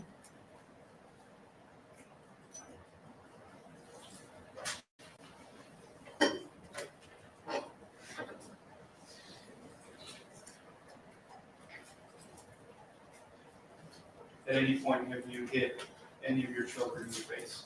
No.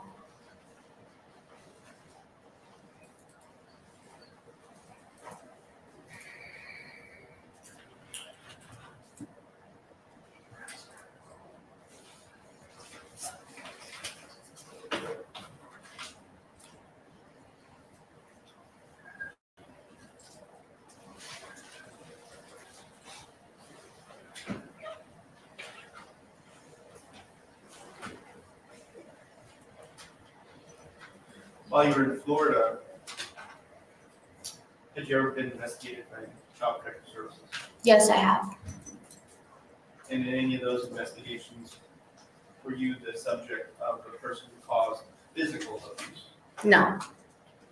What were those investigations about? One of the investigations was because DJ, my daughter's biological father, came into the house and was throwing things around and breaking things. So I'm not sure if it was my mother or my sister that called the cops, and CPS showed up because the abuse happened when the children were present. What about poor hygiene of Dominic? No, it wasn't poor hygiene. He had a skin condition. He had eczema, so he would get little bumps and rashes on the creases of his body. What about neglect? Were you investigated for neglect? No, it was not. Were your kids ever removed from your care when you were in Florida? No, they were not. Did CPS over there in Florida actually come in and do a homestead? Yes, they did. They did a home study. They interviewed me and my family and the kids.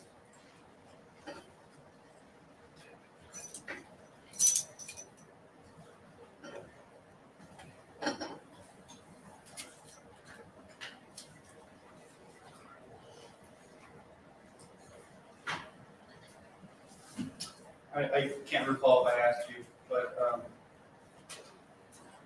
how old was Dominic when you left him on the side of the mountain? He was 5 years old.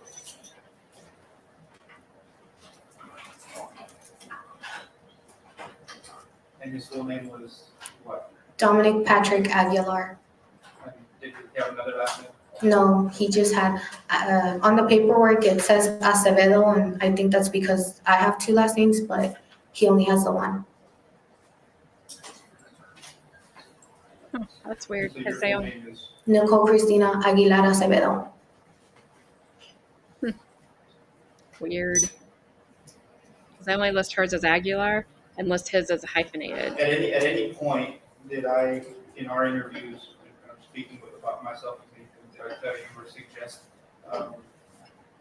you need to tell a particular story No, you did not. You just said that we're here for the truth.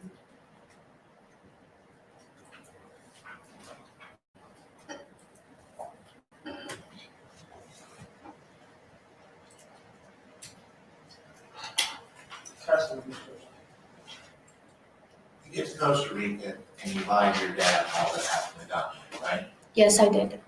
Your mom flies all the way down from Florida to Costa Rica and you lied to her about what happened to Dominic, right? Yes, I did. So we've gone over all these law enforcement folks you lied to, right? Correct.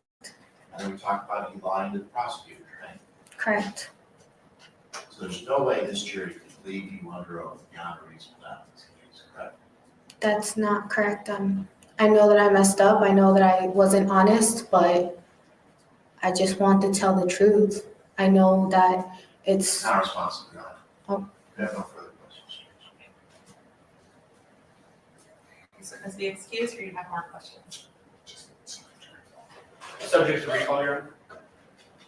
Okay, ladies and gentlemen, we're gonna take a quick morning break. Go validate your parking. Go validate your parking. Hurry, run before you all get tickets. The fact that CPS investigated her and didn't find anything or didn't take her children away, I'm not saying she did anything. I don't know. But please don't use that as your argument, because we can throw a lot at you that where CPS saw lots. Heck, we can go back in your own courtroom and have CPS testifying 6,600 and some pages that they had against the people and didn't take the kids. So, yeah, that's not a super good argument for me, because they kind of, don't do their jobs sometimes. All right, I don't have the timestamps on this. I probably have time for one more witness if you guys want to do it. And then that'll get us through some of day 2.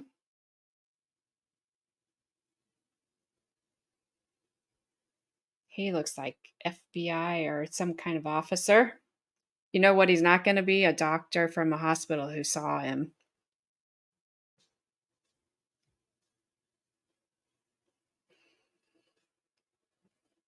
I don't know. I understand what the defense was doing there. But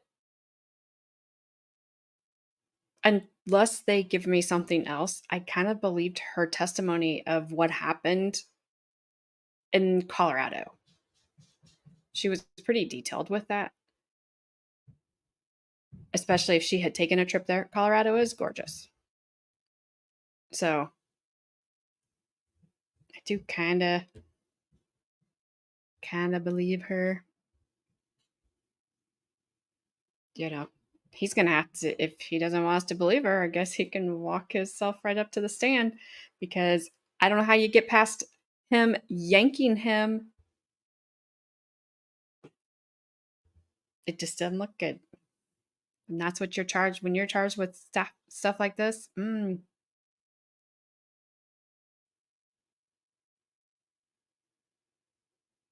right, we'll see who we got here. To the jury, and spell your first and last name for the court clerk. My name is Julian Igualada, spelled Julian. Last name Igualada, Igualada. I am a special agent with the FBI, assigned to the FBI New Orleans field office. And how long have you been with the Federal Bureau of Investigation? 16 years. And where are you originally from? I am originally from Panama. And so back in 2021, around July and August of 2021, were you employed with the FBI? Yes, sir. Where were you stationed? I was assigned to the legal attaché office of the FBI at the U.S. Embassy in Panama, with responsibilities over FBI matters in Panama, Costa Rica, and Nicaragua.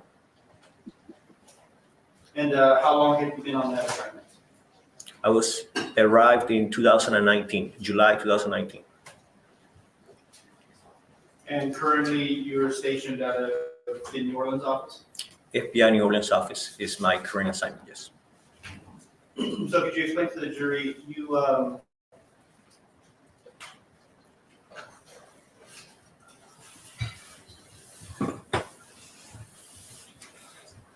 Your question? Yes.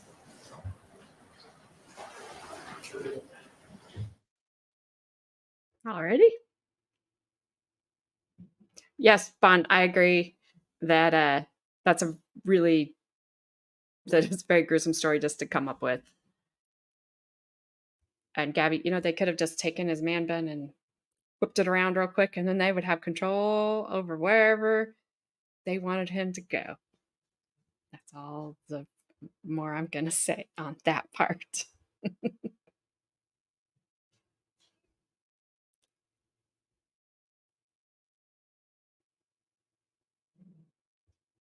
You like the way he rolls his R's? I wonder if we'll have to see her again. Are we seriously? We're going to a break? Oh my gosh. Alrighty. I told you this judge likes breaks. Don't let me. Okay, maybe that. Wait, what? I don't have, like I said, I don't have timestamps for this one. I did not go through day 2 because I didn't figure we were going to get this far. Don't let me forget, I muted it. Oh.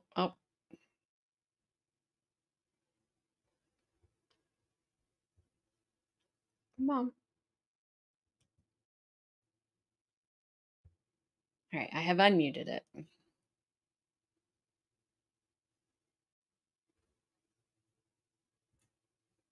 Oh, I thought he was picking his nose. that was something.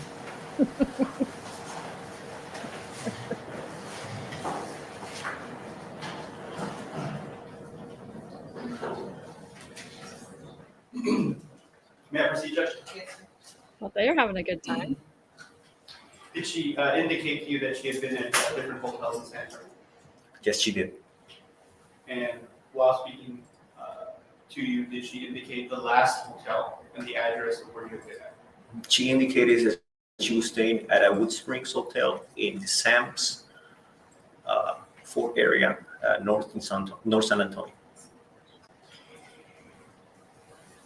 What did she tell you about Domenic and I guess his time in San Antonio, his last moments? Nicole stated that Domenic was feeling sick for a few days, vomiting. She didn't think much of it. She thought it was because of the food that they were eating, a lot of junk food. She stated that, and then she went on to say what happened the night of Saturday, July 25th. Did she tell you that Domenic went unconscious? She advised, and she went downstairs to the parking lot the night of the 25th, and Domenic began to vomit, at which time Daniel Garcia took Domenic up to their room, and she waited downstairs. She waited in the parking lot with the remaining kids, Daniela, Alejandro, and Ivan.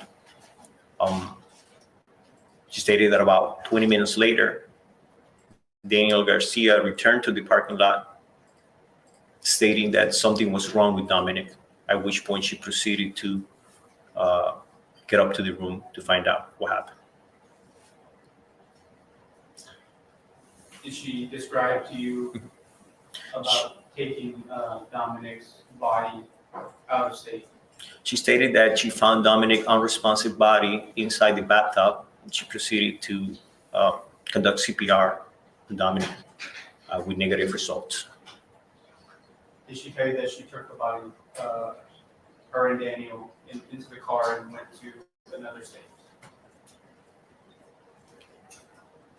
The following morning, she stated that they decided to drive up to Colorado to dispose of the body. Did she describe that disposal as a burial? She advised, and she wanted to give Domenic a burial in Colorado, since she had promised him to take him to Colorado to see snow. and that they proceeded to drive up to the Rocky Mountains to find a place where he could be buried. What did she say after that? Do you recall? She stated that they parked their vehicle in a gravel parking lot, walked about an hour, set up a tent campsite, and that night, Daniel Garcia proceeded to dig a hole in which they placed Dominic's body. They left the area right after, driving south to San Antonio originally, but then decided to continue to south into Mexico and cross the border consequently. May I question, Lynn? Yes. Showing you what's already been entered into evidence. State's Exhibit 13. Do you recognize this? Yes, I do. And what is State's Exhibit 13?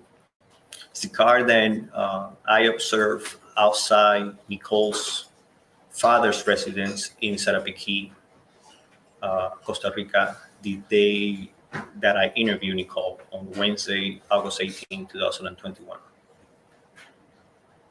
Had Nickolle told you that after burying the body, that they drove down to Costa Rica in Daniel's car? She stated that they drove the car that was parked outside her father, Christian Aguilar, was the car that they used to drive up to Colorado and down to Costa Rica. And that car that we see in State's Exhibit 13, does it have license plates from the state in the United States? Yes, he has a Florida license plate, Hotel Papa Sierra Victor 31. So after the interview with Nickolle, is there a point that you meet up with Nickolle in Miami, Florida? So after the interview with Nickolle, I briefly spoke with her mother, Shirley, and I advised that if Nickolle changed her mind about coming back to the United States and assist the United States government in finding the body, to let me know. I received a call from Shirley on Friday, August the 20th, advising that they were going to fly to Miami.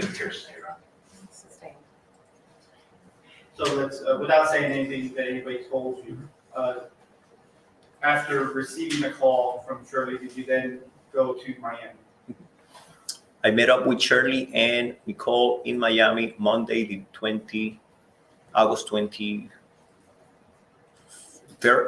2023. We met at the Miami International Airport.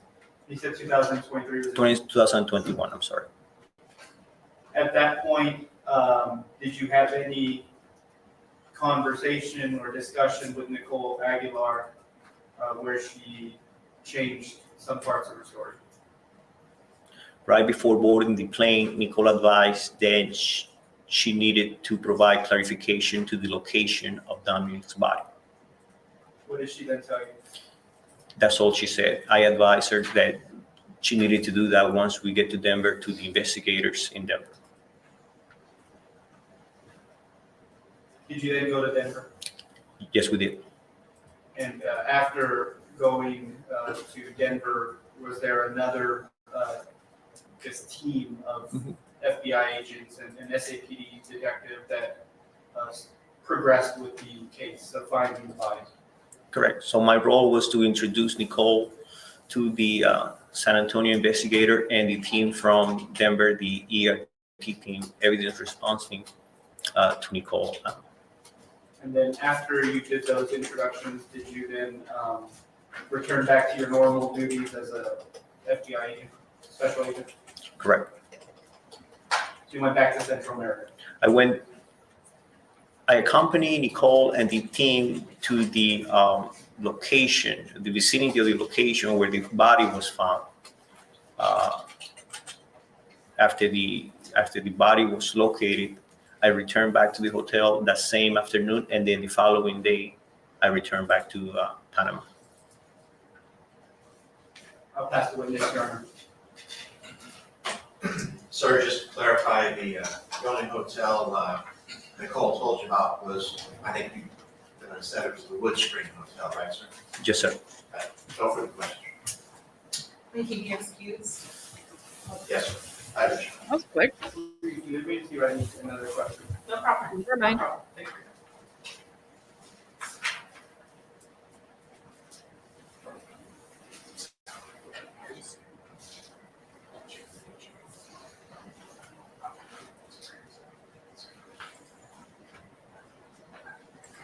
May I proceed, Judge? Yes. When she provided you the information about the Wood Spring Hotel, Fort Sam area, did you inform other FBI agents or law enforcement personnel that that was a location that they had been in San Antonio? The same morning I received a complaint from our FBI complaint system stating the allegations that Shirley had made the day prior. In that complaint, there was an officer as a point of contact. The officer was Matthew Amelia. I contacted Officer Amelia or Agent Amelia and advised of our situation in Costa Rica. And going back to your interview, did Nicole describe that they were constantly changing hotel and lodging locations in San Antonio? Check it here, leading. She did. When I asked why they were changing hotels, she advised because they were looking for a job. That's what it's. Nicole? Real briefly, Your Honor.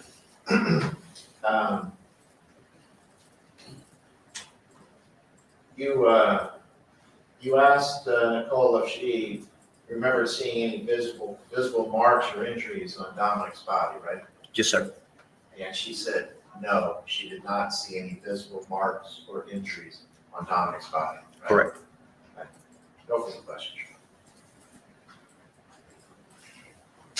No further questions, Judge. May I be excused? Yes. Not subject to recall, right? Be safe. Okay, thank you, Agent. You may be excused. Thank you for being here. Are you going to May we approach it? Yes. Are you serious?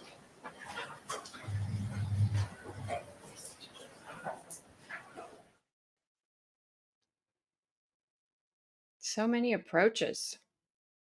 This is like was that Adam Montgomery's trial that it was like approach after approach after approach? They all run together after a little while, don't they?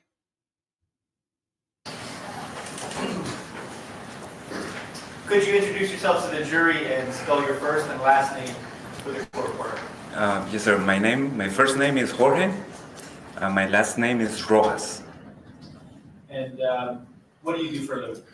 I'm currently employed by the U.S. government, properly the U.S. Embassy in San Jose, Costa Rica.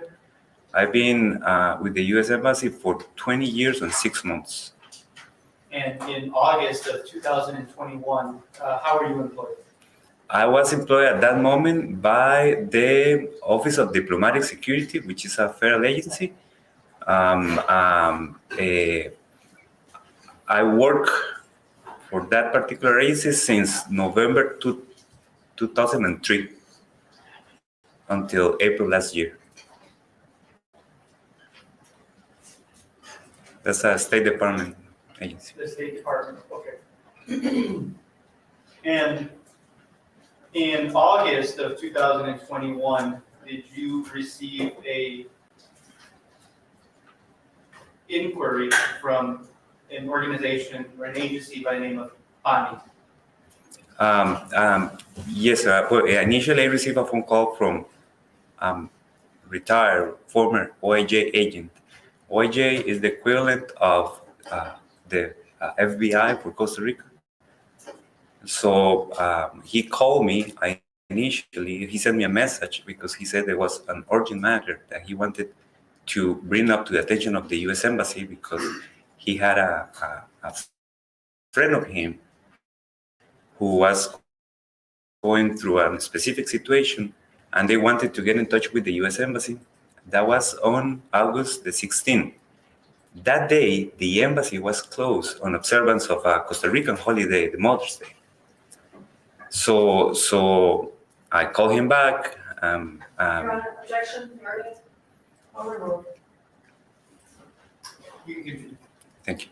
So I called him back, and then he explained to me that a friend of him, her name was Shirley, had contacted him and explained to him that they were going through a weird situation, that they were not very clear what was going on, but her grandchild didn't come to Costa Rica the way they were supposed to come. She had Shirley fled to Costa Rica. She learned that her grandson wasn't in Costa Rica as she was believing that was the case. So that's how I got involved initially. And were you able to, and the name of that child that was missing, do you remember the name of that child was? Domenic, yes, sir. So basically, I told him, well, the embassy is closed right now. You can go to the embassy. If it is an urgent matter, they can put you in contact with the duty officer, or if you want, you can give me her contact information, or give her my contact information. She can call me, and then I can see what we can do for her. So a couple hours later, maybe an hour later, I got a phone call from Carolina Castillo, and Carolina Castillo was sitting right next to Shirley Acevedo. That's when they explained to me what was going on at that moment. It was very confusing, the information at that moment. And so did you learn that there were 3 people from the United States that had entered the country, Daniel Garcia, Nickolle Aguilar, and Ivani Aguilar? Correct, sir. And so with your time and your duties at the State Department, were you able to see the travel and immigration records of those individuals? Correct. What did you learn when you looked at those? But the first thing that we attempted to do was to fully identify names, because we didn't have the name. So what we had at that moment was a license plate of a Volkswagen Jetta, a license plate, and first name of the first name that was provided to me at that moment was Daniel. So let me approach. May I approach? Yes. Your approach is States Exhibit 13. Was that the license plate that you were provided? Yeah, it ends in 31. Yes. Yes, sir. And that's the Florida license plate, and you were provided with the name of Daniel? Daniel, yes, sir. And so after you received that information, what did you do? So the information that was provided to me at that moment was a male from Florida who was driving this car. His first name was Daniel. He was a Cuban descendant or Cuban American. So both persons that spoke to me at that moment, they weren't sure about it. They were not fully sure about the information. So they said that to me, provided the license plate. So the first thing that I did, I collect all the information. I wrote down all the information. I called my supervisor, who is a federal agent, at that moment, the regional security officer in San Jose, Costa Rica, and then I told him what was going on. And then he said, well, please contact FBI, because I have a very good relationship with the FBI office in Panama, which is the office that at that moment was covering Costa Rica. We have an FBI office, not Costa Rica, but at that moment, Panama was covering Costa Rica. So I immediately contact Julian Igualdada, who is an FBI agent, and then Julian told me, hey, Jorge, I'm going to Costa Rica tomorrow. So give me the information. We're going to work on this right now. So I provided information to Julian about the license plate. He ran the license plate, and then that night he got back to me and provided the name. The full name. Objection, Your Honor. Narrative. Sustained. Were you able to get the full name of the person who was operating that vehicle. Correct. And who was that? Daniel Garcia. And so with that information, were you then able to check immigration records into the country of Costa Rica? Correct, sir. Following morning, early in the morning, the first thing that I do, one of the first things that I did, I contact a person within immigration office of Costa Rica. I asked him to run the name that was given to me by Julian, and then he found that there was a record of entrance, an entry record to Costa Rica, August the 13th. The entrance happened around 16 and 30 hours, more or less. So 4:30 p.m., more or less.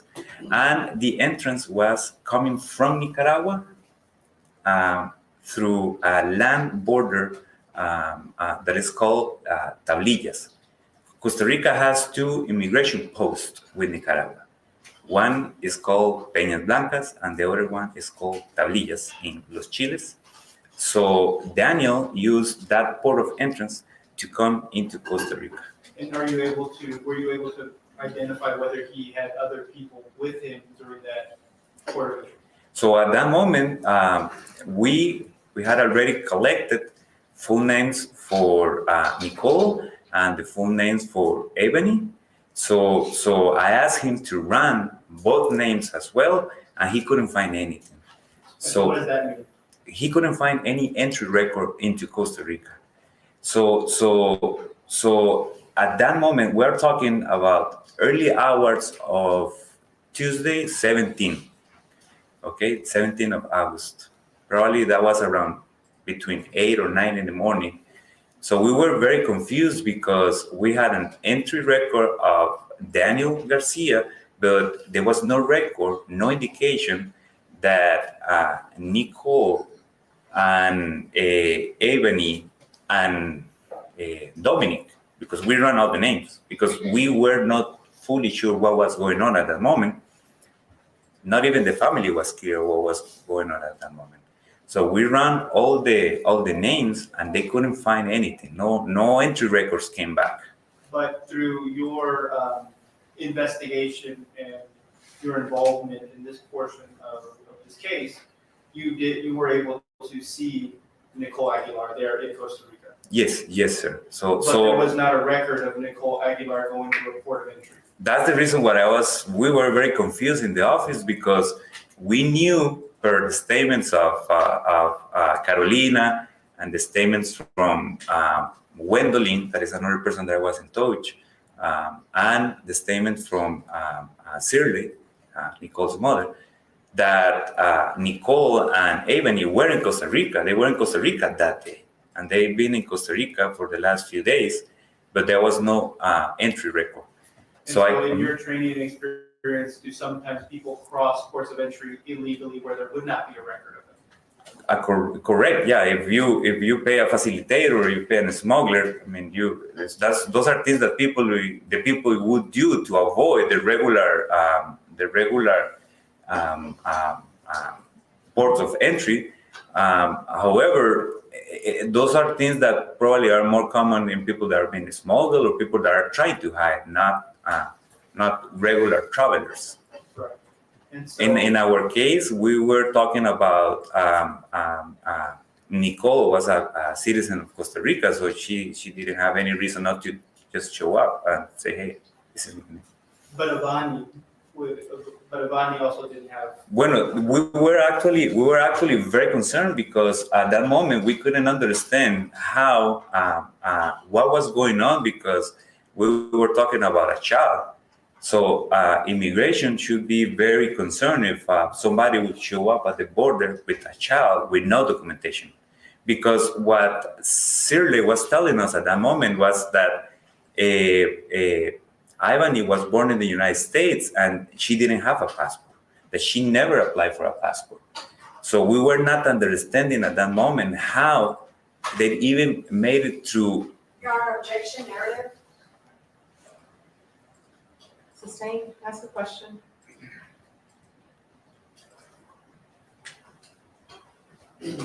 And so were you with Agent Igualada when he interviewed Nicole in Costa Rica?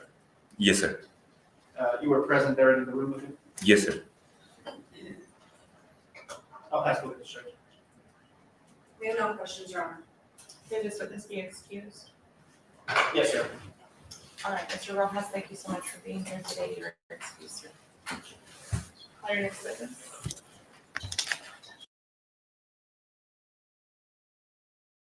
All right, I'm going to stop there.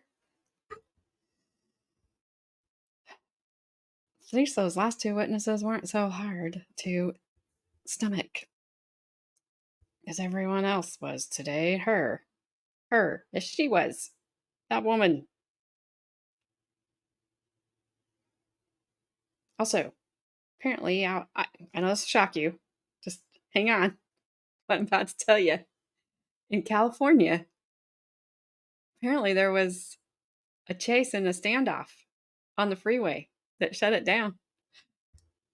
I know that will shock all of you. It didn't appear to end well for the person in the driver's seat of the vehicle. You know, when they approach and they don't really do anything, it's a pretty good indication there's not anything to do anything about anymore. So that's what I was talking about when I said I didn't think it ended well. And then the, helicopter camera pulls way, way back. And then when they bring the person out of the car, they pull way back some more. Like, why don't you just leave? Because you can't even show what you're trying to not show. I don't know. Just a world full of awfulness today. Also, if you are looking for a good time tonight, call. No, just kidding. I will not write her number on the bathroom wall. But Gabby is in love with voice chat in Discord. You do not have to be a paid member to get into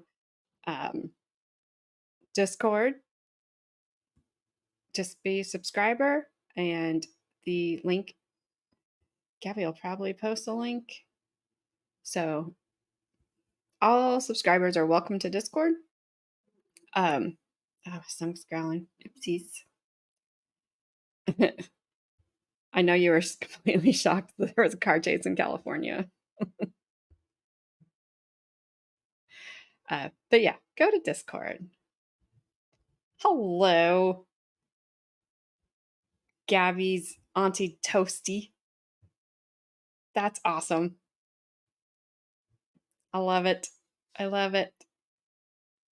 I hope you're doing well. If you're related to Gabby, you have to be doing well.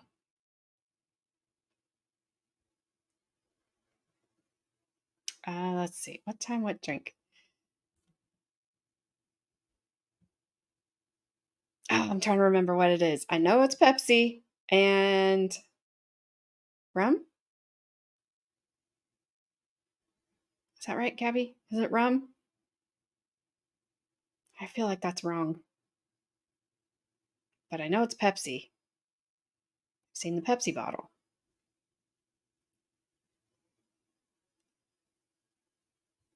What's your drink of choice, Gabby? Is it rum and Coke? I got it. Sailor Jim.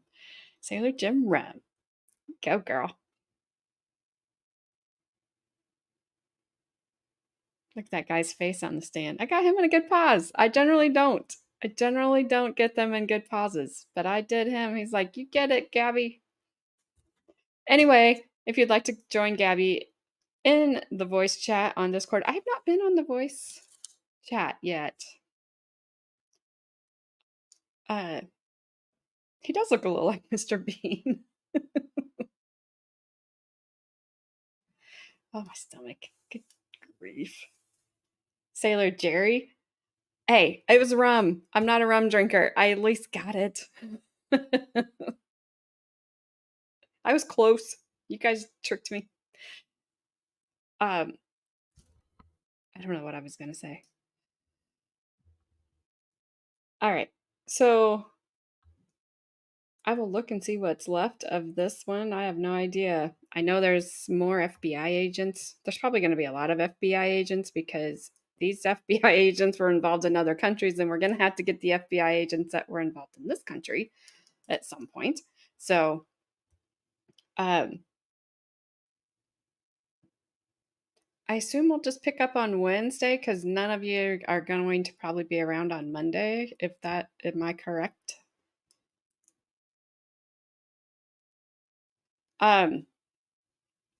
Adair, click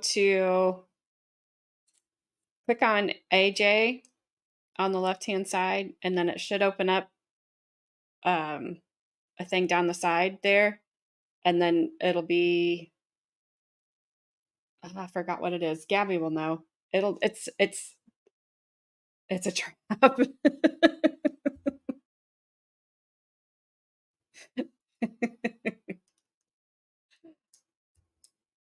I think George and Gabby, and was it you, Roseanne? Were you the one in there that you all were having you guys talked for like 3 hours.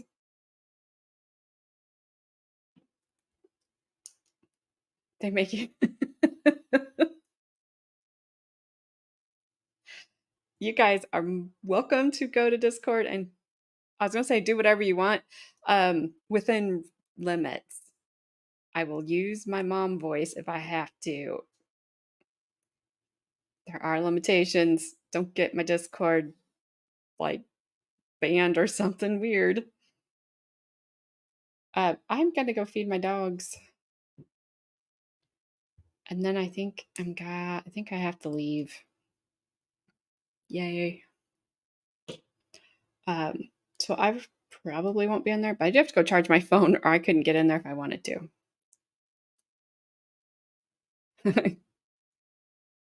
Chrissy, did you change your profile picture because of the testimony that was going on and it was like dark, like you were feeling? I'm going to go eat. You know what? I had these. These are the gummy bears that I could not eat on Wednesday or Tuesday into Wednesday because they're red and purple and blue. But it's hard for me to eat them now because I don't want any more gummy bears. Which, by the way, guys, everything went excellent and I got a good report after Wednesday. And my doctor was very happy with me. No, they're just gummies. That's still illegal in my state. Oh, and I did have an anesthesiologist.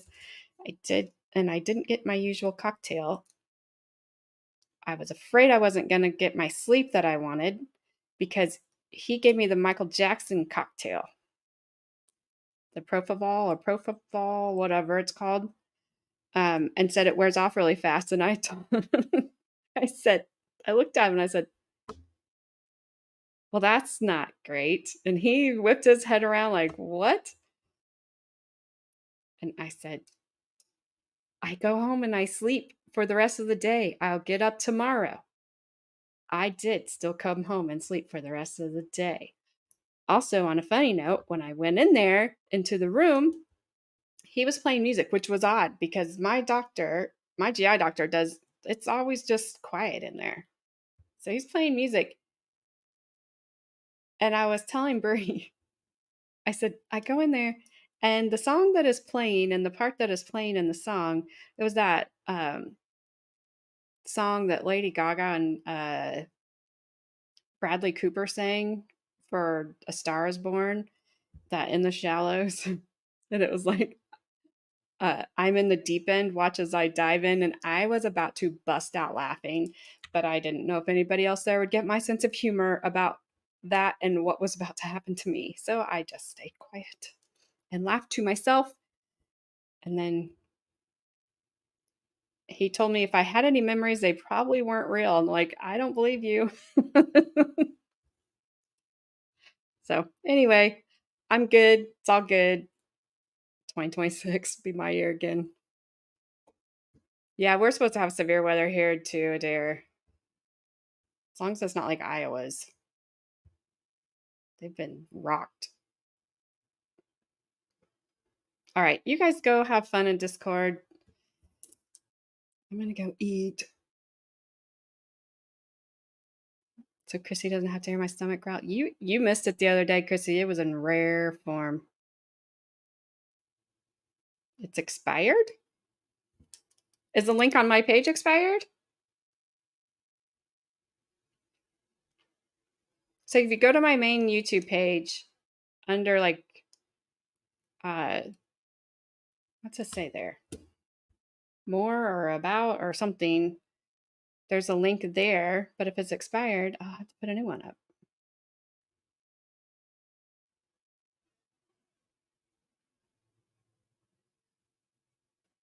Yeah, try that one, Bon, and make sure that it's not expired.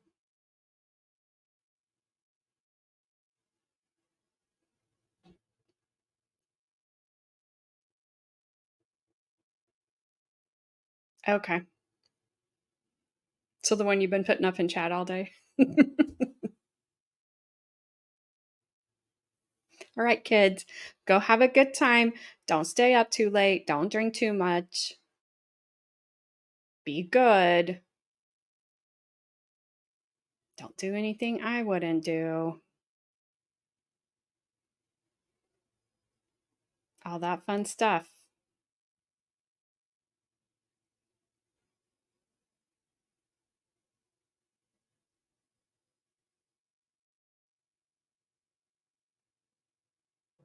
All right.